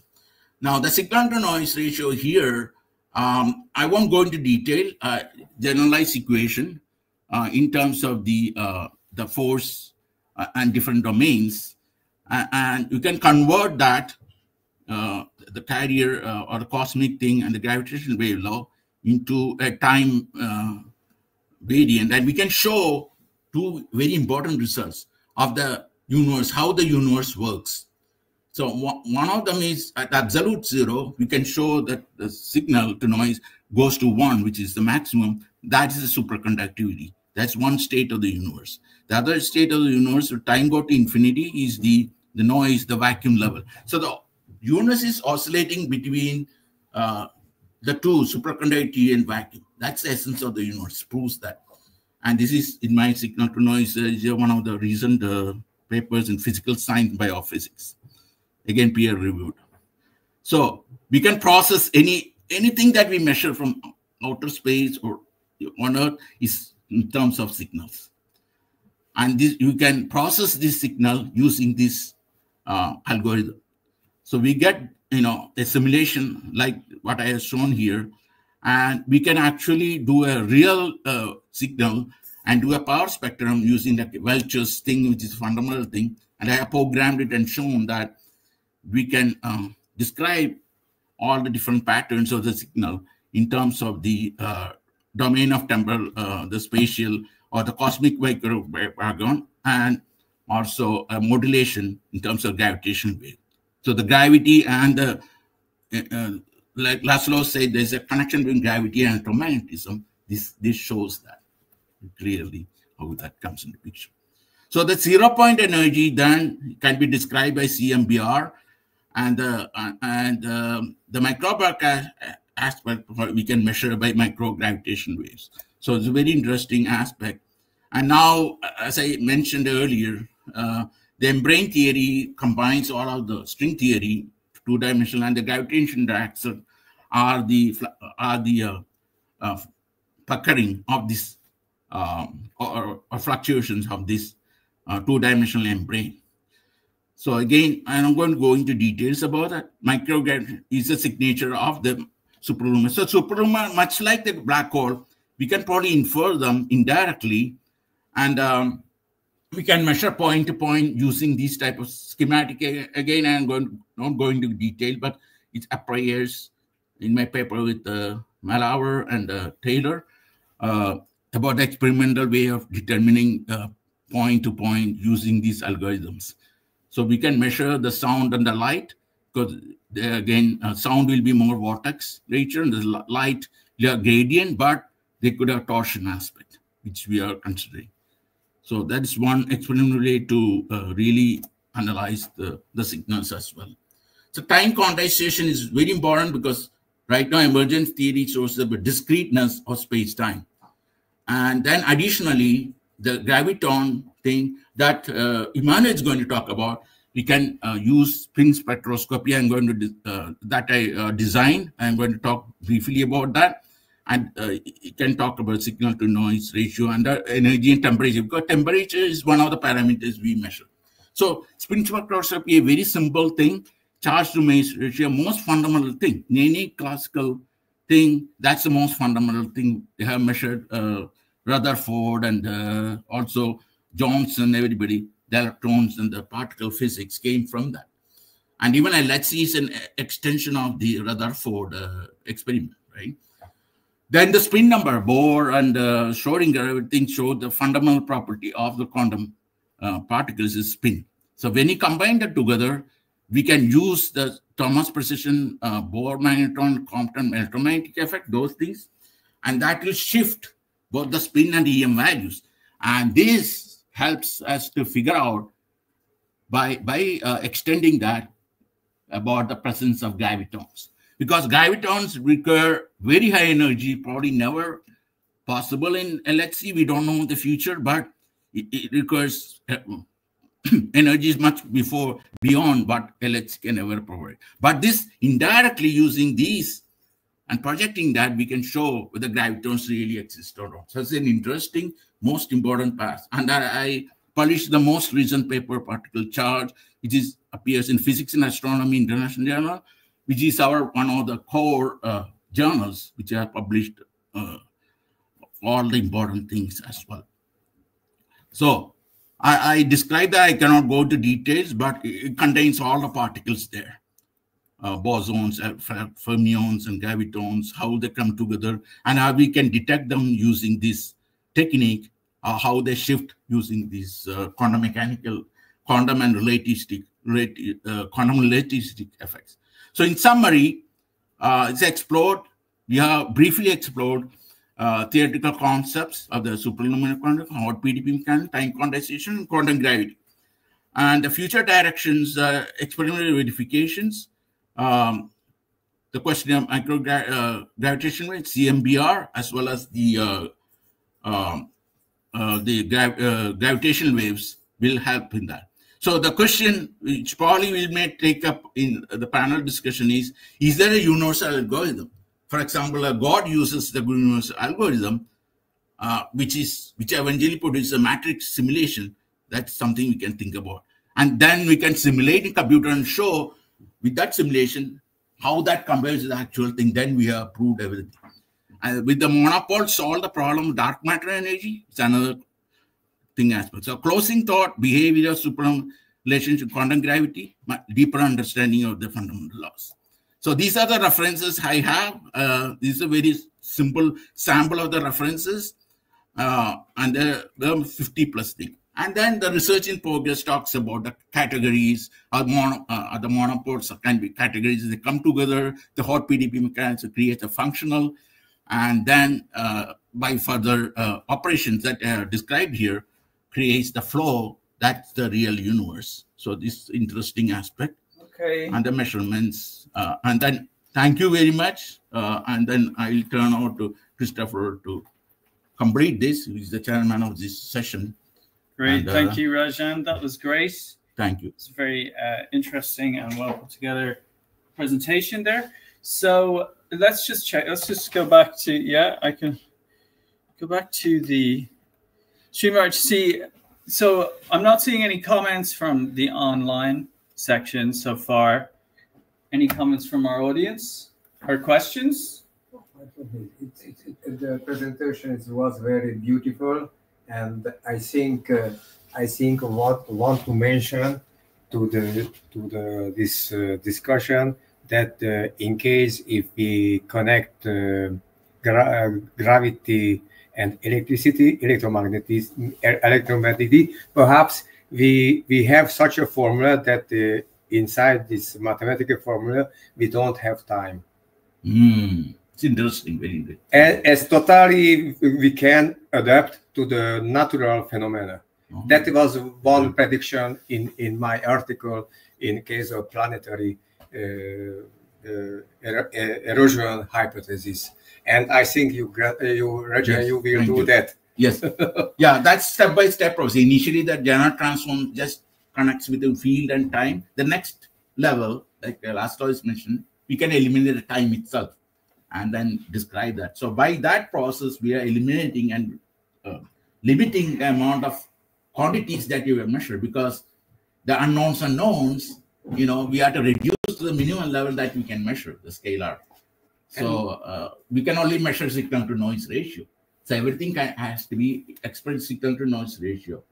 So even time, you know, like you mentioned. So and another thing I would like to ask you, not a question to the article. It's another. Yes. I get an mental idea, and I want to ask. Example, when you're creating systems, the referential systems, you can make such a mathematical reservation if you use 3 referential systems. If you use 3 reference systems, you can catch better the things what you want to describe. Can you do this thing? What are the 3 you are reference system? Yeah, mathematical reference system. Point. Actually, I have a paper. I cannot. I didn't have time to go through it, where I describe in Journal of Oriental Physics about the reference system. How we. So that will be very interesting. That's the paper. Of course, I didn't have go into details. There, I concentrate on this reference system. How you do that? How you measure them? Which is not there in the literature. And I would do to attach to this. And this, in this case, Rajan and this system will be more better. Yes, actually, I have proved that. I didn't have time to go through here, but I refer to that reference system in Journal of Oriental Sciences, physical, or we call it JPS, which is Oriental Journal of Physical Sciences. I had one of the recent ones last year, end of last year, is about the reference system itself. And what is the logic, the abstract logic of that? And using that, yeah, what you're talking about, we can do that. Applying that concept. Yes, thank you. Thank you. Okay, great. Thank you, Laszlo, for those interesting questions. So I'm still not seeing any online comments, and as it is, have we hit? Yeah, we have. So what we're going to do is take a quick break for an hour. Yeah. So about 55 minutes probably, and then we'll be back at 1:30, or even before that for 25 probably. About 5 minutes before half. Yeah, of course, or even sooner. When Emmanuel will come, yes. That's right, and chaired by Rajan, which is why he's so eager to. Yeah. No, that's a problem. Yeah, we exchange that. Yeah. Yes, this is it. So Emmanuel, and we'll see you then. Okay. Thank you very much. Thank you. Oh yeah. We'll go into detail the panel discussion. Yeah, exactly. We'll pick this up in the panel. After Dr. Kulde's.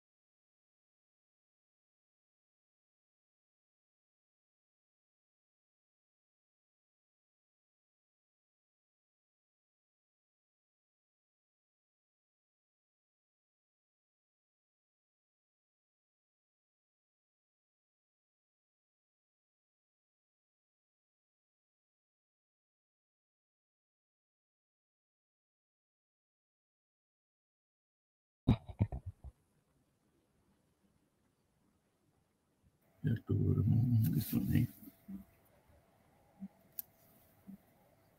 Hello. Edit. Hello, Rajan. Name. Hello, Christopher. Manual. Text 25 manual. Oh, no, he's on his own thing. Okay. Budapest Conference, wasn't it? Yeah. All is fine, guys? You were sharing this stuff. Okay. Hello, everyone. We started the YouTube, right? I mean, the 10 minutes after 10 minutes. Is it running? Yeah, I think it's running, right? Of course, it's Yeah. Okay. Great. Thank you, Christopher and Laszlo. Hello, Dr. Emmanuel Margulis. We are so happy that you could present it. And we welcome Emmanuel because he's the person I visited in Greece and everything started from there. That's why this was possible. The Budapest conference was possible. I thank Dr.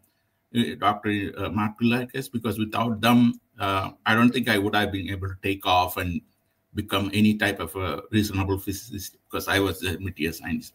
So, and also we could work so much that after our paper, which was more theoretical, Manuel started concentrating. He finished his PhD work, very important work. He's going to talk about that as well as mostly the new concept of gravitons and determination from experimental physics. Our theory helped to go further, and he was devising a very important experimental design that he's going to talk about to find out about gravitons. He's working with Antonius, who's an excellent, another theoretician and experimentalist. So they're going to present about the superluminal that I talked about. They're going to advance it to a very much higher level. So I'll leave without much ado. I'm so happy and then to present Dr. Emmanuel for the whole stage. He is becoming well known in the community as well. Everybody knows him. He describes everything very nicely, very simple way, the Occam's razor thing. So without much ado, let me turn over, give it to Dr. Emmanuel, take it from there. Thanks a lot. Yes, very much. Thank you. Oh, your audio. Let me check. Your audio. Yes, my audio. Is it fine? What happened to the audio? Let's check. Can you hear me? Hello? We have to get the audio going. He's not muted. Are you muted? No. Is oh, it he's fine? there. Can you hear me? It must be a problem on his side. Here's text here. Hello? 1, 2. Can you hear me? I mean, we have volume. Yeah, we're full volume. Yeah, if you send him a private chat even, yeah, and just tell me, make sure it's... Can you hear me? Hello? Oh, yes. Can you hear me? Yes. Is it fine? Yes. Okay, so I don't know what happens. Just maybe I disconnected the external microphone, but if you can hear me clear now, it's okay. So thank you very much, Dr. Rajan, and the TEGS, and also the administrator Christopher O'Neill, for inviting me here to present our research, because I'm not alone in this research. This research we are talking today will be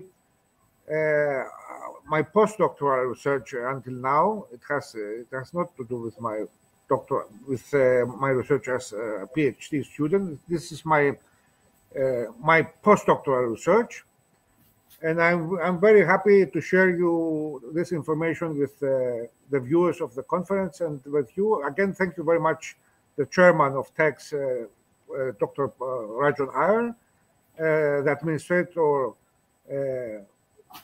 Dr. O'Neill, Christopher. And yes, let's start the presentation. I think if there will be no technical problems. I don't know how my voice comes through you. Anyway, I will start, and if there are any problems starting the presentation, please inform me. Okay. So as as Dr. Rajan has prologued before, I will be talking about a topic, the vacuum, actually, that's what we call the vacuum space, which is the key subject for understanding to build a theory of everything, I believe. Because over the last 200 years, actually even before thousands of years, starting with the ancient Greeks, the vacuum was always a subject. Later on, it was called the ether. Today, we have a much better understanding of the vacuum, but it's still lacking compared to the other subjects we have very thoroughly investigated, like matter, everything which has to do with matter and light. But vacuum is a bit mysterious. So it's the third player in the universe we have to study in order to construct in the future a theory of everything. So in my theory, which is the vacuum space is not just an empty backstage like Newtonian physics, a backstage where all other physics are happen. This is also similar to later on to the quantum, even quantum physics regards the vacuum as a backstage which everything is happens there. My take on the vacuum is different, is that it's another type of material actually. But why the vacuum? According to quantum field theory and quantum electrodynamics, the vacuum we should already be dead, because the energies, as we go to the Planck lens, the energies are going exponentially so big that the vacuum should be has an enormous energy. It should be actually be a solid, but it's not. It's for us the vacuum space. It's considered in the fabric of space-time in general. It's considered as nothing, as empty. But why is that? The problem is, there's a problem. It's called the cosmological constant problem. The quantum electrodynamics finds the energy of the vacuum as we go close in smaller and smaller sizes to be so big, actually 120 orders larger than the actually value we measure. So according to quantum electrodynamics, we should not exist. The vacuum should be a solid of very much high energy, and not what we actually perceive about the vacuum space, which is empty, but it's not.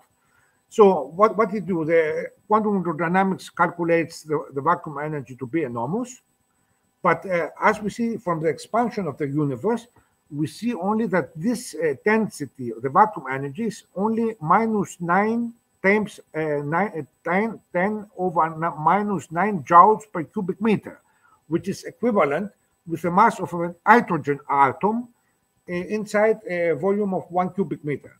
So according to the expansion of the universe, the vacuum energy is very small, but according to quantum electrodynamics, the vacuum should have an energy density 120 orders larger. And by 100 orders of magnitude larger, I mean 10 to the power of 120, at least. So it's a big difference. It's the biggest. It's called the biggest discrepancy in physics between predicted and what is actually extrapolated from the measurements, and nobody knows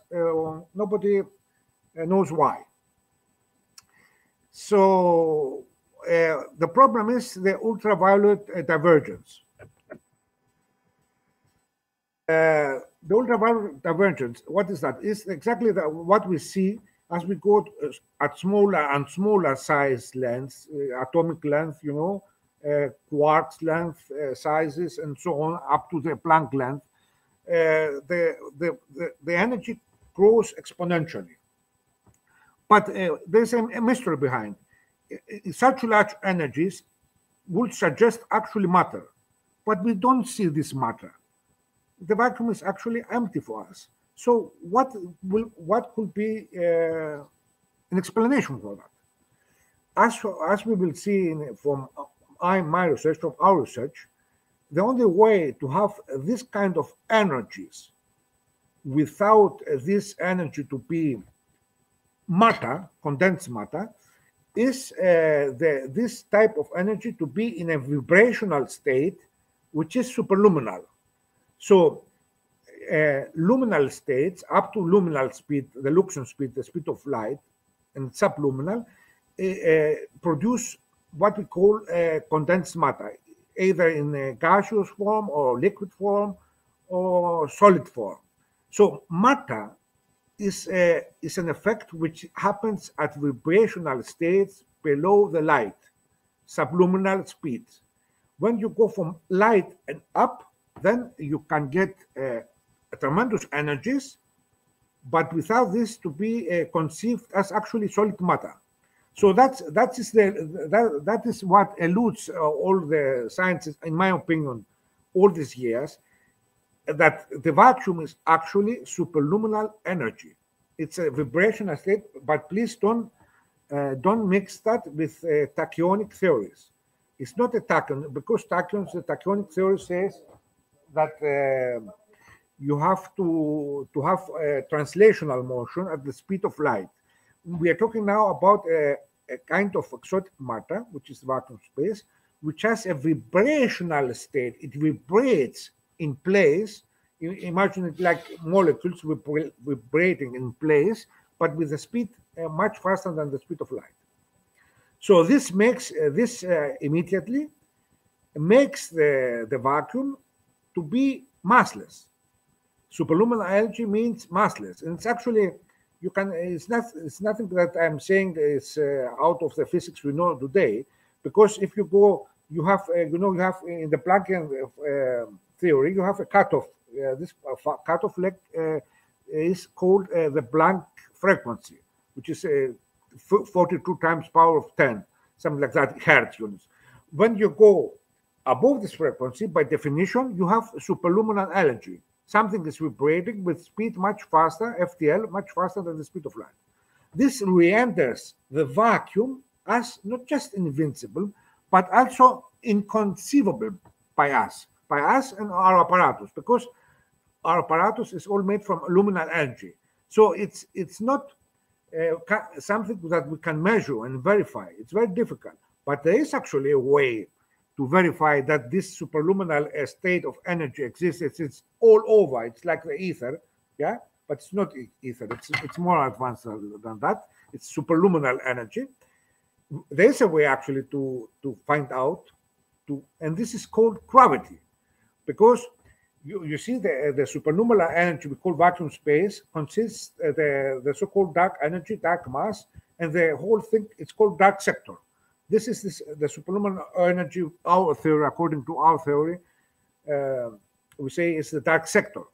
All the rest, all the Einsteinian physics, the quantum field theory physics, these are Luxon's physics.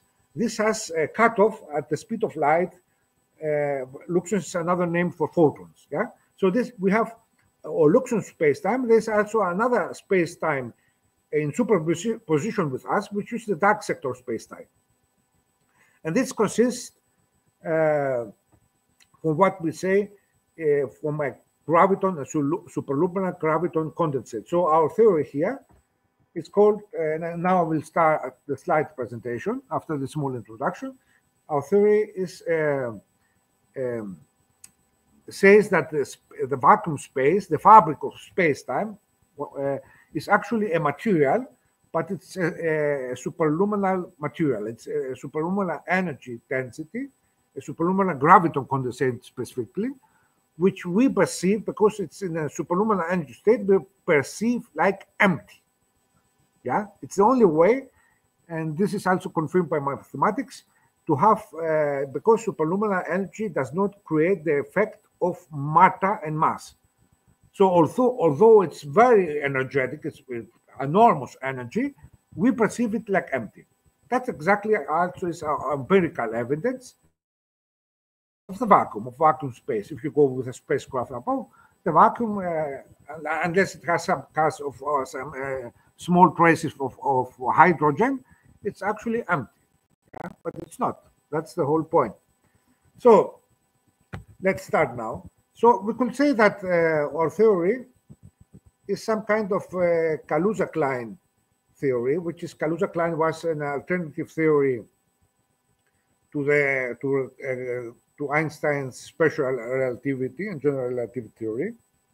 It considers a fifth force, a fifth dimension actually. By fifth dimension in physics, we don't say something exotic. You have up, down, left, down.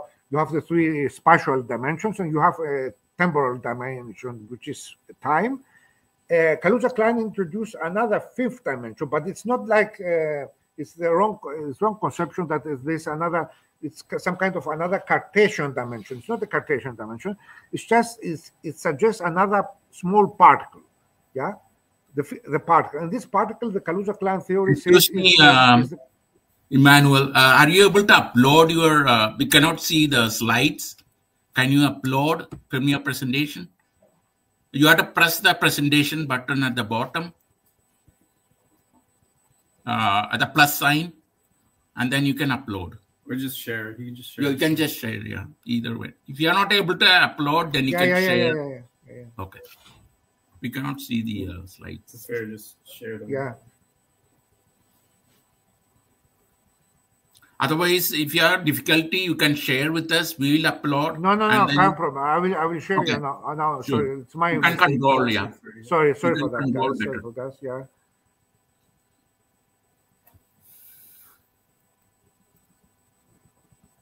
Oh, yes. You see now? Yes? Yeah, let me, yeah. Good. Yes? I think everything okay? Yeah. So again, sorry for that, my mistake. Yes, so we start the presentation about the superluminal graviton condensate. So the vacuum is actually a condensate of gravitons, and there is no notion of empty space there. So it's completely filled, whatever, even matter is, everything is constructed for this one particle, we will say now, which is according to my theory, the real core particle. And we could say that it's close to a Kaluza-Klein theory. This is the diagram here of the Planckian Kaluza-Klein theory, which was a theory developed by Professor Kaluza-Klein, and Kaluza and two professors, Kaluza, and then was later on refined by Professor Klein.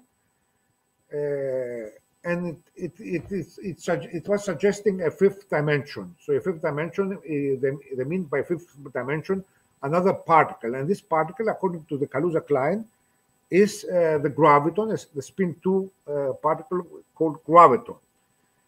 Our theory says exactly the same thing, that the graviton is this particle, but it says something. But that's where the similarities stop, because Kaluza-Klein use again empty space. So it's the graviton is just another particle inside the backstage we call empty space.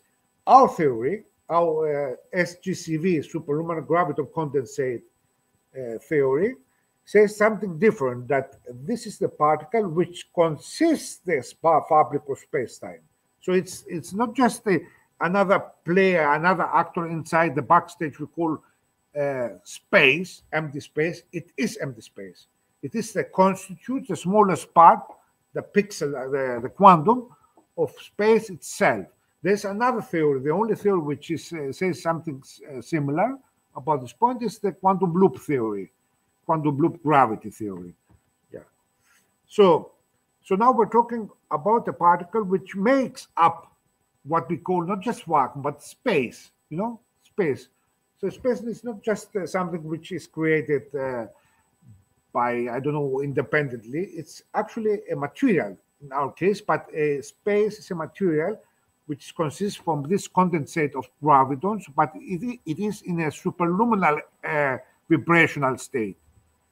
So you have this Kaluza-Klein substance, and then this creates all other quantum forces. This fifth dimension, this core particle, this graviton particle, creates all the other known forces, matter and light.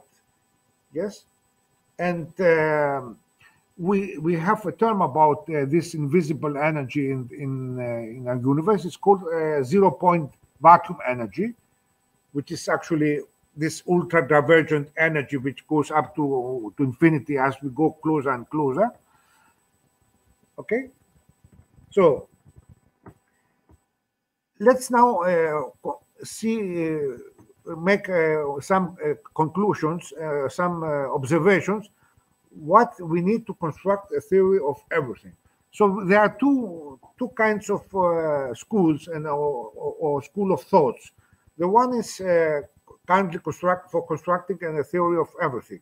The first is using the already established theories, which is the two large theories we have today, which are established and rightfully so over the last 100 years, is the general relativity of Einstein, and of course special relativity, but more the general relativity concerning space-time, and quantum field theory, which is quantum physics. These are our best two theories we have so far.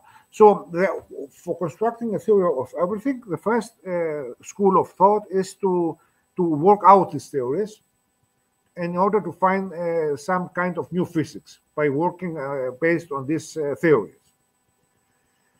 And the second school of thought is constructing a new fundamental theory that replaces quantum field theory or supersedes quantum field theory or general relativity.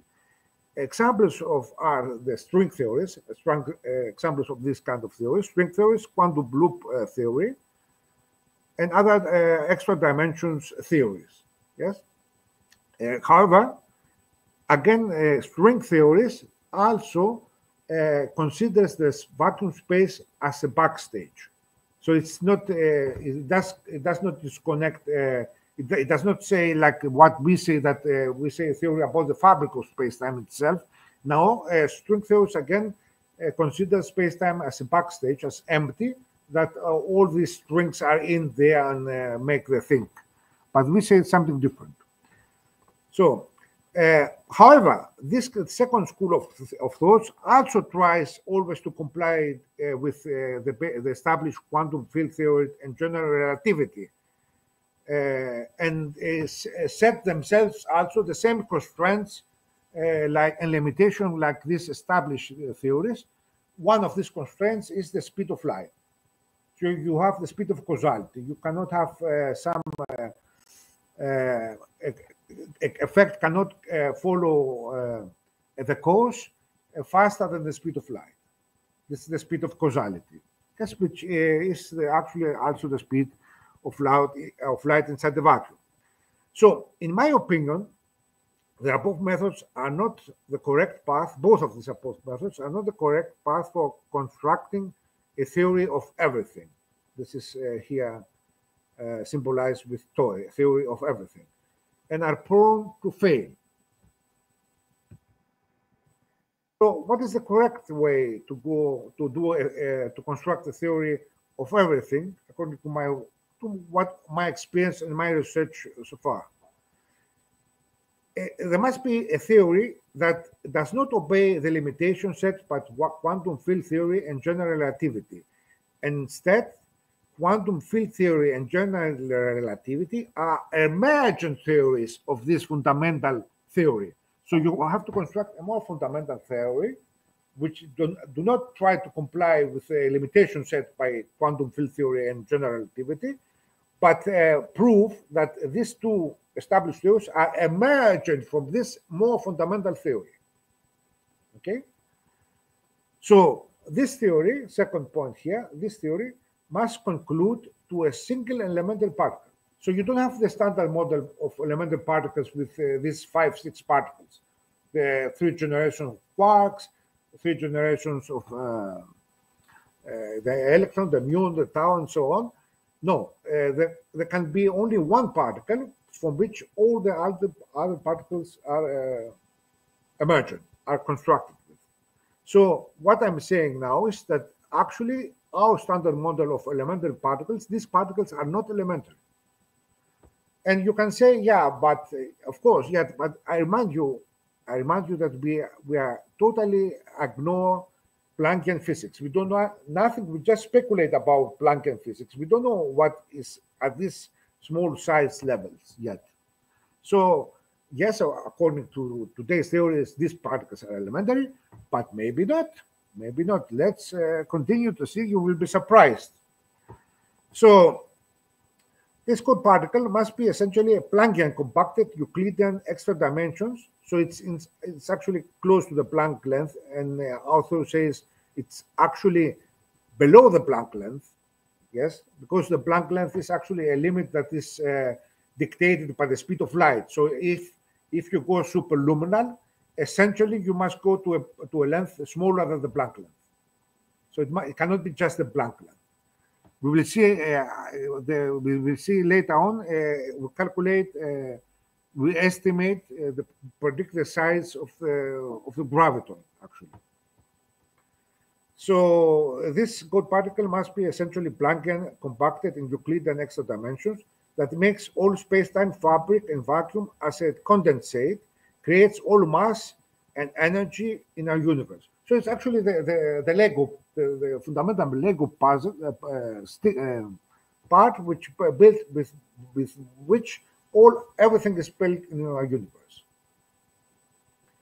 However, the bare energy of this particle must be 1 scale above our Luxon's, this means photons, spacetime. It cannot be, it must be one energy level above. If you want to construct some kind of matter, you need another kind of energy to construct this lower energy matter. So in order for space-time to exist without breaking the universal laws of conservation of energy and thermodynamics, therefore, the energy of the code particle must be superluminal, and the particle resides not in our Luxon spacetime, but in the dark sector. So it's another word to say, because this particle is of a superluminal vibrational energy. Again, I'm not talking about translation motion, about linear motion. It can be still, because it's superluminal, it can be in place, but still vibrate or oscillate like, in a harmonic oscillator at superluminal speed larger than c, the vacuum. Yes, but because it is the vacuum actually. So also this energy must be this form of dark energy. Now we can say must be superluminal, and this is not something we can actually just say by words, but we can also biologically deduce that, because you imagine a molecule, yeah? A molecule is very small, yes, some fractions of a micrometer. So the molecule, in order to be coherent and consistent and make one entity, the electromagnetic forces inside must commune with the speed of light. So imagine now the whole universe, which is enormous, is almost infinite. What kind of speed you need the whole universe to be a consistent, a coherent system? The speed of light now becomes very small. It cannot be just the speed of light. So you have the speed of information in the dark sector goes much, much faster than the speed of light in our Luxon spacetime, in order the whole universe to be one unit, one coherent system. So the necessary priorities for this theory of everything. First, the all known energy and the three known forces of the four: electromagnetic, the strong force, the weak force, and the associated quantum field originate of the 0-point vacuum energy. So you imagine now you have a room, and the room is called, we call it hyperspace, which is the real empty thing, but it's not empty, it's full with some kind of vapor. This vapor, which fills completely the room, is what we call 0-point energy. All the particles inside are manifolds in this vacuum. So if in this kind of vapor, if you do something with your hand, a small, like you put the password inside your cell phones, to open the system, the Android system, or whatever it is, the iPhone. So if you do a manifold with your finger inside this vapor, and this manifold becomes a fixed vibration and a standard, a stable vibration, then you have a particle. Then you have your electron. So everything, the primordial substance is this 0-point vacuum energy, which we will now see is actually is an evaporation product, like imagine like Hawking's radiation, and it's coming out of this superluminal vibrating condensate of gravitons. Well, we'll see that later on. So this 0-point energy, or also known as quantum form of virtual particles, that's the name we give today about this phenomenon, which we really know very little about this thing. This vacuum energy and vacuum flux is the energy by which all particles are made up. Yes, as coherent, localized, discrete distortions in the vacuum energy at rest. So you have the vacuum energy, and one manifestation of the vacuum energy, the 0-point vacuum energy, if it's not disturbed, you cannot see it. But when you disturb the vacuum energy, you can see it. And what is the one manifestation of vacuum energy and vacuum flux we all know and we are all familiar with is the magnetic flux. So you have a magnet, and the magnet around him creates a field, a magnetic flux, lines of energy, lines of vacuum flux. And we call that electromagnetic flux. The same is also between the plates of the capacitor. You have the electrostatic fields of parallel straight electric flux lines.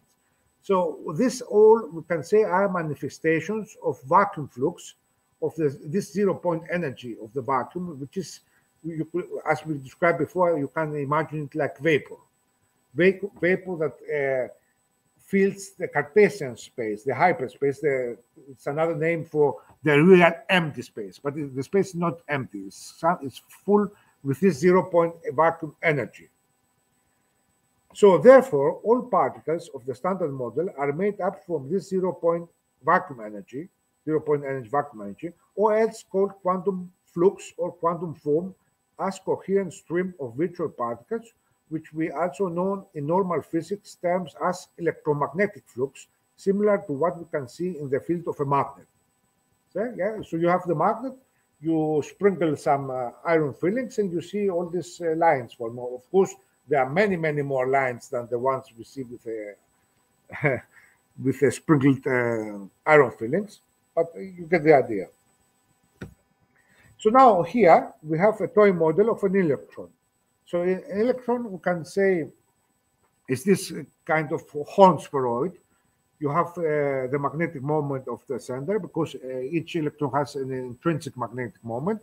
You have the North Pole, the South Pole, and this here is this flux I'm calling. So it's a distortion, a stable oscillation inside the 0-point vacuum energy. So now you see these blue lines are the vacuum flux lines. So what is now in this this energy here? We will see later on that each point of these blue lines is a graviton actually. So the graviton is the built-in blocks of every particle, because you can have another particle, a muon or a quark, whatever.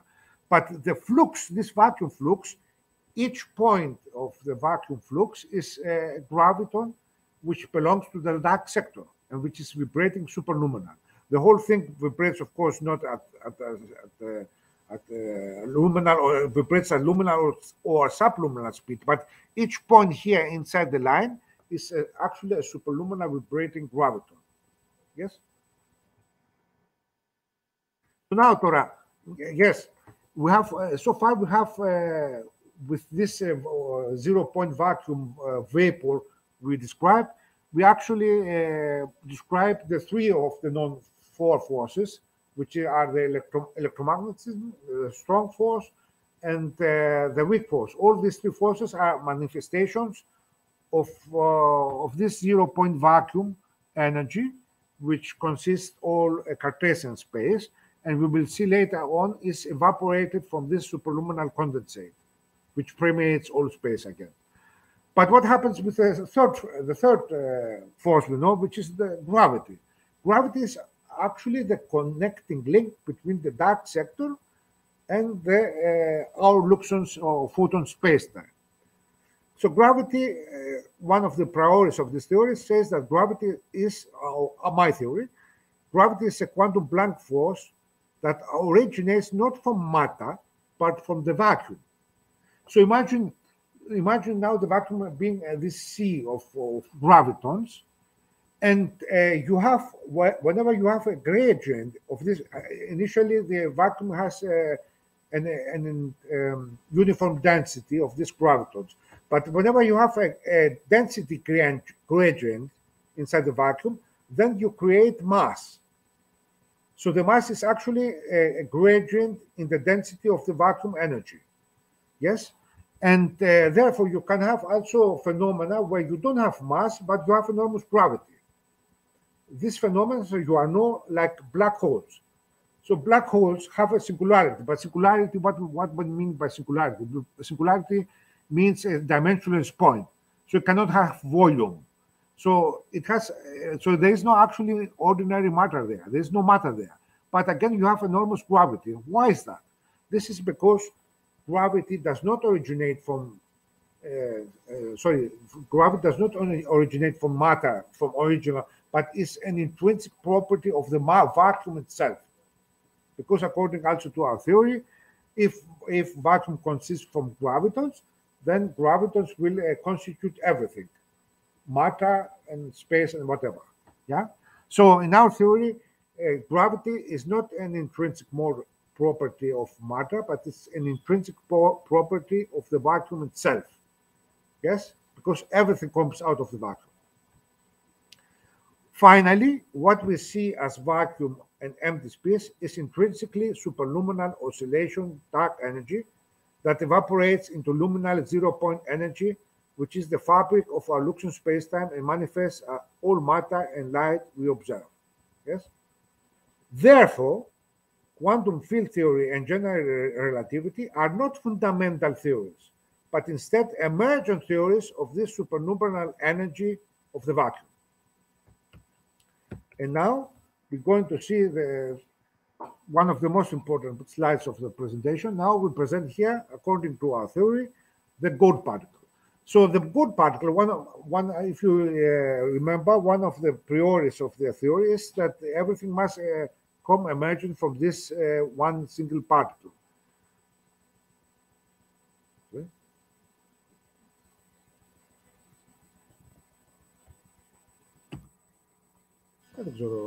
Can you hear me, guys? Τώρα κόπηκε.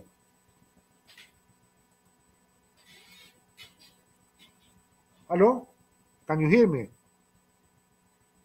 Hello?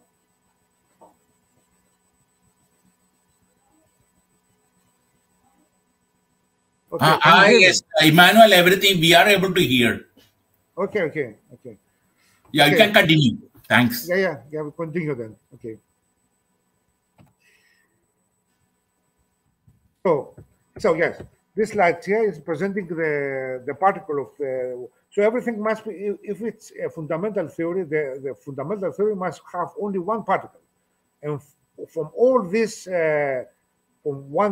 just from this particle, all four forces, non-forces, must be outputted. Yeah. From this one particle must emanate to Cartesian space all the forces, all the known phenomena. So how is that possible? How we can describe such a particle? So you have here this loop of energy, which is the dark energy. Yes, and by dark energy, it's why we call this dark energy, because we don't know this energy comes from somewhere. We don't know from where it comes. I mean the conventional physics. But this is the one which expands the universe, yes. But we don't know the origin of this energy, so that's why it's called dark energy. So now, what our theory says here, the HGCV theory, superluminal gravitational constant theory, you have here a loop of this dark energy, which is, imagine it like a flywheel, this orange fire ring, a ring of fire, which rotates with speed, that's actually vibration, with speed much faster than the speed of light. So you have the speed of light, this ring, this dark energy, is the superluminal energy, which vibrates with speed much faster than the speed of light. Yeah, it does not translate. It cannot. It can be displayed inside the condensate with speed superluminal, creating also waves. We will see later. We call light, but the particle itself can be stand by. It can stick in one place because it can do that. But now we're talking about the superluminal speed. We're talking about the stuff that consists space-time itself. So it can do that. It can be stationary, but still vibrating with, like a flywheel going round and around with speed, with tangential speed faster than the speed of light. Yes? So now we see here this kind of motion, the superluminal, evaporates to very slowly, however. The particle itself is very stable, the graviton, it's spin 2, and it evaporates. It has this kind of halo. Can you see the halo around here? Some kind of cloud, yes? This is the evaporation product of a graviton, and is what we call zero-point vacuum energy. So what we see as vacuum space, our perception of vacuum space, is the evaporation product of this superluminal motion, of this energy. This fire ring evaporates to this cloud here, which is the zero-point vacuum energy. So immediately, the graviton has created the 3 of the 4 forces, because, as you remember before, this zero-point vacuum energy, this soup of virtual particles, we call it, the quantum form, is the material by which all particles of the elementary of the standard model elementary particles are built of. Yes, they are made up from this cloud, this zero-point vacuum energy. The same we have said in the beginning of the presentation about this equaling. We measure it like having the mass of one hydrogen atom in 1 cubic meter. So this is the zero-point energy of the vacuum, which permeates all space, fields, whatever, everything. It's inside even the mass. Yeah, the matter we know, the space between the atoms is filled with vacuum. So it permeates everything. It's the ether, for example. Yeah, you can say. But the ether, even the ether, they say it's inside Cartesian space. We don't say it now. We say now we're talking about the fabric of space itself. Yes. So you have this dark energy, which is superluminal. It evaporates in this zero-point vacuum energy, which I must have didn't say so far. This zero-point vacuum energy is Lorentz invariant, so it obeys actually the speed of light c. So this, therefore, actually all the forces, the 3 we know, are obeying the speed of light. This is the limit. So you have the ring, the fire ring, which is very energetic. This is superluminal energy, dark energy. But the evaporation product, which is the zero-point vacuum energy, this kind of vapor, this is luminal. This obeys actually the speed limit c of Einstein. Yes, the speed of light, because this evaporation is the light. Even the light are the waves inside this zero-point vacuum energy. This vapor, when we create waves inside this vapor, this is then light. Okay. Now, one only force is remaining. Where's gravity here? Because remember, we have to construct a particle, which is the gold particle, and it must from which all 4 known forces are emerging. So the gravity is this here, this part here, the center. Is the absence. Gravity is actually the absence of any type of energy. This here is the real empty space. We call it hyperspace. And yes, of course, hyperspace is a term we can also find in science fiction films. like Star Trek or Star Wars. Yes, hyperspace, imagine like a real empty space. So this is the cloud here is the false vacuum, and the physics experts will understand what I'm talking here. This is the fake vacuum, the 0-point energy. The real vacuum, the total absence of any type of energy, is we call also hyperspace in our theory. Because the lack of any better term for that. So this absence creates gravity. And why creates gravity? Because all other energy is creating a negative pressure. And a negative pressure is also gravity. So the absence of any energy is actually what we call gravity. And it's the only force that communes directly from the dark sector to our Luxon's light sector.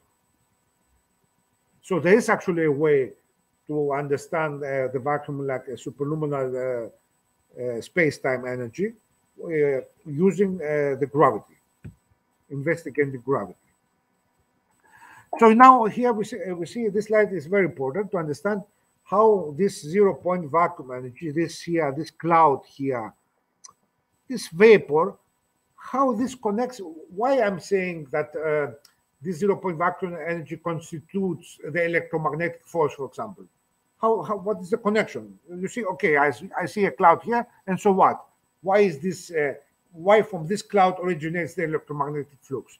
And this actually is not just my theory. Even Maxwell was saying that. Okay, so here you have you have a line from, for example, a magnetic field. You know this flux line, the one you see when you sprinkle the iron fillings above a magnet. You see these lines. So you have here an electromagnetic force line, a magnetic flux line. And imagine now that this every point in this flux line are made from consecutive rings. So it's like a straw, you know, a straw where you drink your coffee. So imagine that this straw is made up from merged these rings, one on top of the other, making up the straw. So inside it's empty, and you have these rings. But this ring here, be careful, this ring is actually the graviton. So each point here, each of these rings, each point here inside this flux line is a graviton. And not exactly this part of the graviton, which is superluminal and is inconceivable by us and our instruments, which I remind you, our instruments are made up from Luxon's energy, from photonic energy. So we cannot conceive this vibration here, but this halo, this creates also a ring, and this ring is what makes the electromagnetic flux line. Yes? So the graviton, the vibration product of the graviton, when it takes an exact manifold, creates also the electromagnetic flux we are familiar with. And now when we go back, for example, to the elementary particle of the electron, so this here, these blue lines, each blue line is a flux line, yeah? A vacuum flux line. Each point here of this flux line is actually a graviton. And all this, when we stack them together, all these rings, they make up the line. Yes?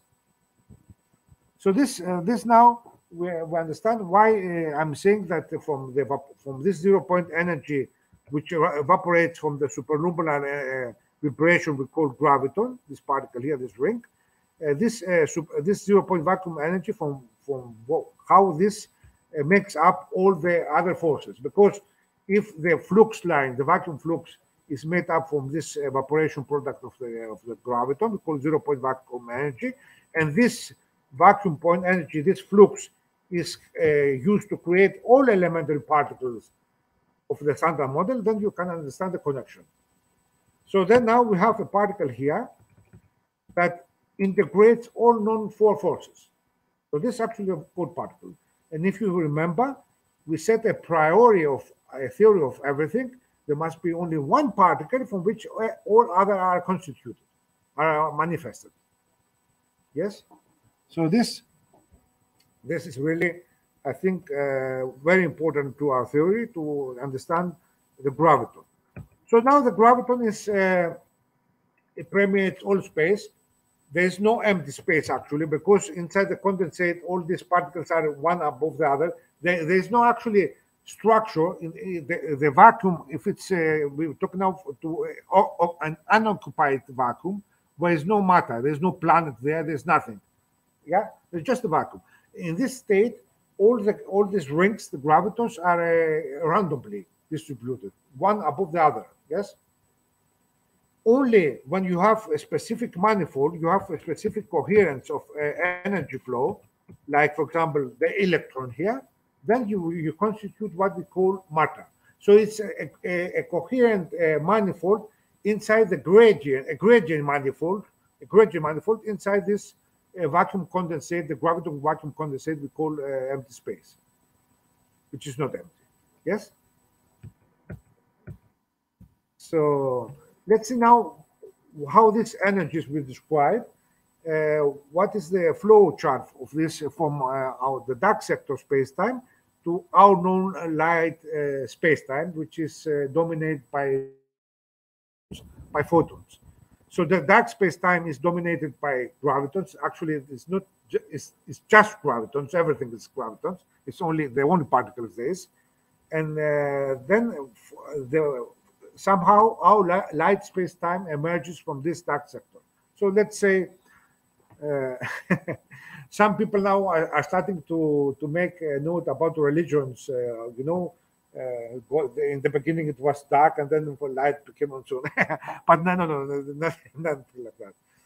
So you have now the superluminal graviton condensate, which is cold. By cold, we mean it's not tachyonic. So it's not. It does not necessarily translate in space. Does not fly because it's a condensate. Fly where? Because everything, space itself, is made from these gravitons. There's no concept of empty space to fly off. Yeah. So it's cold. We describe it as cold. That's actually another type of exotic matter, but it's superluminal matter. It's a cold condensate. It's not tachyonic. And this superluminal dark energy, with a process we described before, the evaporation product, the graviton is rotating at superluminal tangential speed, but evaporates slowly. Imagine it like Hawking radiation from a black hole. It slowly evaporates to 0-point vacuum energy. This now then constitutes our Luxon spacetime, because this is the vacuum 0-point energy by which we described before. All three known forces are manifested: the strong force, the weak force, and the electromagnetic force. And actually, in terms of quantum field theory, from this vacuum 0-point energy, all quantum fields are sourced. Yeah? Quantum fields like the photon, the electron quantum field, the photon quantum field, the quark quantum field, and so on. And this actually is what we experience briefly, like matter and light. Yes. So but you see here that this here arrow is not bidirectional. So superluminal energy that evaporates to luminal cannot return back being superluminal, because then you will have violated the second law of thermodynamics, from where you get the extra energy to jump back from luminal to superluminal energy state. So it's not possible. So our theory says that no, this direction is only one way. Imagine it like the arrow of time, which is one way. And that's why exactly our universe will have an end, because it's not cycling through this energy. This is the primordial energy tank, which actually powers up the expansion of the universe. Because you see what is happening here, as time passes, cosmological time, billions of times, the vacuum 0-point energy in total gets larger. That what is always fixed is the density. That's why the lambda CDM model says the lambda value is always 1. What means 1? Means that although in total the vacuum 0-point energy is getting larger and larger, the density remains always the same. So the density per cubic meter is always the same. Say what we said before, we measure it, minus 9 minus 10 over minus 9 joules per cubic meter, yeah? But that's why actually the universe expands, because the total vacuum energy, this vapor, is getting, it's coming out from the dark sector, it's getting always larger in volume. This expands actually the universe, but the density per cubic meter is always the same. This is the lambda value in lambda CDM, the cosmological constant, fixed at the value of 1.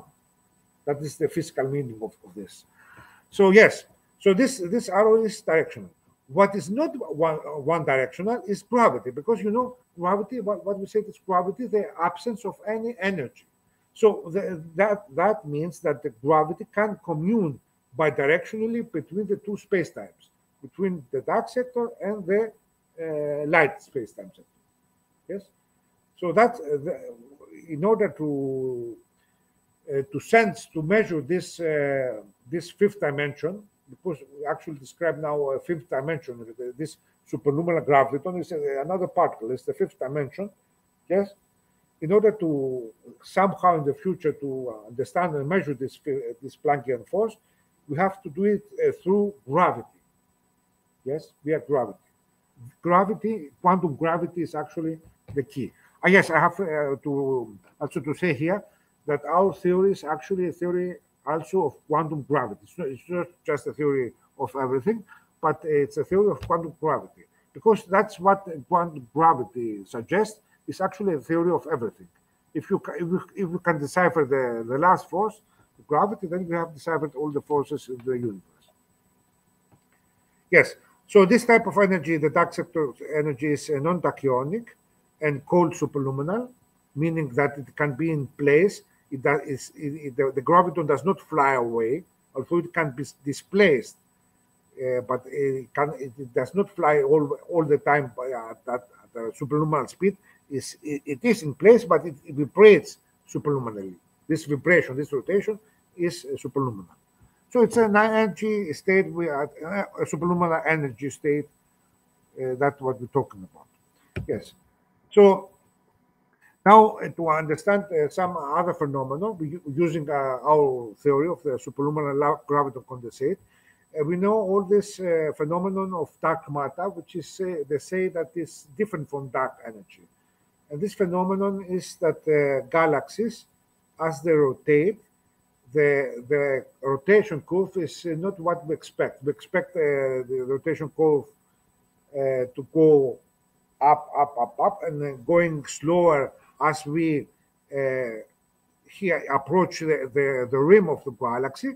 But instead, what we see empirically is that the speed actually goes up fast and fast as we approach the outer rim. And after a point in that, it stabilizes, flattens out. And this cannot be explained by only adding more gravity, more matter, actually.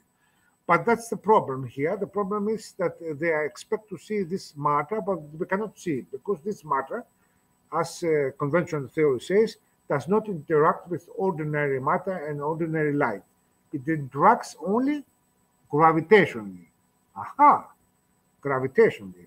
So now we go again to our theory here about the graviton condensate, and we say here, you see, the dark sector can commune only gravitationally, and it doesn't necessarily mean that matter is involved, mass. So you can have gravity without having actually matter, as we see in dark holes, black holes, you know. So what we're saying here, what will be one explanation of our theory, is that no, dark matter and dark energy, you know, it's the same stuff. It's a different side of the same coin. So what actually happens if you have this kind of masses, or ordinary baryonic mass, this enormous amounts like a galaxy, then this polarizes the vacuum around here. The vacuum gets gravitationally polarized, similar to a frame dragging effect, but not exactly, not the same like a frame dragging effect, because frame dragging is very soft, a very soft effect. But again, it is not sure that this scales up linearly with ordinary mass. with actually we have no investigate what happens with this kind of mass, of baryonic mass, when this rotates and spins. Maybe we have then a burst of a frame tracking effect. You get an extra boost of a frame tracking, and this polarized gravitationally polarized vacuum is the reason why the galaxy spins faster in outer rims, in the outer rim here. Yes. So possible that the model of frame tracking is not correct and breaks down to extreme values for such large rotating masses like galaxies, by adding this predicted gravitational current effect for such large Auschwitz volume of the galaxy. So this ordinary matter creates a gravitational polarization in the vacuum here, some kind of gravity current. And this gravity current is important about the extra rotation speed of the galaxy. So dark matter is nothing. It's not actually matter. It's the vacuum energy which gets gravitationally polarized. So here we have some summaries of the calculations we did about. You can find these calculations and the derivation in our papers. So the bare graviton radius, which means when we say bare graviton radius, we mean only this radius here, this diameter. You know, this orange, the far ring. We do not include the vapor here, the halo, which is the 0-point vacuum energy. Just the bare diameter, which is the diameter of the fire ring. This orange stuff here, the very highlighted orange. Yes, this is the bare radius. So we found this. Our calculations say that this radius is 40 orders of magnitude smaller than the Planck length. I repeat, the diameter of the bare radius of the graviton in our theories, we find it 42 orders of magnitude smaller than the Planck length. So that now says that the graviton is actually much smaller than the Planck length. Yes, it's sub-Planckian in length. So now the graviton tangential rotation. This is very important. I remind you that we calculate that the speed of vibration, this superluminal vibration of the state of the vacuum, which exactly gives it the intrinsic property to be massless, the speed we calculate is 120 orders faster than the speed of light. So the speed here of this rotation, this faster than light rotation, is 120 orders of magnitude larger than the speed of light. And this is exactly the speed we need to keep the whole universe consistent and coherent. This is the information propagation speed, the speed of causality, the dark sector causality. And let me remind you, the problem we have is that we consider only that the information propagates only via photons and gravity waves. But be careful, we're not talking about gravity waves, we're talking about gravitons. Gravity waves, of course, by LIGO, and the people also got the Nobel Prize for that. They have proven that gravity waves go with the speed of light, which is the speed of the photons. Yes.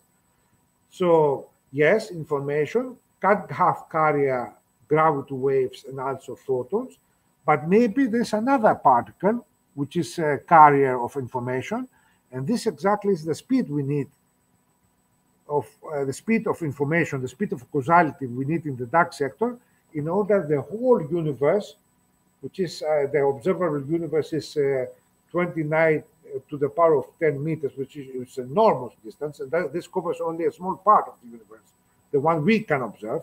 So expect this to be 500 times more larger if the universe is finite.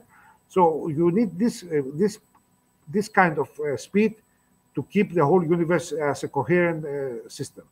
Yes. So I remind you again the example given with a molecule.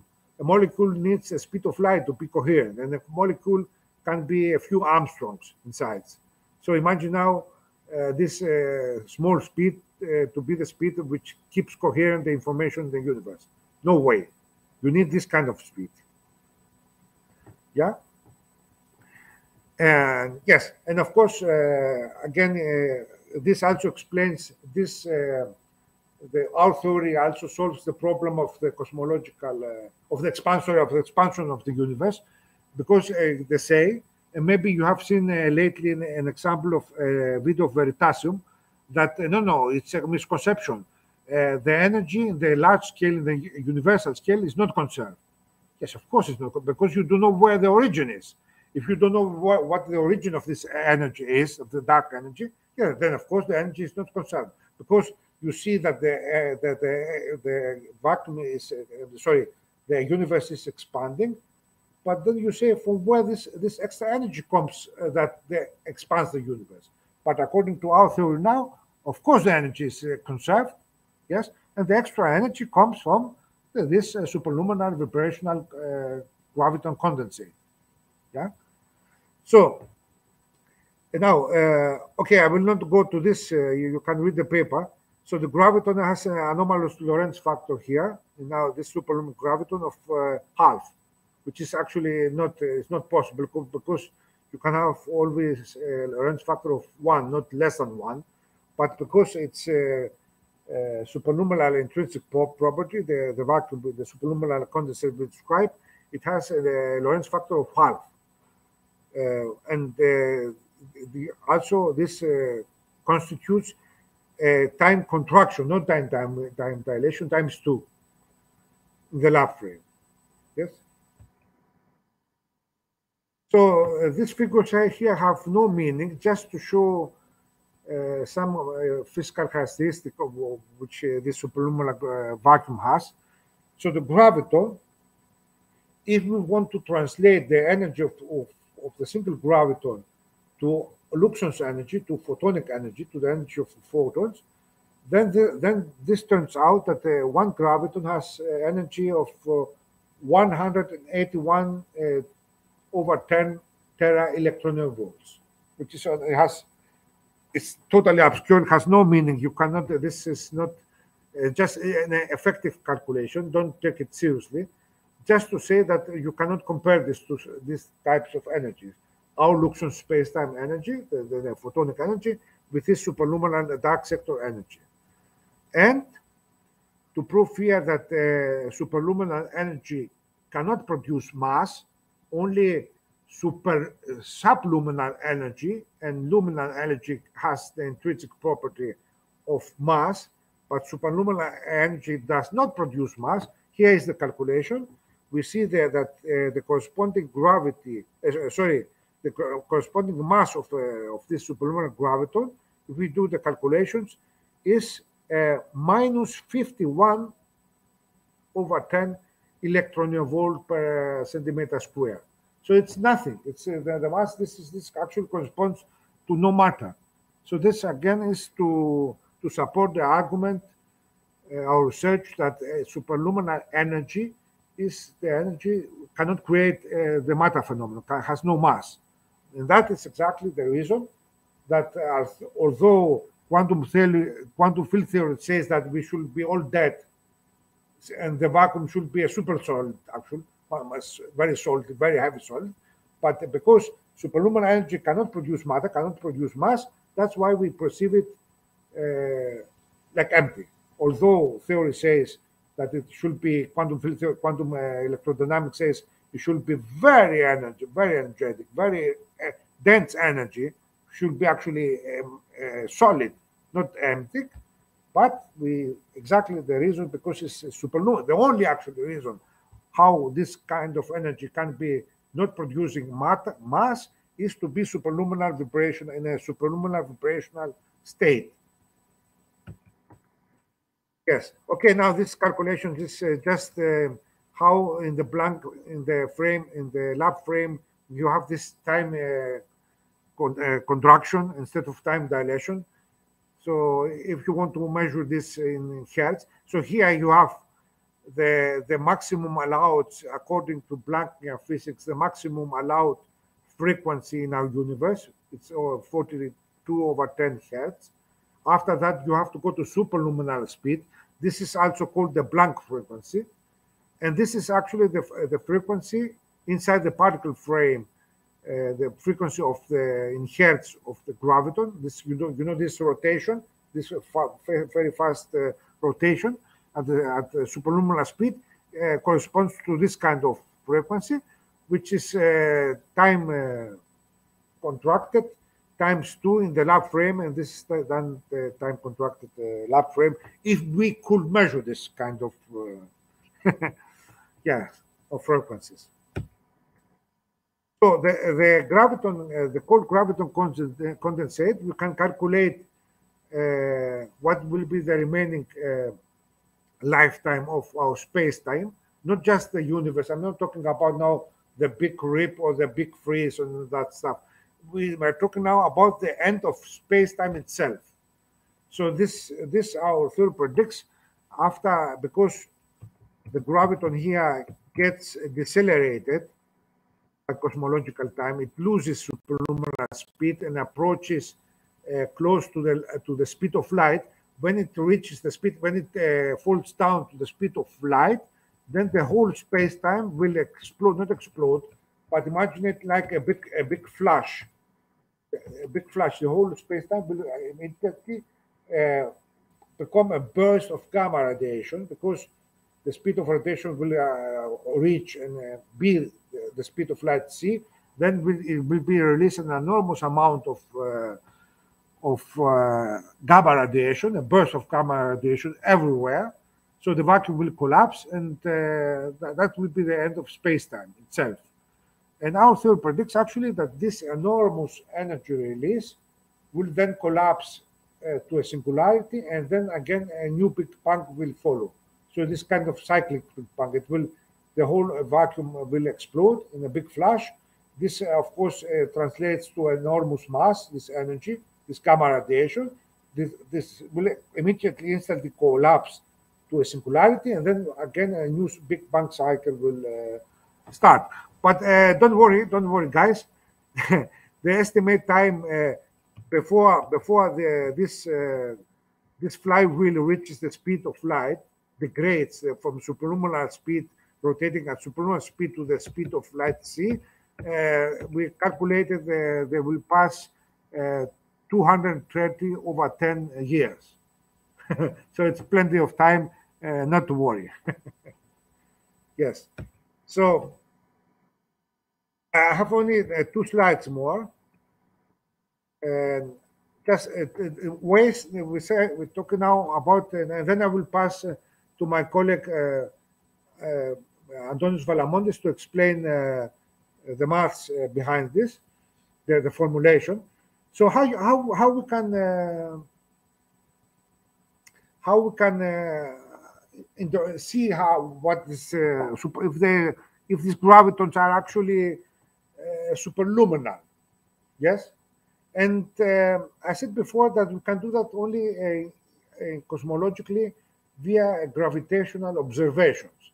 That is true, but there is a way also to find it inside the CERN, inside using CERN, to see if we have some kind of superluminal behavior inside the vacuum. And this experiment is using actually a byproduct of graviton's displacement inside the condensate. So what is this graviton displacement? The graviton displacement, our theory says, generates dark photons.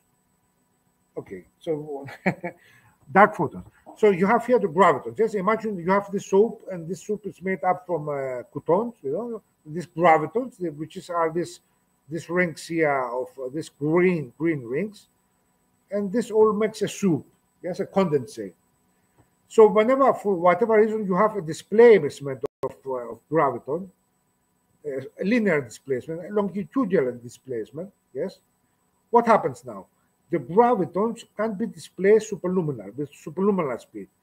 But during the displacement, they create, you remember that these gravitons are inside this vapor, the 0-point energy vapor, yes. When a graviton is displaced, it displaces also this 0-point vacuum vapor, yes. So you have here, this graviton is pushed here by superluminal speed, but this creates also this inside the vapor, which is the 0-point vacuum energy, it creates light, photons, these waves here. These waves, these small waves here, this, you know, these lines, these orange lines, are representing photons, normal photons. So although this can displace with a speed much faster than the speed of light, the waves are going with the speed c, the speed of light in the vacuum. Yes, but now see, if you have a cause here, a graviton here displaced, the wave here in the initial position, you will see a second wave here, which is manifested at superluminal speed in position B. Yeah. So although the wave itself, the light goes with C, you can see the wave here reaching the destination point B at superluminal speed. Yes. I don't know if this example is obvious. Let's say a second example here. You have here a superluminal bullet shooting inside water. Assume that this bullet is traveling inside a pool of water at superluminal speed. Yeah, sorry, not superluminal, supersonic speed. Sorry. So you imagine a bullet at supersonic speed slicing through a volume of water, for example, a pool. So you shoot the bullet here from point A, and then you want to measure point B. And let's say that the bullet here is the graviton we cannot conceive. But we can see only the waves. Yes, this trail here is the normal photons. This trail here travels with the speed of light c. However, the trails here in these parts are the dark photons. This here travel with much faster speed.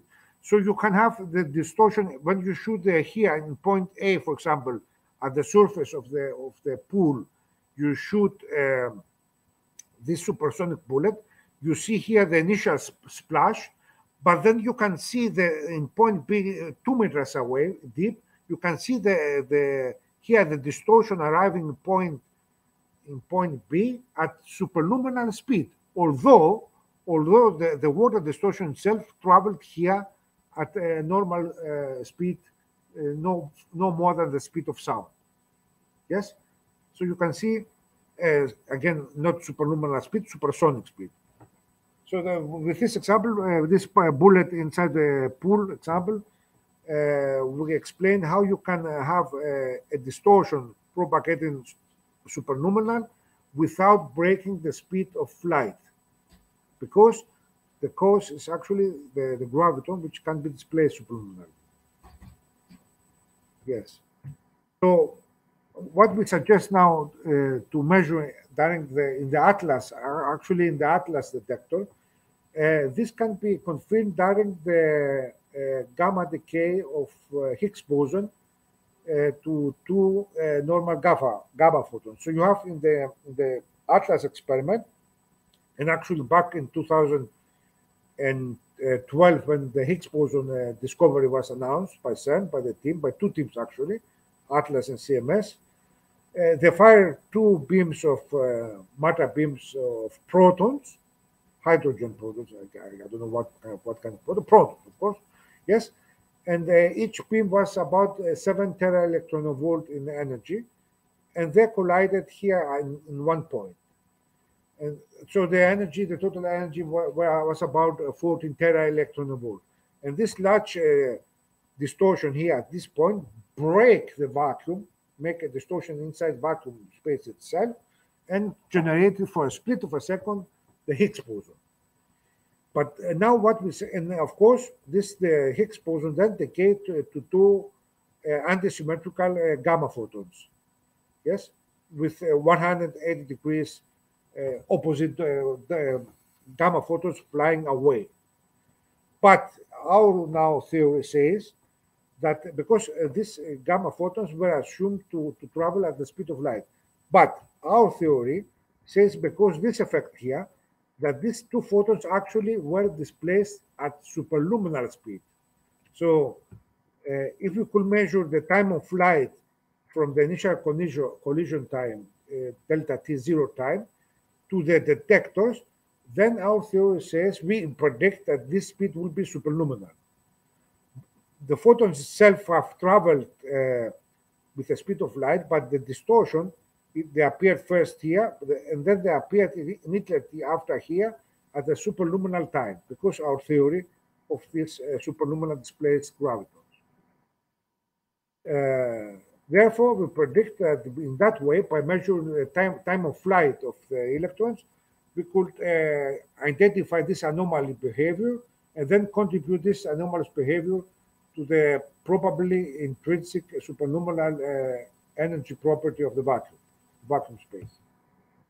And this is the detector, the inner detector. These are the calorimeters, the one we used to detect this kind of collisions. So the inner core of the detector is in the length 6.2 meters, but the inner part is actually a few meters. Yes, and here is the measurement we recommend to do, which we have confirmed Atlas did not do. It does not measure the time of flight of these gamma photons produced. They assume that they're going with the speed of light, but even a small difference could suggest new physics. So here we see, so here is the collision point, and we can see different because these gamma photons can fly in any direction, and we see the possible trail paths here. This is 1.653 meters. This is 1.479 meters. This is 2.6 meters. And there's another path here, the shortest path, which is actually 1 meter and 4 centimeters. This path, the shortest. So we know the length of the path, and we can use the detector times and the original collision time to calculate the speed of where the photons have traveled, the time of flight of these photons. So this is easy to do. You have only to adapt a bit the measurements and put new algorithms there that could possibly also measure the time of flight these gamma photons produced. When a Higgs boson decays to gamma photons, you can easily measure with this method the time of flight and then extrapolate if you have a superluminal effect or not.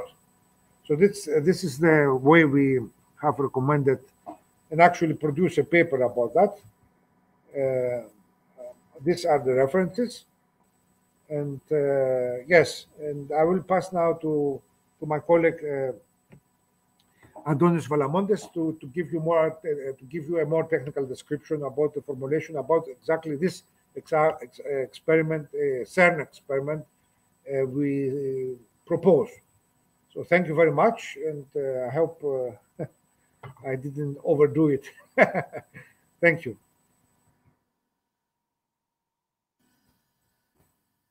Thank you very much, Emmanuel. A fantastic talk. We are so privileged, and then we are blessed to have you there. And then so we are, good shape that we understand. It's a very clear presentation. I think the clearest presentation I have heard for a long time, even from the top physicists. So I think it's like no, I'm just I'm just a visionary. Oh, yes. I like very much to push the limits, but actually, yes, I believe that there's no other way to produce new physics unless we somehow get rid of these stereotypes and dogmatic limitation these theories have opposed. Yes. And one of these limitations is actually the speed of light. So if you want to find superluminal new physics, we definitely have to expand our limits to make it. And that's actually what scares most of the physicists today, because they see this superluminal divergence, and then they say but not it's not possible, because when you go to this kind of energies, the only way to go this up is to exceed the speed of light. And then the physicists say, the conventional physicists say, no, it's not possible. And then you cannot discover new physics. So even if it sounds initially impossible and implausible, I believe that's the way we have to go. We have to get rid of this kind of limitations. Okay. So thank you very much, Kai, for giving me this opportunity to present maybe for some people this heretic kind of theory. Yes, I don't know. Do you want the Antonius to present now and then ask, or do you want to ask now if you have questions now? Actually, we will have during panel discussion. If you can come, that will be great. I will want to introduce a new speaker, Dr. Kurle. So let me add him to stage. He's asking about Valamantes. Oh, Valamantes. Actually, Dr. Kurle is going to talk now. No, I like. Yeah. Okay. You can ask now or ask after Valamontes has complete because we need also Antonius Valamontes presentation. Okay, you can introduce. Yes, you can introduce him now. Valamontes is not with me. We are not in the same building. Okay. He is in Thessaloniki. It's a different town. But the information I have is that he's actually watching, and he must be ready to present. I don't know. Maybe I should call him and give him a call. I don't know. Yeah, that's okay. Dr. Kurle, as you know, but if it doesn't connect, you can ask now. Yeah. Okay. So I want to introduce Dr. Mohammad Kurle to all of us. He is well-known person. He is the top person. He is the chairman of the International Conference on Fundamental and Applied Sciences. And I have been presenting in his conference, which is a big one from Turkey, all over the world for the last 3-4 years. And then last year, he gave me as a session chairman, so I could bring in Christopher as well as Emery, and possibly we all will be able to present this year. Depending on his, he has his own people, so he will consult with them and then let us know about that. But he is so interested, he came to our conference and make it successful. This is the first conference. We make a lot of mistakes, but he is willing to, collaborate with us. So we thank very much Dr. Kurle, and we are going to welcome him. Very pleased to know you. To do his, Emmanuel was my the very first contact from. He's the one who helped me to go into physics. Okay, thank you very much, Emmanuel. Thank you very much. Yes, guys, I will not be able to talk later. To participate in the discussion. Sorry, but I have a lecture after. Yeah, we'll have TEGS conference. We'll have a special session in TEGS. But I was expecting Antonius to speak. I don't know where is he. Yeah. Can I close and give him a call and see what happened? And you can let us know in the chat. Yes. Okay. He can come during the panel discussion. Yeah. Yes. Thank you very much. Bye-bye. Thank you. Okay, Dr. Kurle, we are so happy. I have Laszlo and Christopher here also. As you know, Christopher was presenting in the last conference. And can you upload from your side? You should have a present at the bottom. There is a plus sign at the bottom, and you can upload because you can control your talk from there. Maybe easier. If I upload, I don't know whether it's controllable. We have the... Good question. Yeah, we can put it on stage, but I don't know whether you can control from there. Okay, very nice. Actually, all done. Okay. Yeah, you can try yours. Yeah. Oh, okay. All done. I can use it.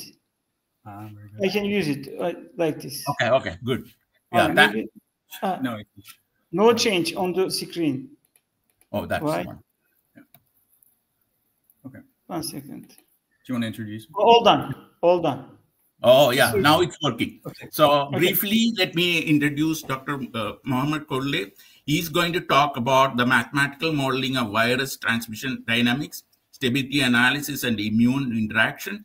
And like I mentioned with all of us, that he is a well-known person. So actually, people know ourselves from him, not the other way around. but he is going to present and give us a blessing to, for our conference. And we are so happy that he's willing to come. He's a top person. He's willing to come to our conference and then give us the successful thumbs up.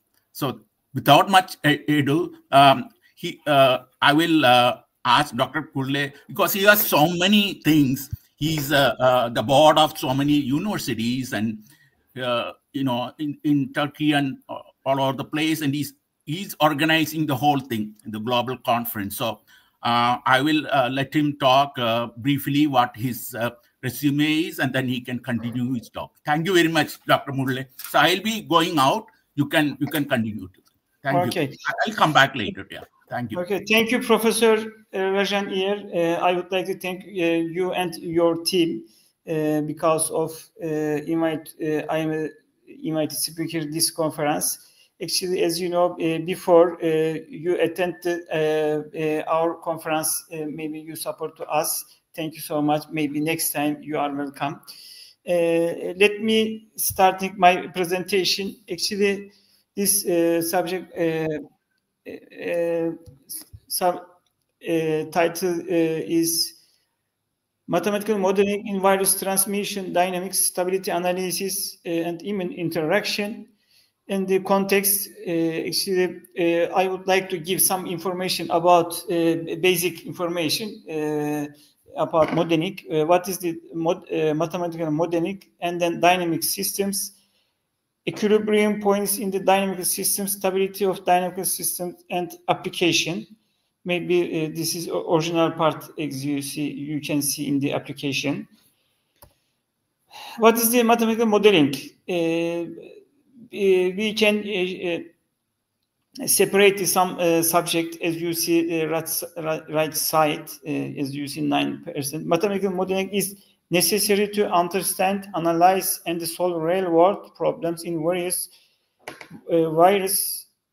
fields by establishing a mathematical model, standardizing the results, and interpreting the problem. The main reasons why mathematical modeling is important are follows. You can see, I can explain step by step. Firstly, understanding the solving real-world problems and the prediction and forecasting, and data analysis and decision support, simplifying complex systems, managing risk and uncertainty, optimizing systems, conducting simulations, supporting scientific advancement, enabling interdisciplinary approach. Very nice. As you see, observation data is here involved. Actually, human observation involved and in space, and then people make to mathematical model from there. Actually, you can see my mouse. I don't know. Can you see my mouse? I am not sure. It's okay. Understanding the solving real-world problems, mathematical modeling help the simplifying and understanding complex real-world systems. Yes, actually, we can see your slides. I think you can continue, sir. Okay, nice. Thank you. Thank you. For example, they allow us to model economic trends, ecological systems, or physical process to gain insight into how these systems work, identify solution for challenge they may face. Prediction of forecasting. Models can be used to forecasting whether anticipate the spread of infection disease or predict financial market trends. I think they providing a foundation in informative decision making, data analysis, decision support. In here, statistical and machine learning models are widely used in analyzing large data set to extract valuable information like this. Simplifying complex systems. Real-world systems are often complex and involve multiple variables. Mathematical modeling enables us to break down these systems into more manageable parts. For example, manufacturing process can be modeling improving efficiency by focusing on the key variables that impact production, and then managing risk and uncertainty by simulating different synchronous models can quantify risk and to help manage uncertainty, supporting more resilient and calculated print. Optimizing mathematical modeling are widely used. Optimizing where the goal to find the solution in certainly for construction.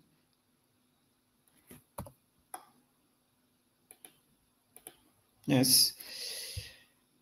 Conducting simulations. Through simulation, we can explore the impact of change within the system without physical trace, which is particularly valuable in fields like medicine, engineering, and environmental science. 18 parts supporting the scientific advancement. Mathematical modeling is the foundational tool in the scientific research, used to test hypotheses, validate experiments, and develop new theories. Fields like physics, biology, and chemistry rely heavily on the mathematical models to understand natural laws and make scientific advancement. Enabling interdisciplinary approaches, mathematical modeling bridge discipline by providing common language and approach. Fields such as bioengineering, environmental science, and economics use mathematical models to integrate knowledge from different areas, forecasting, innovation, and the more compensable solution. As you see, this is I would like to explain this our idea, deduction idea, and all men are mortal. Observation: Ali is a man, and the conclusion: Ali is immortal. Induction: observation: I break out when I eat peanuts. Analysis: this is symptomatic of being allergies. We get this theory: I am allergic to peanuts.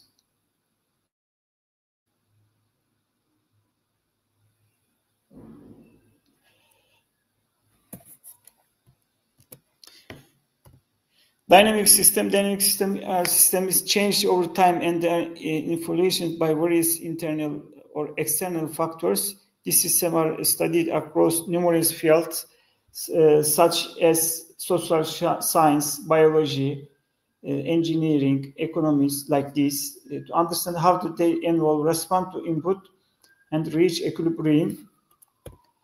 Dynamic system, their types, modeling, and application.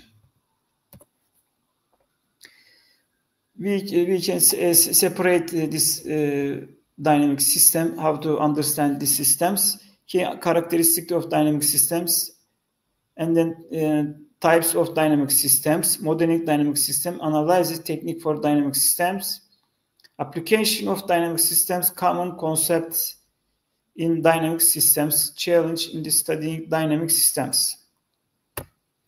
Key characteristics of dynamic systems: time depends, and the feedback mechanism in interconnected variables. Time depends. Dynamic systems are defined by how their states change over time, with the state variables evolving according to specific rules.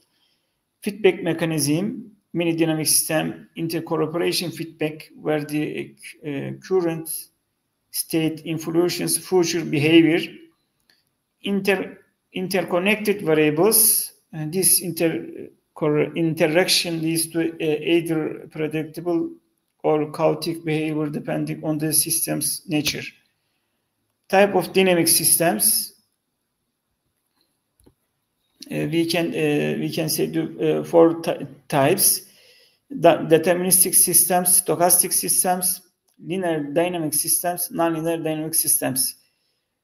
Deterministic systems means some starting point. A deterministic system will always behave in the same way. Example includes simple pendulums, or ideal harmonic oscillators.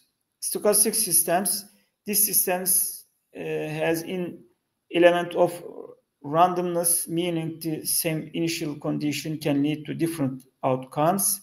This randomness is common in the fields like finance or population dynamics, where external influences are unpredictable.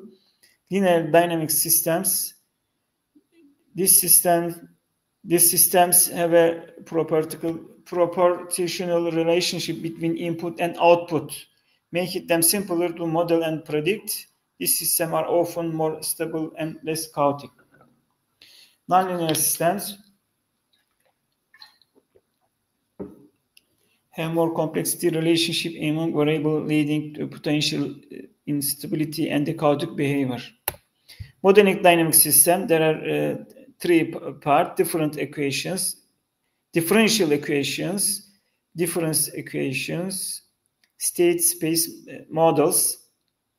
Dynamic systems are typically modeled using mathematical equation, often differential equation, to represent how variable evolve over time. Differential equation, Newton's laws of motion use differential equation to describe physical systems. Difference equations here is common in the economic models and biological population like this.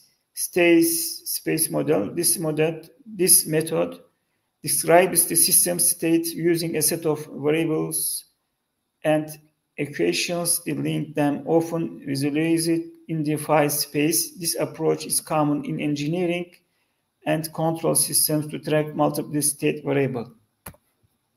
Analyzing technique for dynamic systems, equilibrium and state analysis, examining if and when the systems reach a stable point where variables stop change. For example, a predator-prey model might reach an equilibrium population level. One of them from analysis technique for dynamic system, stability analysis determines whether the system returns to equilibrium after a small rubbish circle. For understanding system robustness, phi space analysis uses graphical method, visualize how variables interact over time, which can reveal patterns like silos, fixed points, and chaotic behavior. Applications of dynamic systems, physics and engineering.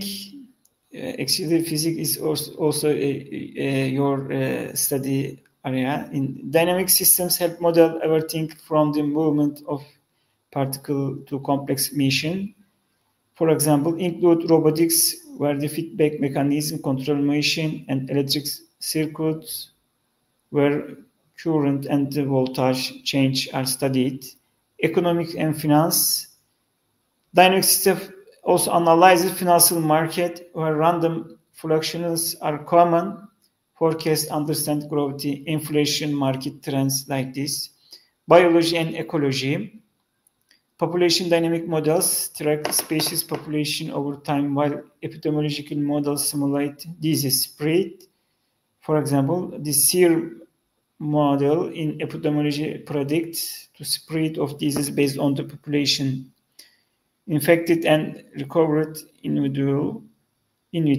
Social science dynamic system models help understand the social behavior, interaction, and trend, such as information spread on social media, cultural evolution, or behavior responses in the large group.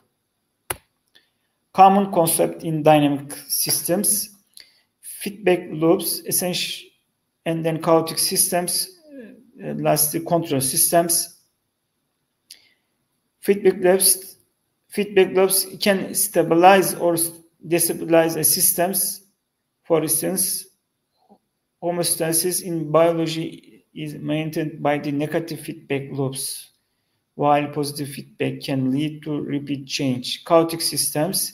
In here, chaotic system means nonlinear dynamic systems can be exhibit chaotic behavior In here, small change in the initial condition lead to vastly different outcomes. This is nonlinear, for example, not well-posed equation, well-posed systems. As famously not the weather prediction, contrast system, dynamic system models are foundational in the contrast system, where the goal is to manipulate input to achieve this right, like in automate temperature control flight systems.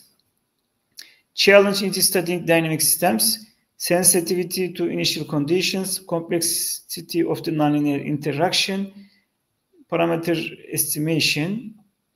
Sensitivity initial condition, in here small variation in the starting condition can significantly impact outcomes.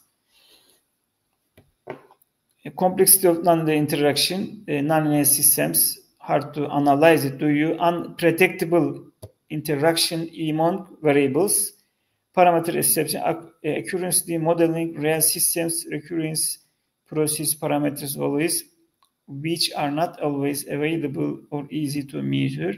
Equilibrium points in the dynamic systems. This is very important things in here, as you see. In dynamic in here in the system, equilibrium points are critical state where the system remain constant over time if undistributed.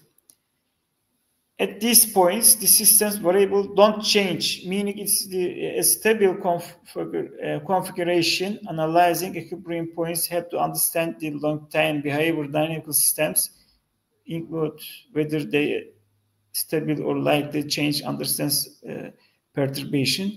Definition of equilibrium point: if you when you find to equilibrium point, your equation, differential equation, and you should be equal to 0. You can find from this point equilibrium point. In simple terms, if system starting in equilibrium point, it will be remain at that point indefinitely unless acted on by an external force. Types of equilibrium point: stable equilibrium point, unstable equilibrium point, saddle point, semi-stable equilibrium, finding equilibrium point, stability analysis equilibrium point, linearization, Jacobian matrix, and eigenvalues, Lyapunov method, importance of the equilibrium point, example of the equilibrium point, real systems. As you see, you can see this firstly, this is not unstable, unstable. Second one also different. This is different, not asymptotically stable. You can see. Third one, stable, saddle point, unstable, spiral, unstable. Second line, improper, not unstable, and asymptotically stable. And then center is stable here. Spiral, asymptotically stable. You can see this. Type of equilibrium point: stable equilibrium point. You can see stable, and then this one, both one stable point, center stable point, and then you can see stable equilibrium point. A stable point is one where small perturbation around the equilibrium point result in system returning to that point. This type of equilibrium is often visualized as a ball resting at the bottom of the ball. For example, a mass on the spring that's oscillated and returns to its rest position represents a stable equilibrium. Unstable equilibrium point. An unstable equilibrium is one where any small perturbation causes the systems to move away from the equilibrium point. This is often visualization as the ball balance on the top of a hill. For example, a pencil balanced on the tip, which will fall over even this slight distribution. Saddle point.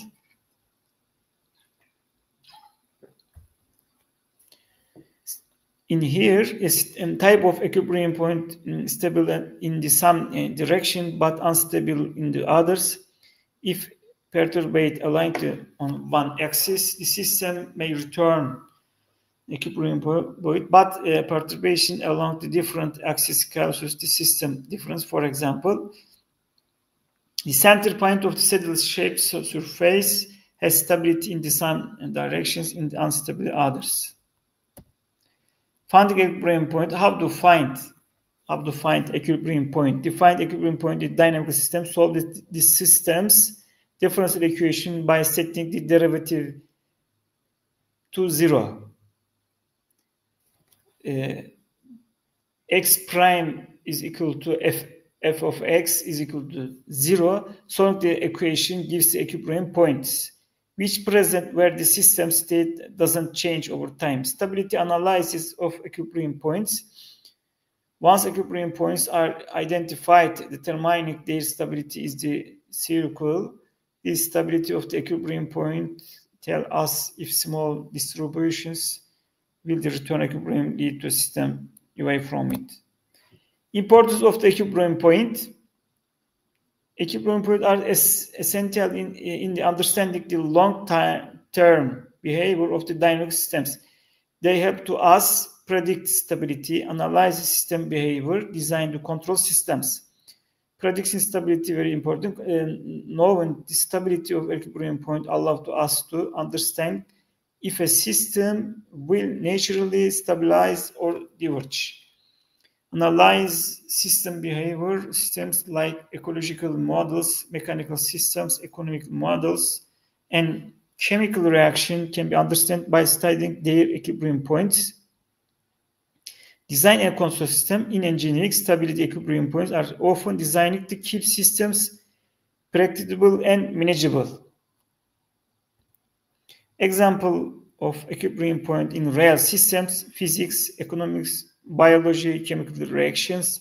In physics, in a mass spring damper system, the point where the spring is neither stretched nor compressed represented in equilibrium. Economics, market equilibrium occurs where supply equals demand and prices tend to stabilize. Biology, population dynamic often reach equilibrium points where population size remain constant, a balanced ecosystem. Chemical reaction. As you see, this is very important. This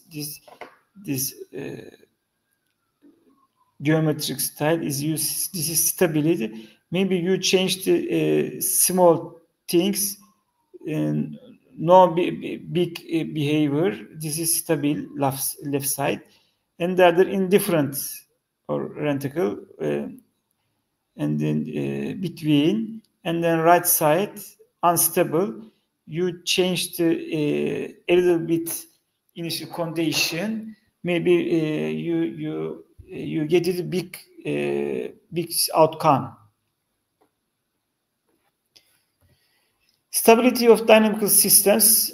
Type of stability in dynamical system: asymptotic stability, Lyapunov stability, instability. Method for stability analysis: linearization and Jacobian matrix. Stability method: phase plane analysis. Stability in different application: engineering and control system, ecology, population dynamic, economic, physics. Type of stability in dynamical systems: asymptotic stability. If a system returns equilibrium over time and stays there after small disturbance, it is said to asymptotic stability. This means any slight deviation from equilibrium will gradually decrease, eventually bringing two systems back to equilibrium. Example: a pendulum hanging straight down the wheel swing back to its lowest point when slight displaced as a resistance, and the gravity help stabilize it.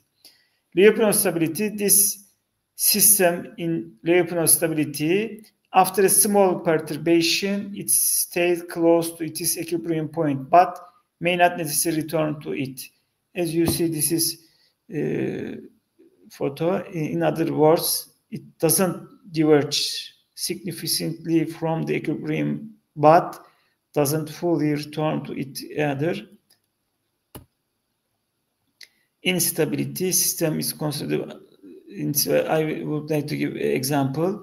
A ball balanced on the top of the hill is instability because a small nudge will cause it to roll down. The hull never return its starting position in here, right? Method for stability analysis, linearization and Jacobian matrix. Linear system stability near the equilibrium point can often be analyzed by linearization system around that point. The Jacobian matrix of partial derivative represented how each variable affect others in the system near equilibrium. Eigenvalue analysis, eigenvalue of the Jacobian matrix have determined stability. If all eigenvalues have negative real parts, the equilibrium point is asymptotically stable. If any eigenvalue has a position real part, the equilibrium instability. If eigenvalues have zero or poorly imaging part, further analyzing is needed. Lyapunov stability method. This method uses the Lyapunov function similar to potential energy function to analyze stability. If a Lyapunov function can be found that always decrease near the equilibrium, like energy dissipating in the damping system, then the equilibrium is asymptotically stable.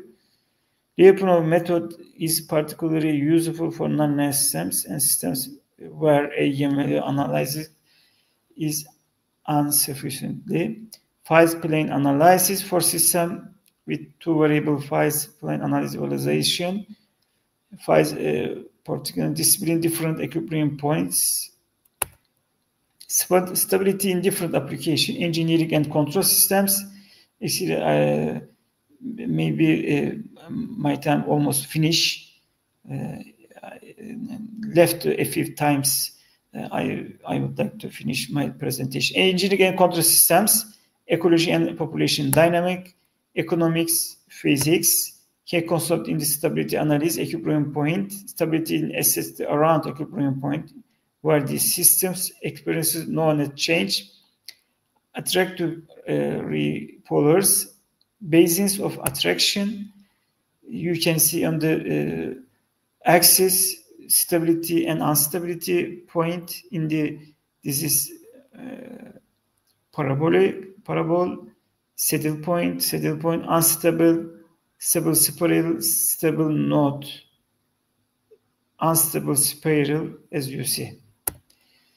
Application, our model in here, actually, this is a novel nonlinear dynamic model describing a spread of various, and there are 4 variables. This is differential, nonlinear differential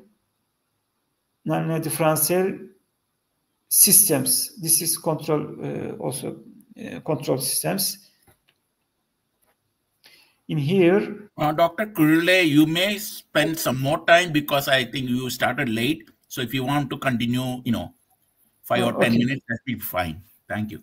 Okay, thank you. Thank you.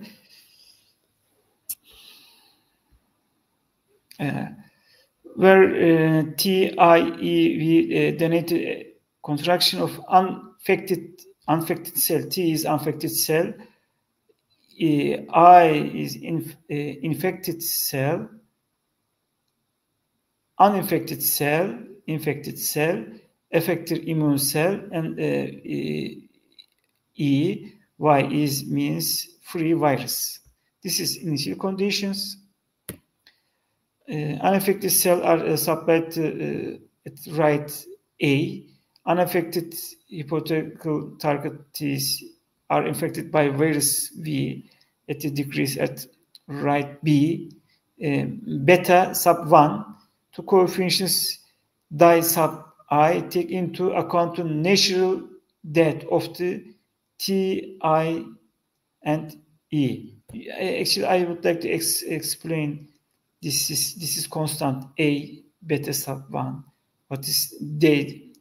What this means D? You can see all of them in here. And then effector cells mediate infection by eliminating productivity infected cell.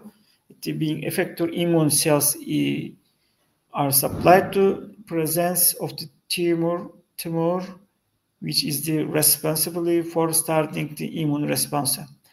For the sake of the clarity, tumor dynamic is out of scope of this study because of its complexity and the debatable dynamics. And then, in fact, during the early stage of tumor development, cytotoxic immune cells such as natural killer and CD8 plus T cell recognize and eliminate more immunogenic cancer cells. You can see some information about our variable, some information. You can see also some information. This is constant. The parameters beta sub 2 specifies the rate at which effector cells kill infected cells. The infected cells produce nucleus at the rate of B. The constant C bigger than 0 is the rate at which values are cleared. In this section, in here, we showed that the model bounded by negative divergence positively invariant with respect to range in R4 and the distributive, since we aim to obtain biological significant system solution. The next results indicate that the positive octant. We defined the T, and actually this is T. This is we convert to a symbol of mathematician. T is equal to x sub 1. I is equal to x sub 2. Belong to T, as you see. This is variable.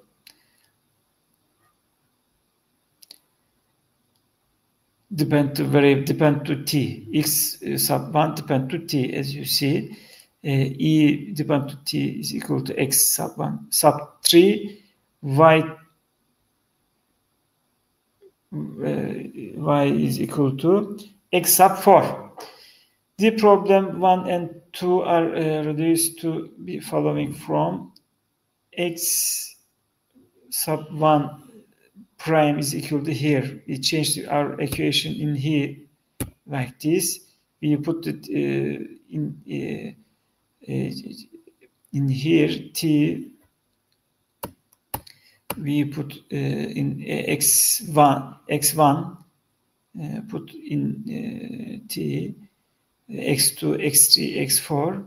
We get this more mathematicians. X looks like more mathematician before. And then we would like to solve these equations. And then there are some stats. And then assume the following assumption is satisfied: beta sub 1 to D sub 1 to 3 and C bigger than 0, beta sub 3 smaller than 0. Our systems is equal to in here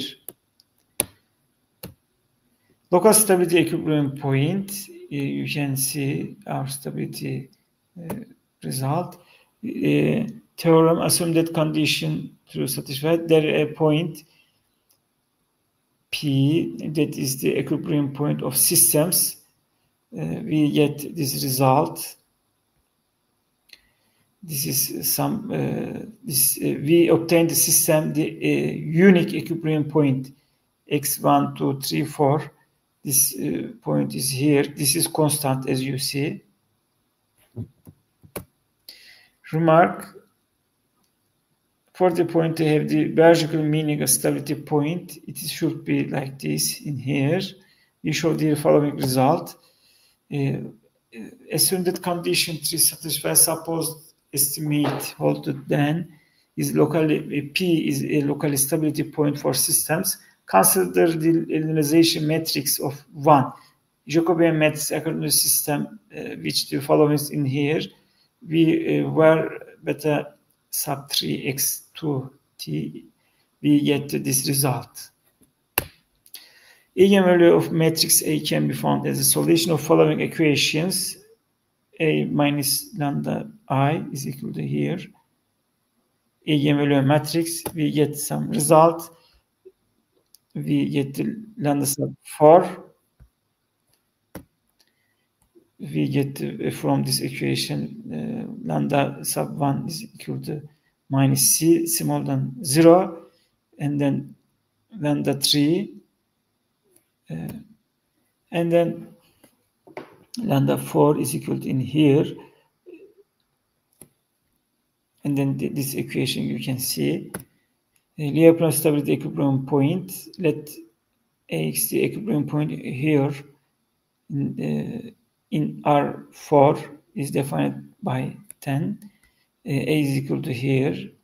This is we consider Lyapunov equation, Lyapunov equations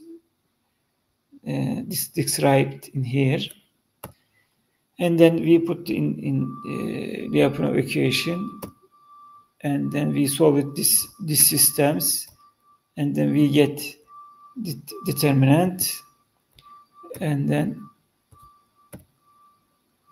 we get some result theorem. We get this result. Remark assume condition. We get this condition.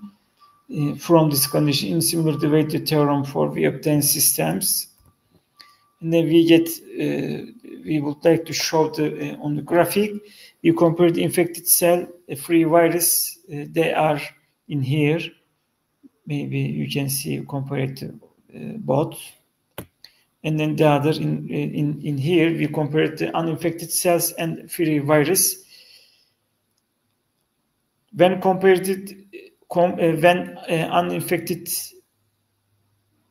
cell increase and then free virus is decrease, as you can see in here.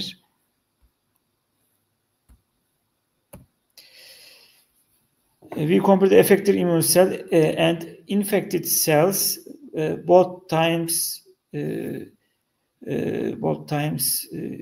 are increasing together. Discusses the spread rate of virus population and interaction with the immune systems. Cells were examined through a nonlinear mathematical model. Stability analysis was performed by defining the equilibrium points. 4 variables, these variables T, I, E, and V, and then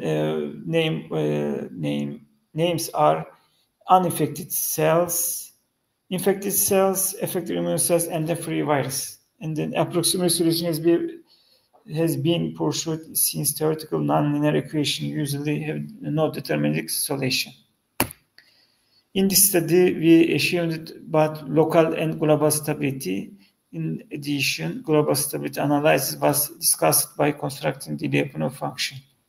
The Lyapunov stability highlights the distributions but only return to equilibrium, but also approach it over time, ensuring the stronger from the stability. This analysis provides an understanding of the long-term behavior of the model and its impact on the progression of a viral infection. The nonlinear model aimed to capture the interaction between the virus cells in different conditions. However, this model could be provide a remarkable, well-structured, nonlinear mathematical way to analyzing how the virus cells interaction with the other cells in the human body. Conclusion. And in this work, a 4-variable dynamic model for normal cells, infected cell, effector immune cells, and the free virus was constructed. Equilibrium points of this mathematical model were found, and Lyapunov stability analysis. We performed relationship among the virus infected cells and the unaffected cells were discussed, and also we showed to you their graphs in the figures. You can see all of them. A directly proportional relation between the virus and infected cells was found to decrease and decrease cell dynamics figure in figure 3. Some references. Thank you.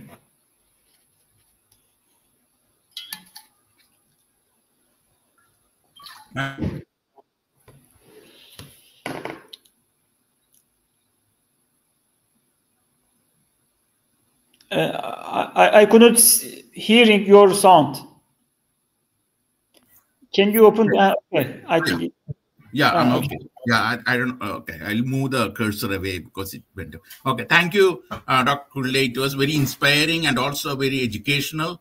A very new aspect that we will go through it again. There are a lot of new things and mathematical analysis we have to go through. We may have some questions eventually, but if you can stay with the panel discussion, we'll appreciate it, and then we can continue our discussions further. That, you know, I'm sure that after this, many people are going to watch this YouTube, and they may have, you know, lot of they may have feedbacks, or we'll continue having communication with you so that you know, we can continue, and we hope that you can come. We have a text section every weekend, and then we may hold special session. At that time, we will have, for this conference, we will have Q&A or discussions, and your topic may also come in there. And then if you are available, you know, you are a very busy person, we know, but if you can come there, and then that will help us. And we'll, you know, we'll be in talk with you. But if you are able to be in the panel discussion, which goes for another 30-45 minutes, right? And then until then, any questions from the audience? Anything that you want to that discussion? I suppose you could ask what kind of model is best for dynamic systems, in Dr. Kurle's opinion. Does that make sense? Yes. Oh, great. 1 second. Yes, in here.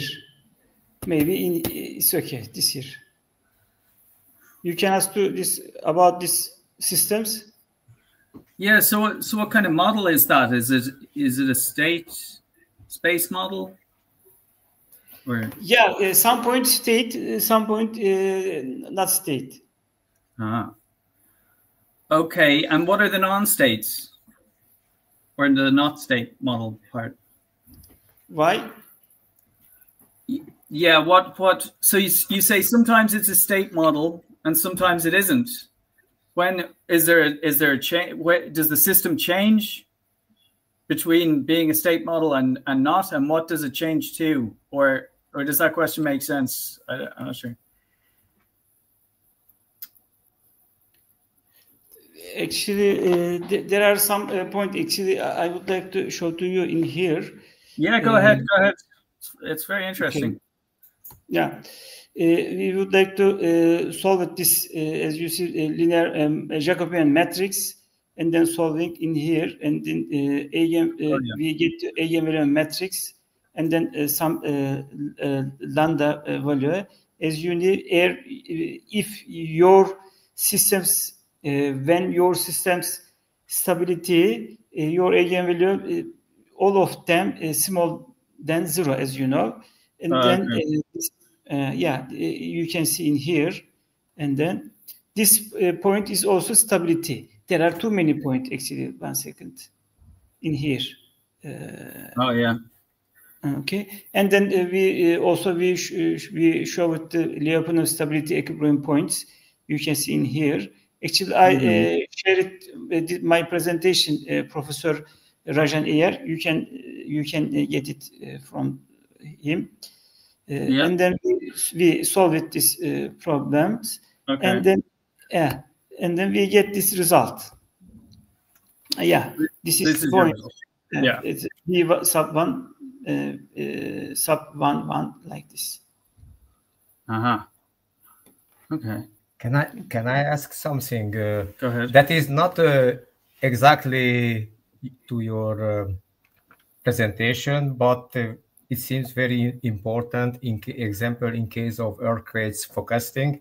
That's why I would like to ask you, does Lyapunov has a mathematical description for instability system? Instability. Yes. Because in case of earthquakes we have the system become instable, and if he has such a equation, it can be used in case of the earthquakes forecasting. Yeah, but so go ahead. Well, no problem. Isn't that, how do you say it, Lyapunov or something? Isn't that to do with something to do with coefficients for chaos theory? So it's going to be pretty unstable, wouldn't it, in general? Or what do you think, Curly? It is actually not general. Actually, we would like to stability point. There are too many points, but we would like to stability point. This system is in this point. Actually, I would like to show to you which point stability. In here you can see this point. Actually, 1 second. Local. This okay. Yes, I am looking for pi. Where is pi?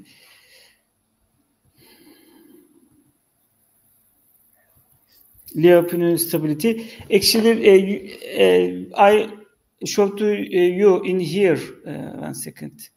This lambda also, this lambda sub 4. This is stability point. This is constant. Actually, this is general solution, not exactly 1 point, as you see, and then.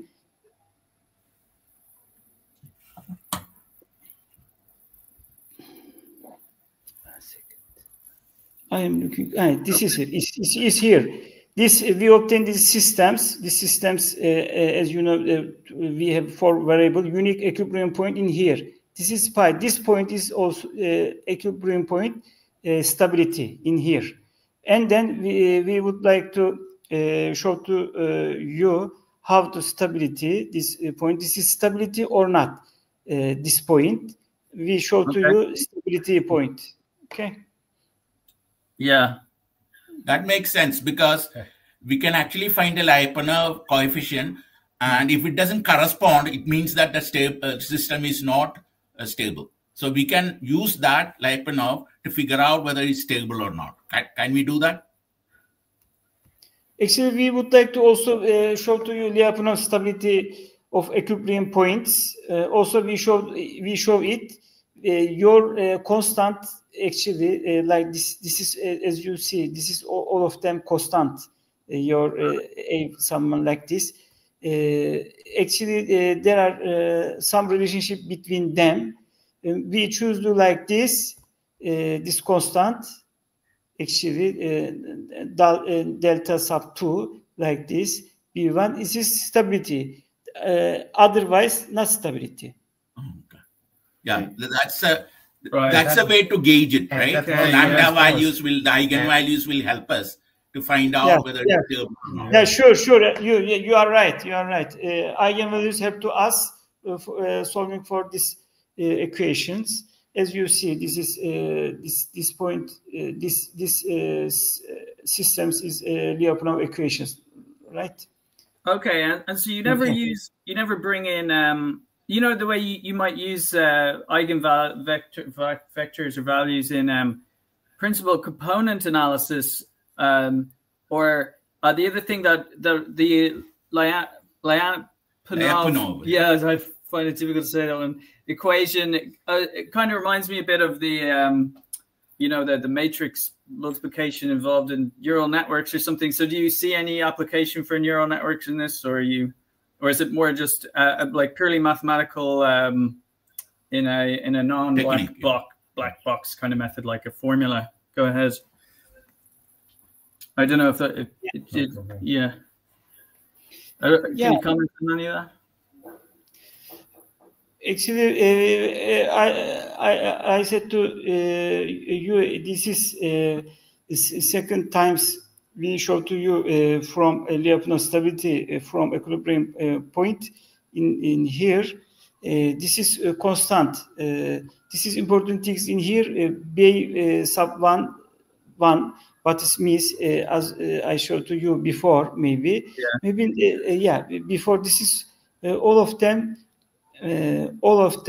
are constant, not variable. This point, yes, this point. And then, for example, this A sub 1 in here actually,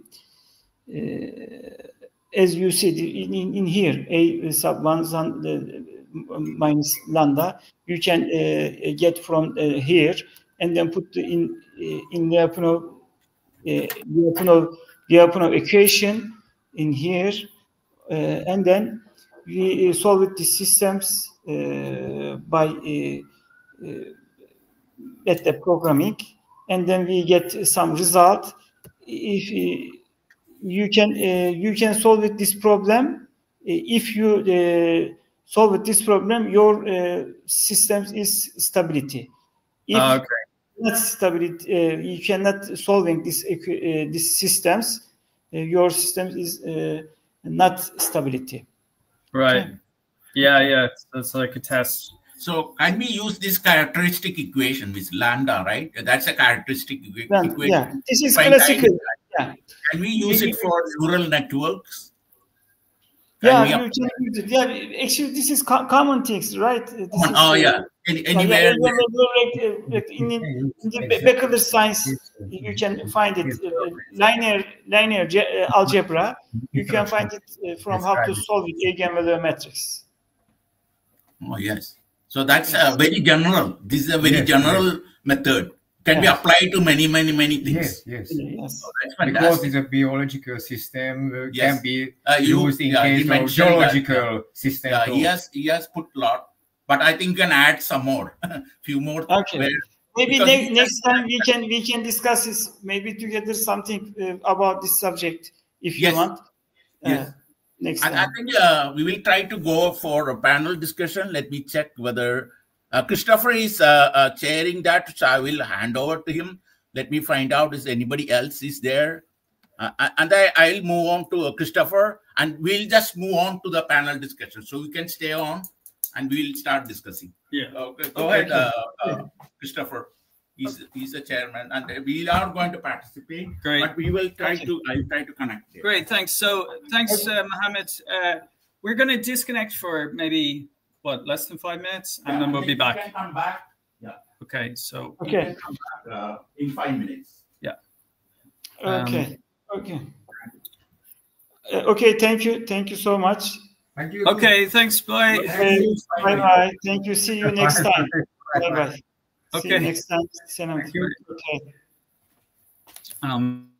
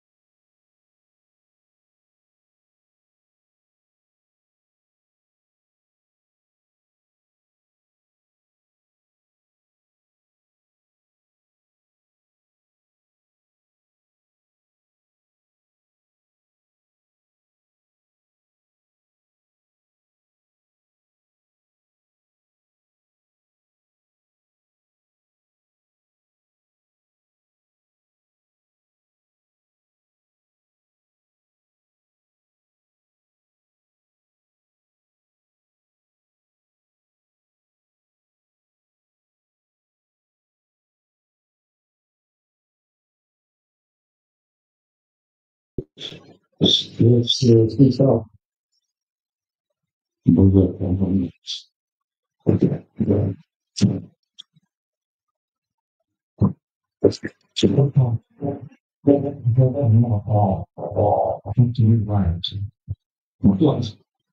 Please.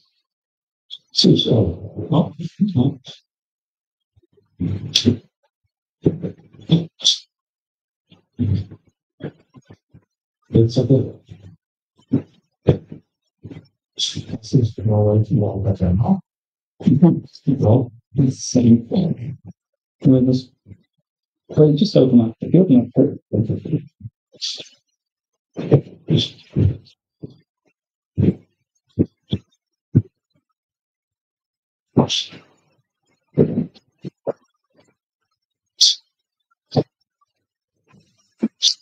Sorry, your touch.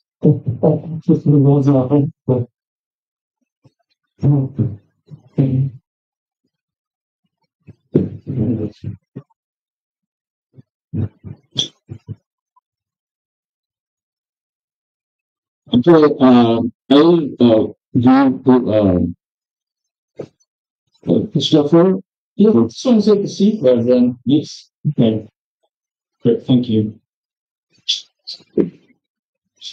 Okay, so hey, that's what's your experience today? Better than what I expected. Everything went well. Yeah, of course, there are a few things, of course. You cannot contribute from demand or anything. Relativity. I think we didn't have any technical issues, so to speak. Not major ones, no. Just feel like a little like unexpected ones. No conference. Yeah, that's normal. And yes, Laszlo is similar. As well. Yes, I am very excited because the all the materials was very good and it has a really high level and that most important was that tried to adapt to the natural condition. That is very important in this discussion and the approach don't limit it only the mainstream view of point and take it in consideration from outside our other theory. Yeah. So what's the value about that? Why do you feel that that is a necessary thing to do? I suppose Rajan, these are open questions. Yeah, it's a very flexible or very casual talk even. Although it's for me anyway. What I took from is there is a common point because I think all of them talked about kind of superlunar effects upon the superlunar aspect. A lot of that, and then would be your work and Emmanuel's. I suppose they have a common sort of what would you say? They have a common sort of yeah, or like foundation, right? Because they both study in the same concept. But you also said it explicitly in terms of how they're let's describe mathematically is what you mean by this explicit, right? Or what's so as opposed to an implicit? Yeah, I think the European has some implicit aspect where it does touch upon some superlunar thing, I think. Oh, there is a code. Yeah, well, we did look at the Mobius strip. Yes, which was a superluminal. Yes, I did. Yes. So, but we noticed. We also said that it was kind of impossible to go faster than the speed of light, although it's implicit in the structure. Yeah, so that's true. But so the concept is, if you're going twice the speed of light, you're not moving. Look, and it is not neither particle or information. It is some other entity, like a quantum entity that is more faster in speed. Like. But it's a strange one though, because it's either like it's either a real speed like the wheel, or it's an illusion like the way noise could be really faster than speed. Well, no, I'm just thinking like we'll get back to that because it's interesting, but when you're looking at a wheel, like the hood cap of a wheel, and it goes like at a certain speed, it looks like it stops, or it can look like it's going backwards. So if we're at 2 times the speed of light, the wheel looks stopped. Stop. Yes. So is it an illusion, or at that point, if there's no motion and you can't tell we're moving, maybe not. But sorry, what's your point about? Yeah, the point is that the faster speed of light, you won't be everything is going to move, so we don't get the information back, and it looks as if it's static.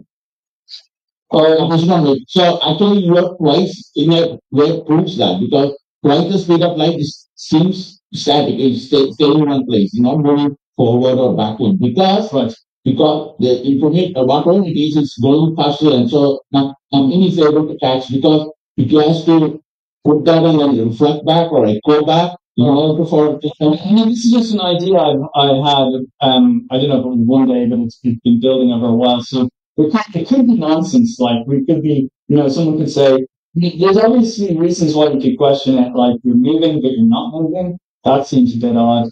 That's okay. So, but there might be other very serious problems that it has from another mathematical point of view. But the interesting thing about it is, let's say I'm talking about some object that's moving twice the speed of light, and you're not moving twice the speed of light, and you're saying, oh, let's look at it, let's see what it looks like when it goes by. That's not possible, because as soon as it's gone beyond the speed of light, it's no longer in our dimension. And actually, how does it work? Once it's at the speed of light, it's half in our dimension, half in the other dimension, and then once it goes the whole way, the other side of the circle closes up, so you only have I want to say other dimension. Now, the way in physics, they talk about dimensions a lot, whether they're orthogonal or not. Generally they would be, but it's neither here nor there. But when we talk about like dimensions in a like sci-fi kind of fictional world, we're thinking about a parallel universe, and that's what this is, because it's literally another universe that exists superimposed upon our own. It's like a double cover, if you will, but we cannot see it, and it's only after if you were to go at twice the speed of light, you would nicely sit in that universe, and time would run normally, I think, there, in a form of sense. But so it's interesting, because if you're on the inside of this loop, you could pierce through it maybe and use it as a means of time travel, especially if you're moving at a certain velocity while you're doing it. I don't know, that might be something to look into, because time is flowing backwards and forwards on the wheel, depending on where you are located and your general speed. So it'd be really fun to dig into that and see if that can be manipulated for time travel purposes or interdimensional travel. But then I was talking to another person, and we raised the question about, how there's all these physicists and scientists at the moment, and I think there's some working in England anyway, sure, maybe some of the universities over there, and they're administering DMT to patients intravenously over like long periods of time. And so the idea is they want to contact these beings from another dimension, and what they do is, one of them will take DMT, and the effects only last for 10, 15 minutes. So then they come back, and then the next person will take it, and they'll try and get to the same place and start up the same conversation. And after they did this like a couple of times, 5 or 6 times, the entities were like, we like your strategy, because they were able to continue the conversation and get more information out of it. And these entities who live in this kind of crazy dimension of like shapes and where sounds can be images and stuff, they say, oh, we want to come to your world and meet with you there, because you're always coming to ours. So there seems to be some kind of idea that we can travel faster than the speed of light, as long as it's mentally. So we might be able to get around the Mobius strip that way or outside of it. So that's interesting, because that could suggest that there's something to do with the human consciousness which may be somehow outside of physics, in some level, like this mind over matter concept, where you could actually, let's say you could physically travel at the speed of light, even though it's impossible, but as we know, but in most cases. But imagine that if the mind didn't slow down, there was like no time dilation, and you were stuck there. But at least you'd have this. What would happen is, as you're traveling through space and all these galaxies, or you'd see like galaxies growing out of other galaxies, and you'd say, well, there's Andromeda. What's that one? You've seen that one before, you know? Or if you were just driving down the road at the speed of light, new roads would be open with new people and shops that you've never seen before, and they'd be like, and then once you go twice the speed, you parked, and now you're in a universe that you recognize, but you don't know. Or maybe you don't recognize. Maybe it's full of those GMT Ellis. So why do they want to get over here? But so we could open the door, you know, with like these students in the mall in Miami. Maybe they open the door. Maybe these things want to come over, but do we want them over here? It's the question, you know? Yeah. I mean, we want to investigate. One point I want to make about the static Earth thing. The real measurements are called stroboscope. Stroboscope is used to measure the fastness of the engine in a car, for example. So the stroboscope will move at the same speed as, you know, the way you manipulate the stroboscope. You keep increasing the speed until it becomes static, which means that the stroboscope speed is the same. Yes. That's a way to measure the speed. Fascinating. So that's could be an interesting avenue. So we mainly looked at your work. You were talking about superluminal condensates, and then of course those Einstein condensates produce faster than the speed of light. But obviously this must be in a different way.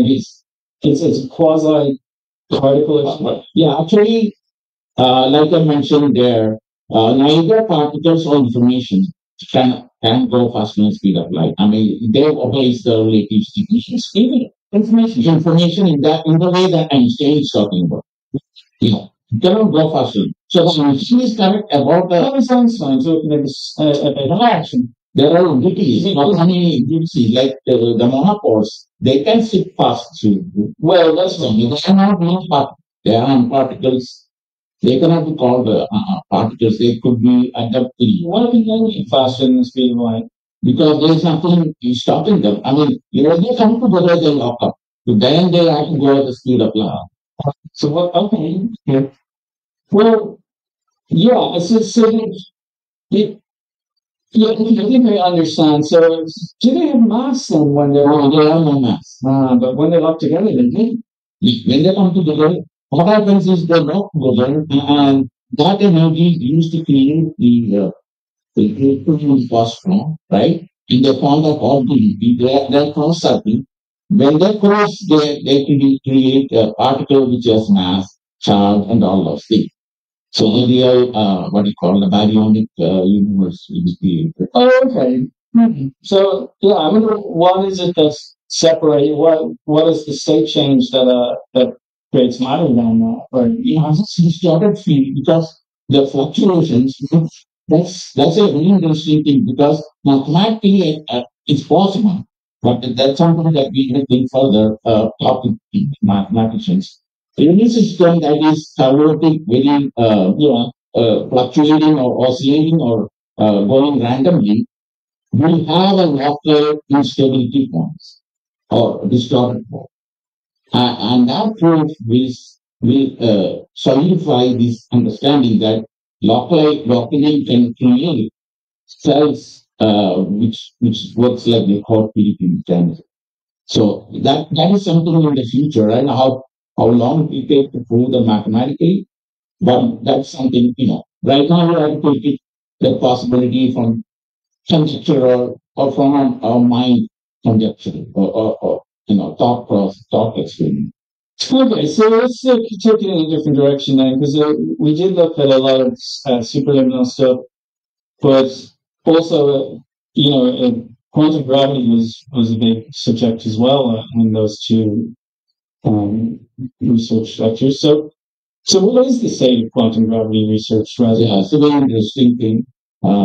Is it? Oh, yeah. Can you check if the volume is still going on that as well? Yes. So we're not talking to the voice. Oh, yes. It uses the whole time we lose. Whether you can run simulation and that kind of this, you can see whether you are getting the word. Yeah, good idea. Okay, guys. I'll go to the you guys can see the show from there. Okay.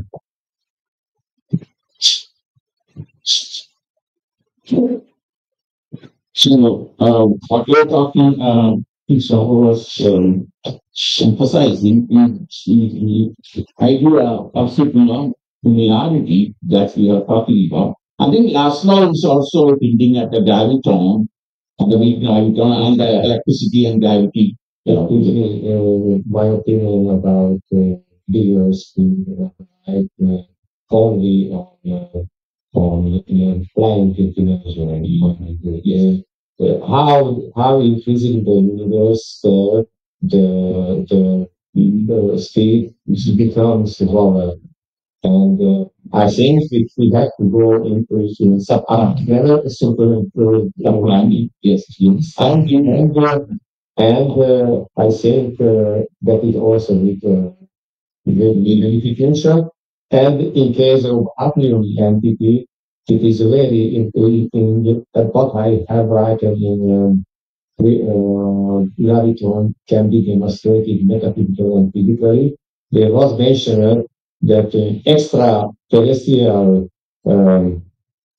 limits and extra middle quantum level limits we can reach with our instrumentation, and that is why I think we don't need to research about that. Only which we can find with our instruments. This. That's a good. So in Nana's work show that the graviton is much lower than a Planck beam. Really, which is the comments two times the Planck beam. So the gravitons then can go faster than speed. In terms like it's like right? Yeah. Okay, so you want to say I'll answer it to you next. So I was saying, do you want to move on to because I was interested in the concept of branching point theory, quantum gravity. You mentioned about quantum gravity. What is the state of the the state of quantum gravity is that the emergence theory. So there are a lot of things that went on in the quantum gravity, and they are not being because graviton is the key thing. They are not able to find that. So it cannot be verified without really understanding or proving that either the graviton cannot be measured and like I said, full spectroscopy. You can probably infer from the other perturbations of the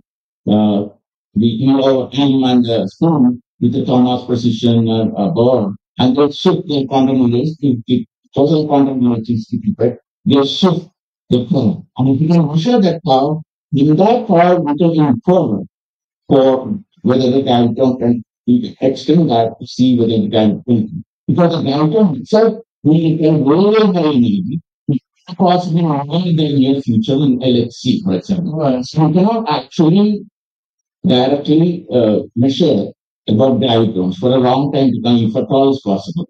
Because the energy required, and we don't know what will happen at that time, when we reach that level. They are telling about macroparticles, but they argue that even the macroparticles form, they are such small that that's not going to affect the energy. But if they do, so now, then it's a different story. So, when we come to know the similar candidate, the similar situation. Now, Antonio and they have designed. I kind of went through that. More detail. Yeah, no, that is interesting because I mean, listening to not Antonio sorry, but Emmanuel Markilakis. Yeah, I mean, when he's talking about solar concepts. I get questions similar, but then at the same time, it's like what you're saying there about, you need a lot of high energy to get these things. But then we could wonder, well, maybe we don't need high energy because there is no energy involved. You know, it's like trying to hit the air or something. You just move through it. So maybe we need like lower energy or something, or like so you know this new idea where they're talking about having 4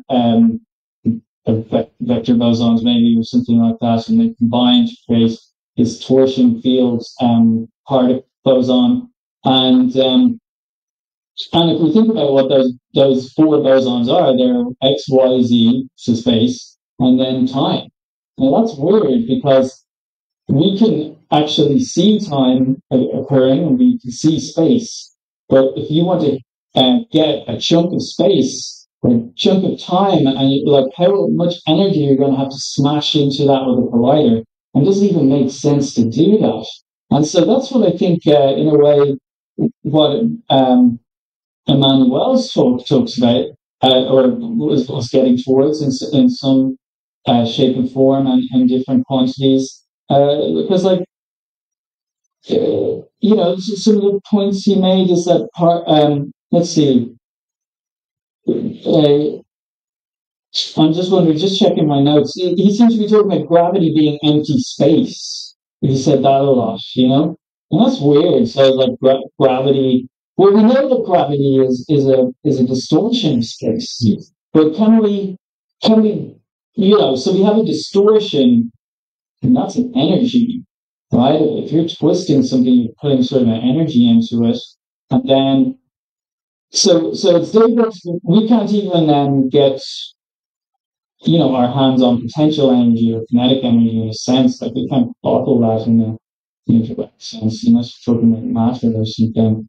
But I guess the point I'm trying to make is that, you know, how would we hope to use a collider to get the particle of energy? Maybe that is the whole point there.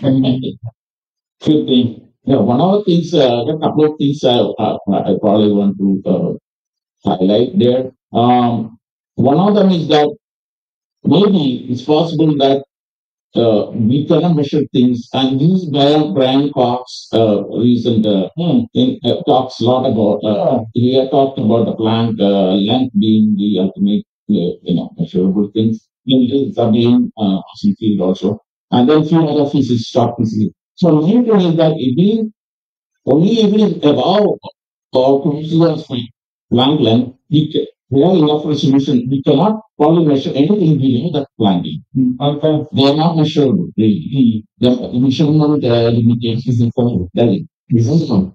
If you is much less than Planck length, only you cannot measure. The dimension, it's a measurable quantity. And that's something we have to look into against forward, with more rigorous things, or even simulation. We can use a simulation, like an algorithm of really very similar algorithm, because he's having an advanced math that he said is not really general, right? You can be used even for the system nervous anywhere to find the eigenvalue, like now exponent, things like that. And then you can say it's stable or not, even for last velocity. And with a good mathematical system, can be predicted what happening on the Planck. Even the one person can measure apparently things, but mathematically can reach this point one. Mathematically, but what happens below the coding? How do you extend that? So that's the whole new area of mind. Beyond the mind itself, we are working our own mind. It's very mind boggling, It's out of our picture, because we are thinking rationally. Is our mind capable of thinking rationally beyond that? Mind is another instrument that can measure these things. I think you also mentioned, Laszlo also mentioned about the mind. Metaphysically, you can measure something. If we make principle, we use a principle of physics on the level of our level, we can go to the level and we can go to extraterrestrial level, and the law of nature are not the same. Only the expression is the same. Maybe nicely in terms of philosophy or in terms of visions or how are we able to only we can get what we have around us. And if you understand it very well what is happening around us, we can get conclusion physically and physically what happening in large on the nuclear.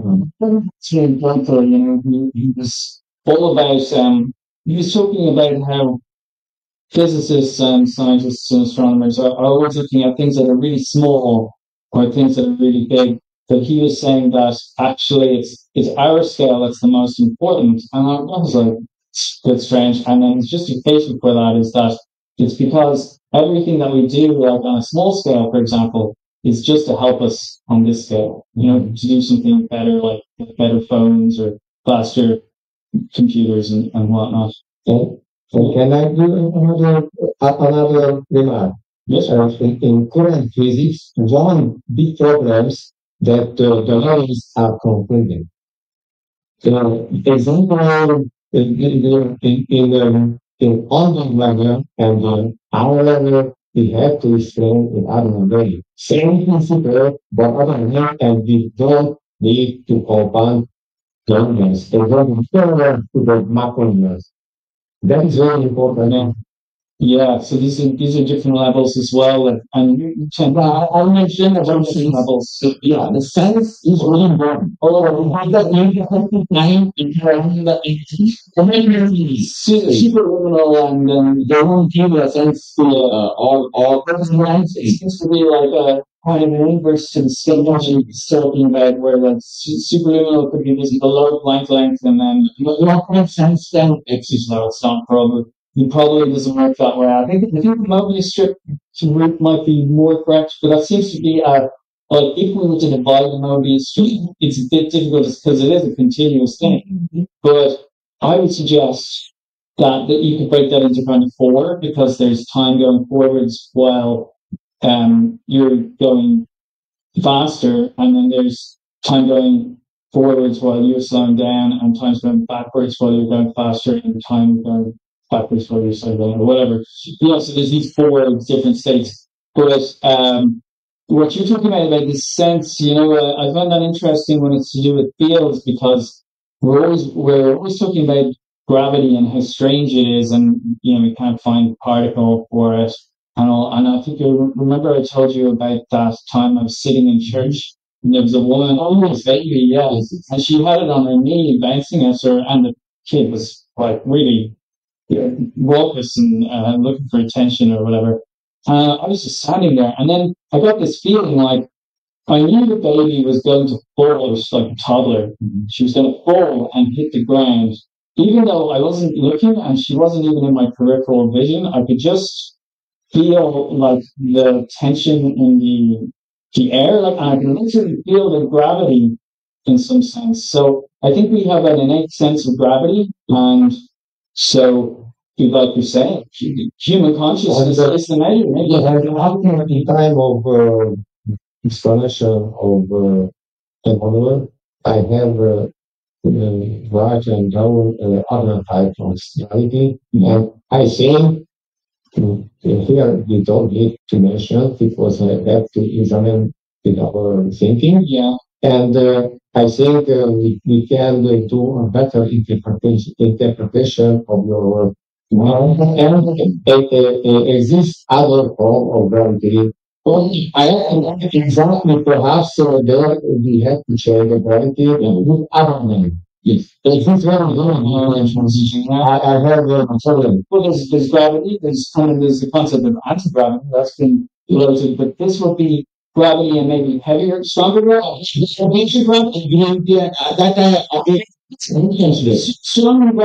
gravity and weak gravity is like how close are you to the singularity, how far away are you? Yeah, that's a slightly different thing though, Rajan, because it's going more into string theory. But then but like the strong gravity, weak gravity seems to be like only close to the black hole. What is that one? I don't know.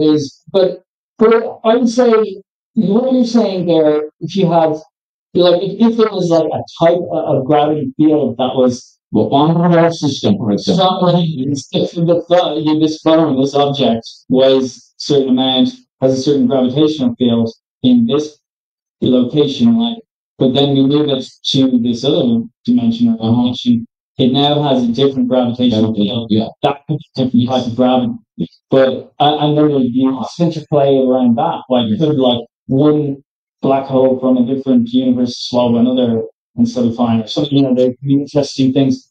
But just to go back to what you were saying earlier about the mind being a measure of gravity, I find that interesting. You find that kind of the fact that that might be true is the reason why you were able to come up with these toys, or not toys, like actual gravity experiments that you're doing that it seems so simple, but like nobody seems to have thought of them, you know. And another thing I wanted to that to you. Okay. So that is the interesting that the looking at very very large aspects of nature and the same principle, and I think that in this direction it can be we have multipolar gravitational field. Interesting, yeah. Oh, yeah.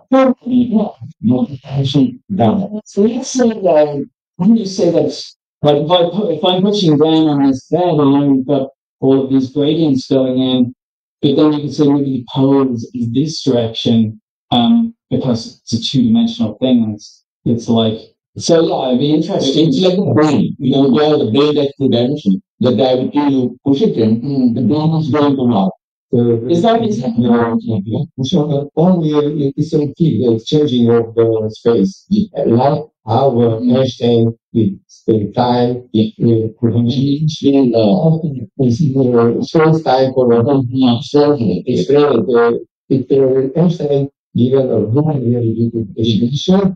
He has given in mathematical sense, I given in natural sense, it can be collected. Oh, yeah, sure. So is that what you mean, though, just to be clear, that like by a pole would be the pushing down this direction that's kind of at right angles to the surface?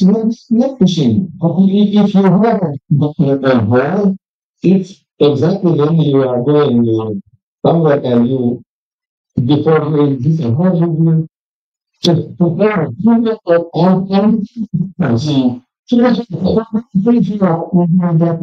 hole. There has to be an object there, like a mass creating the depression, isn't there? Mm-hmm. But it's all about how you most of that in this case not the point, that it's a part of biological space. The space is another one space and another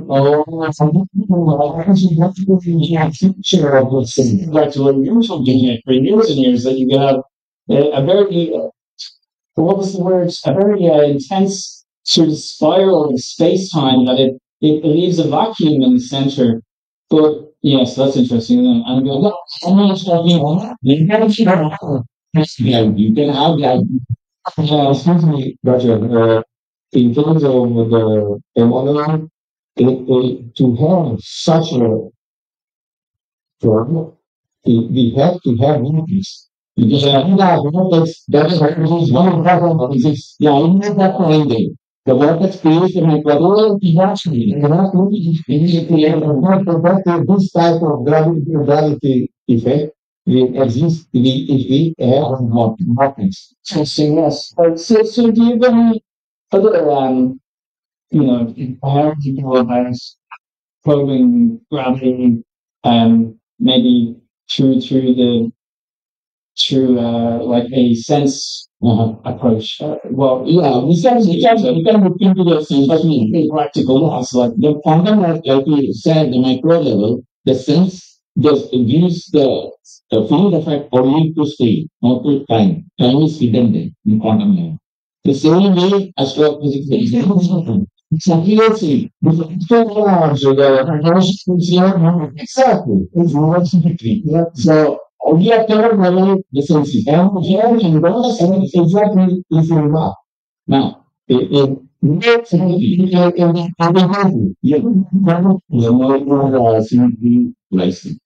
Right.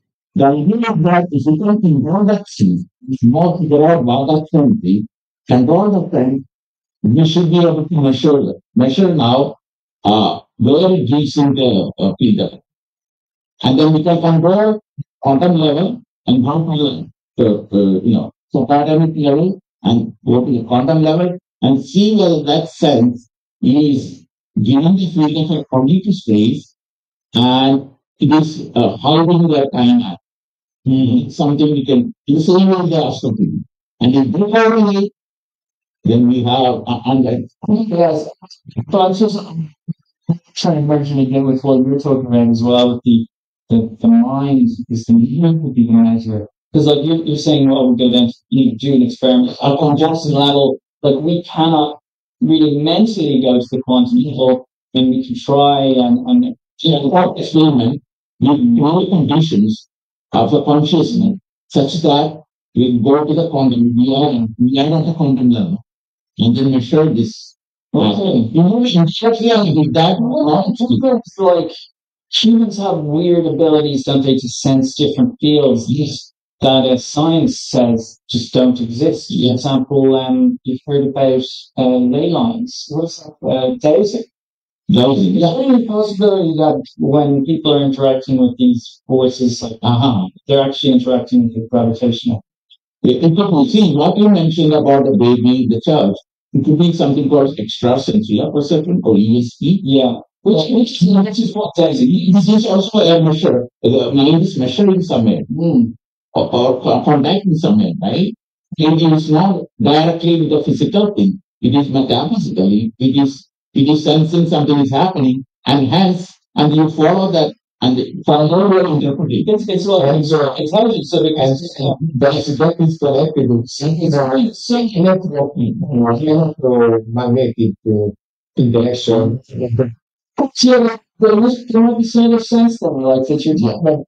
And the idea that each particle in the universe is connected to every particle. Not just I'm more talking about the fact that they're connected through gravitationally. Something. Well, like if like I think it was Max Planck who said every particle of the Earth is pulling on every particle in your body.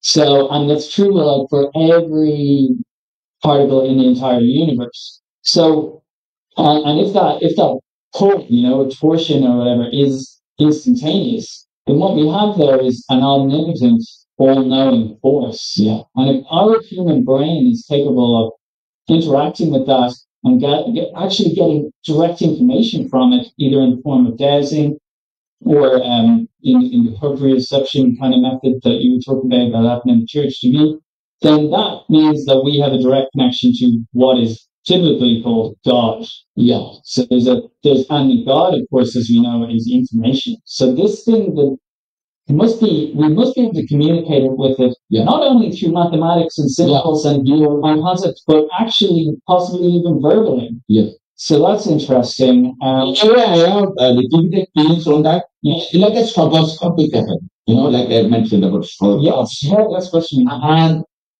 we actually can tune by meditation, yoga meditation, to that level when we are like a stroboscope with the divine power or the God's divine thing, and our mind is now coupled to that, and our mind now moves such a way to figure out about the ultimate, that's the Western traditions as well, because a lot of been said about Eastern traditions, especially in the West.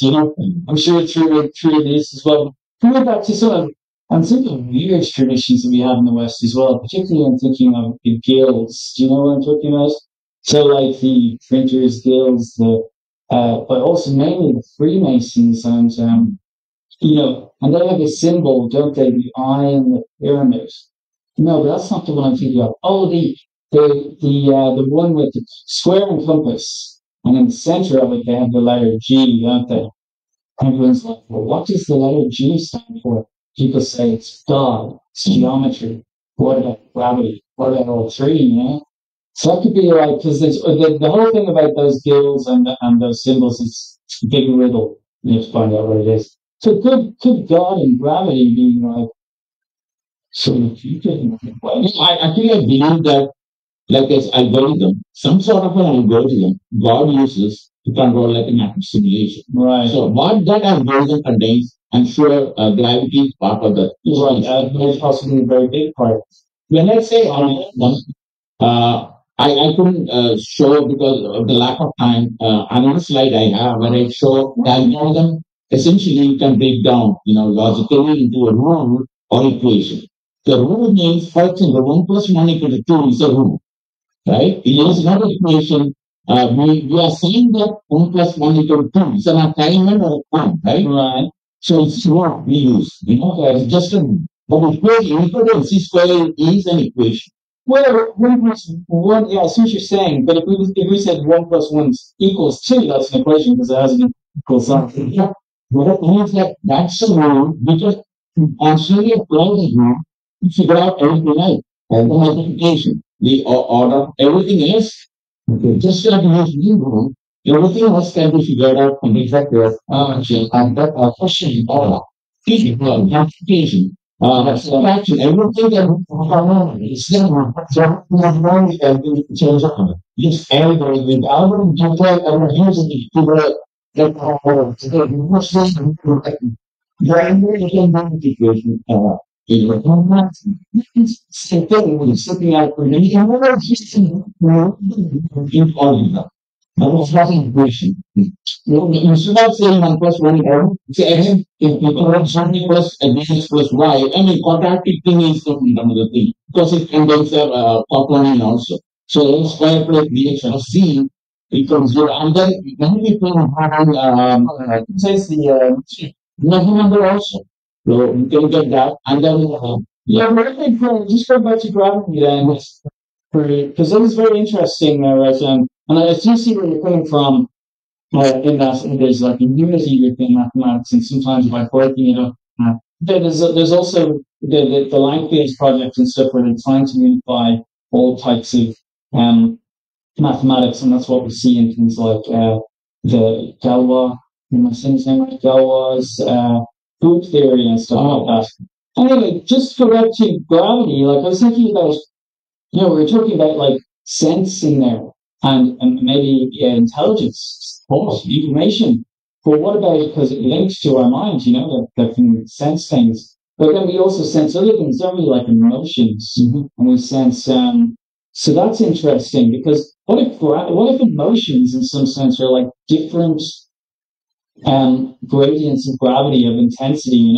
Because when we listen to people, they say, "Oh, I felt heavy," or like, "Oh yeah." So it's like they're talking about this pull that was on them, like, where like if the situation is heavy, it's like the entire world is being pulled down. Even use that term, the world being pulled down, the weight of the world on your shoulders, all of that stuff. So maybe we can unify gravity and emotion then. Emotion, like, emotion and emotion and weight. The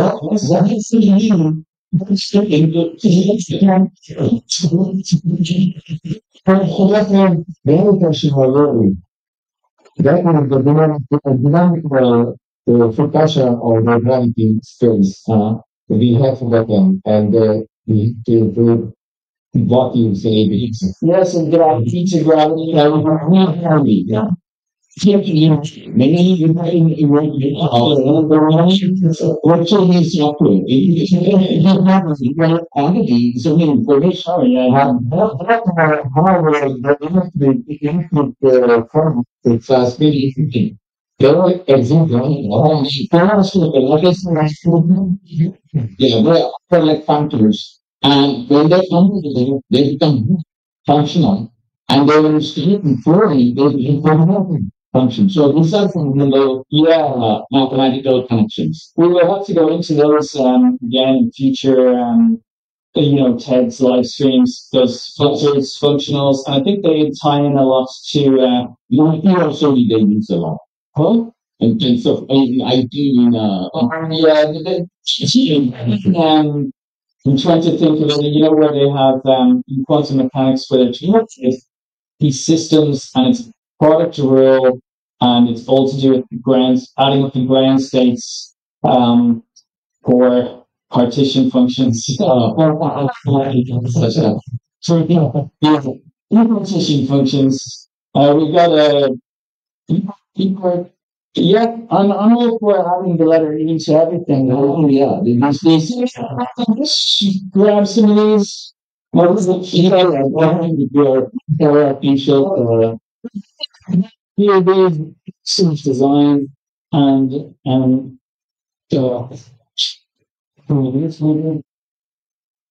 just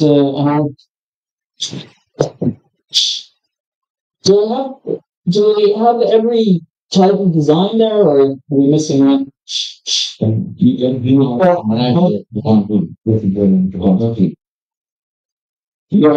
every type. You can bring the camera and then show me. Oh, okay. So this picture. This is another again. Leave the camera. You can spray it out and show.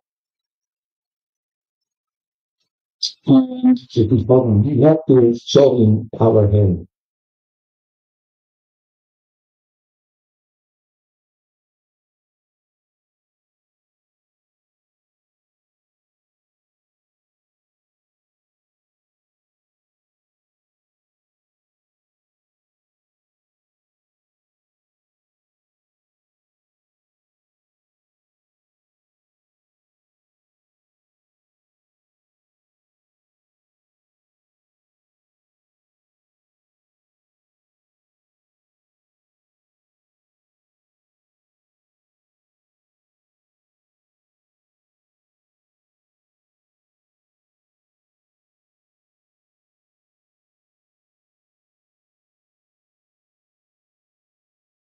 So you can shift those away. Oh, yeah. Very good. Now, let's see, it's very clear, and I am showing another drawing. There you go. And this one is the best, most detailed. In the interface, and let's see if you get the, yeah, that's it.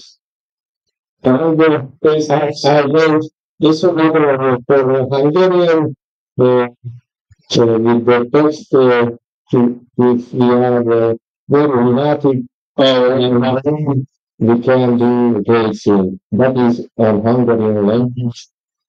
Anyways, this is one from Hungarian. Everyone is somewhat the only hours for money, valami.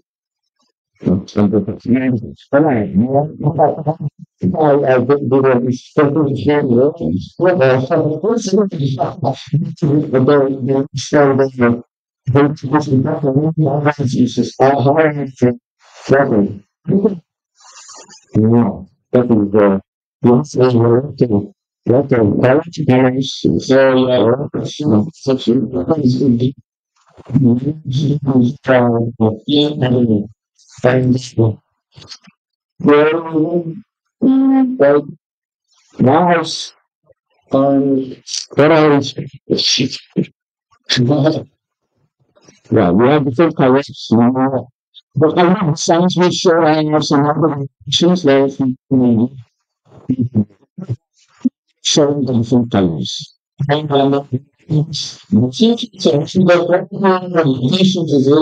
yes. These are characters so yes. You know, the book, we can perhaps in the future we will other models of the teachers with so did my post any idea? Yeah, we have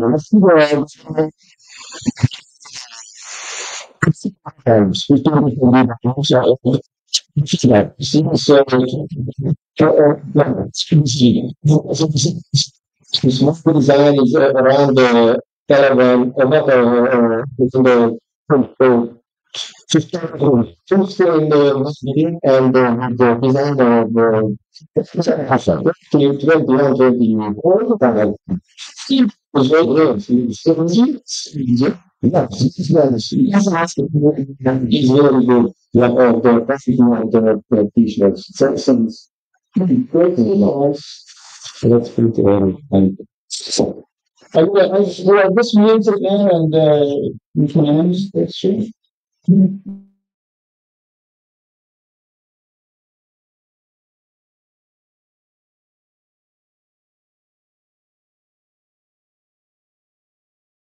Just I'm just going to unmute it. There you go, Reverend. Okay. So, this is a crossing thing. Thank you all for participation. And many of you probably were from time zones. So, you're in the midnight, things like that. But you can watch always the YouTube video. And you can always communicate with us through email or other systems. And we plan to have that special session devoted to this, to address this, and for the conference itself. And we continue, like Christopher mentioned, and also all those different aspects, because they need a lot of, discussion or so much time here. But now, weeks, months, years, and also simulations, things like that we plan to do, and experimental things that Emmanuel is already starting to do. And then we plan to continue this conference. The first conference, there are some processes known but we want to improve it and collaborate like with Dr. Lee and other people. Platform, we can get the opportunities like New Zealand, as well as global or those in the Svalbard, yes, Svalbard. And then another part like other countries as good with ambassadors. I think I'm forgetting to Svalbard. So because different countries now there are these Budapest which has some Christian connection, but so the initial investment is selecting is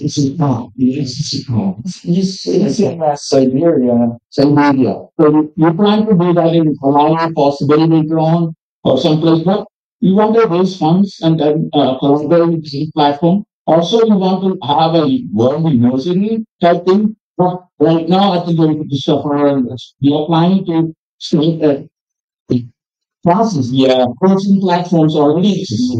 We just join them. I think some other platform allow us automatically to enroll. And then we can have the virtual classes through that and get enough experience and then later on form the world university where all of them come together and then all this further conferences and other travels will be involved to study all the system like work and corruption or any where Christopher and Laszlo's are expertise and Christopher and other agencies and then seismic observatories with the Laszlo we plan to have open forecasting systems and it should be to get help from outside because it can be really dull. And I think that we have the method for short time forecasting and we have the method for the long time forecasting. Today, after the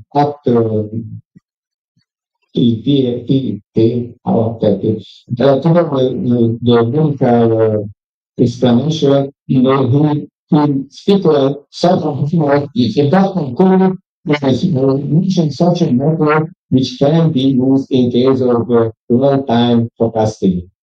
Because examples already take this idea for make a forecasting system to take from biology.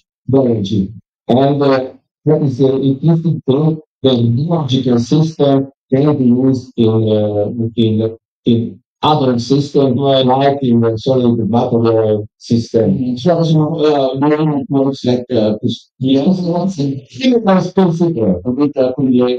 discussion. These are discussions but with that short time we came across the PI.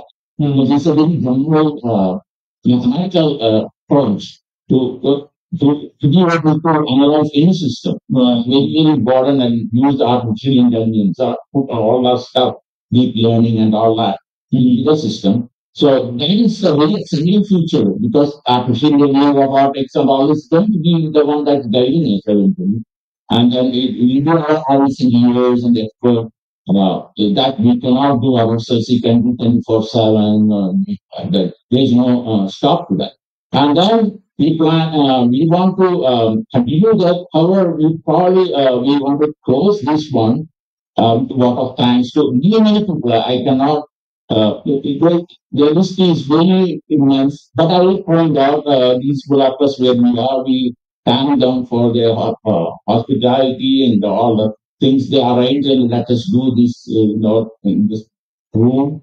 I think it's a very good and innovative way to do this. And also, we are going to continue to see other things that's going on. Now and after, we're going to search.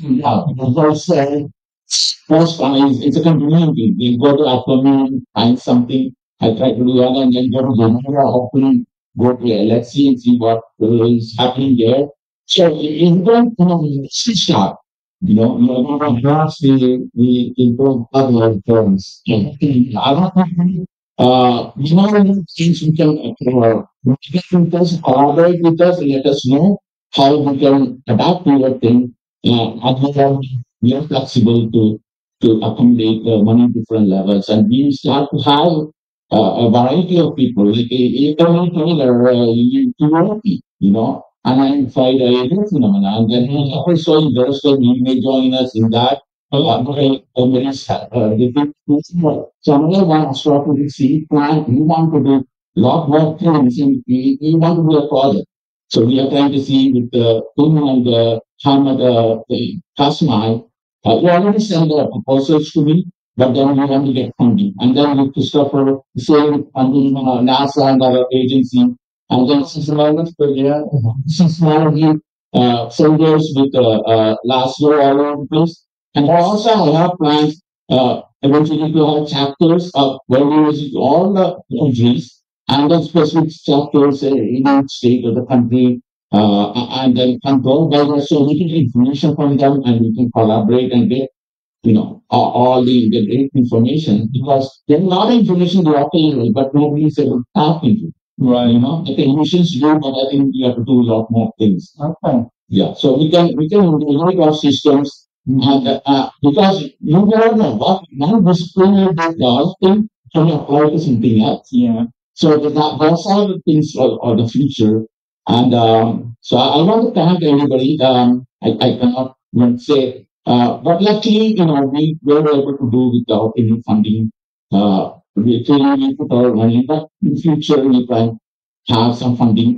We get other people interested, and then so we can expand that and then utilize our know-how to all the fields. So that is our goal, and then I end with giving some time for Christopher and Laszlo to give the final thing, and then we'll be closing our session, our conference for today. Well, yes. So I've nothing to prepared on this point, but I was vaguely thinking about something as we were going on, as Rajan was talking, but so I kind of went out of my mind what I was going to say. But yes, thanks for tuning in, and I hope you have some means of switching off the live stream in a stylish manner. Is that possible? Yes. And then ask about promotional things or other marketing things. He has more in mind, so if you have ideas, you can always give him I wanted to say something with the employee. It should be very good thing in the big companies, example, oil companies, example, we have ideas in exploration, prospection, and we have example today in terms of planet Challenger hypothesis. I didn't speak about how we can make inspection and exploration in asteroid belt, because then we can or to break this down, we have such a path which can be used in the model. Yeah, there is some and this theorem also can be used as example in case of expression of the mass as well as yes, mass, and say in case of the magnet. So it can use exactly like the version in the hypothesis, which are studying behind this theory. And I think it's a very good thing. And also another clear example catastrophic event, volcanic eruption, seismic eruption, and explosion in the mountains. For our minds, you have such an intuitional models which perhaps can reflect if the plan had example as eruption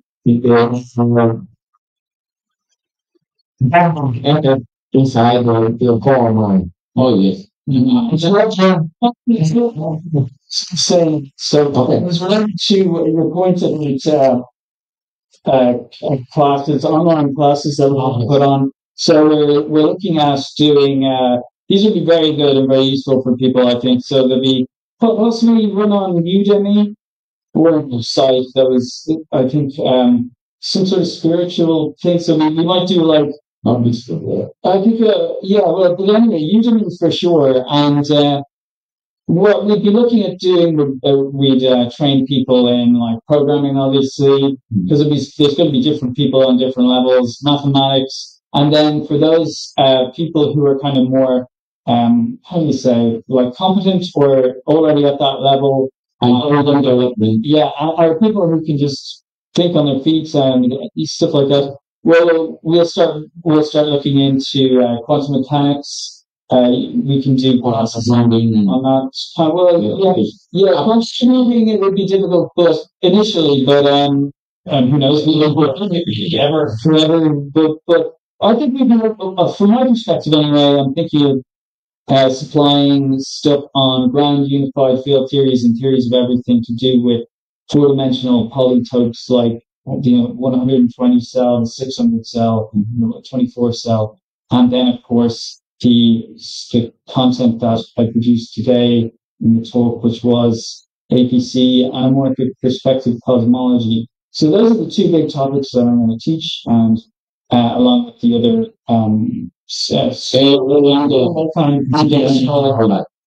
that will also education. And then of course the aim of the thing will be to produce papers and publish them wherever we can, as big or small in the journal.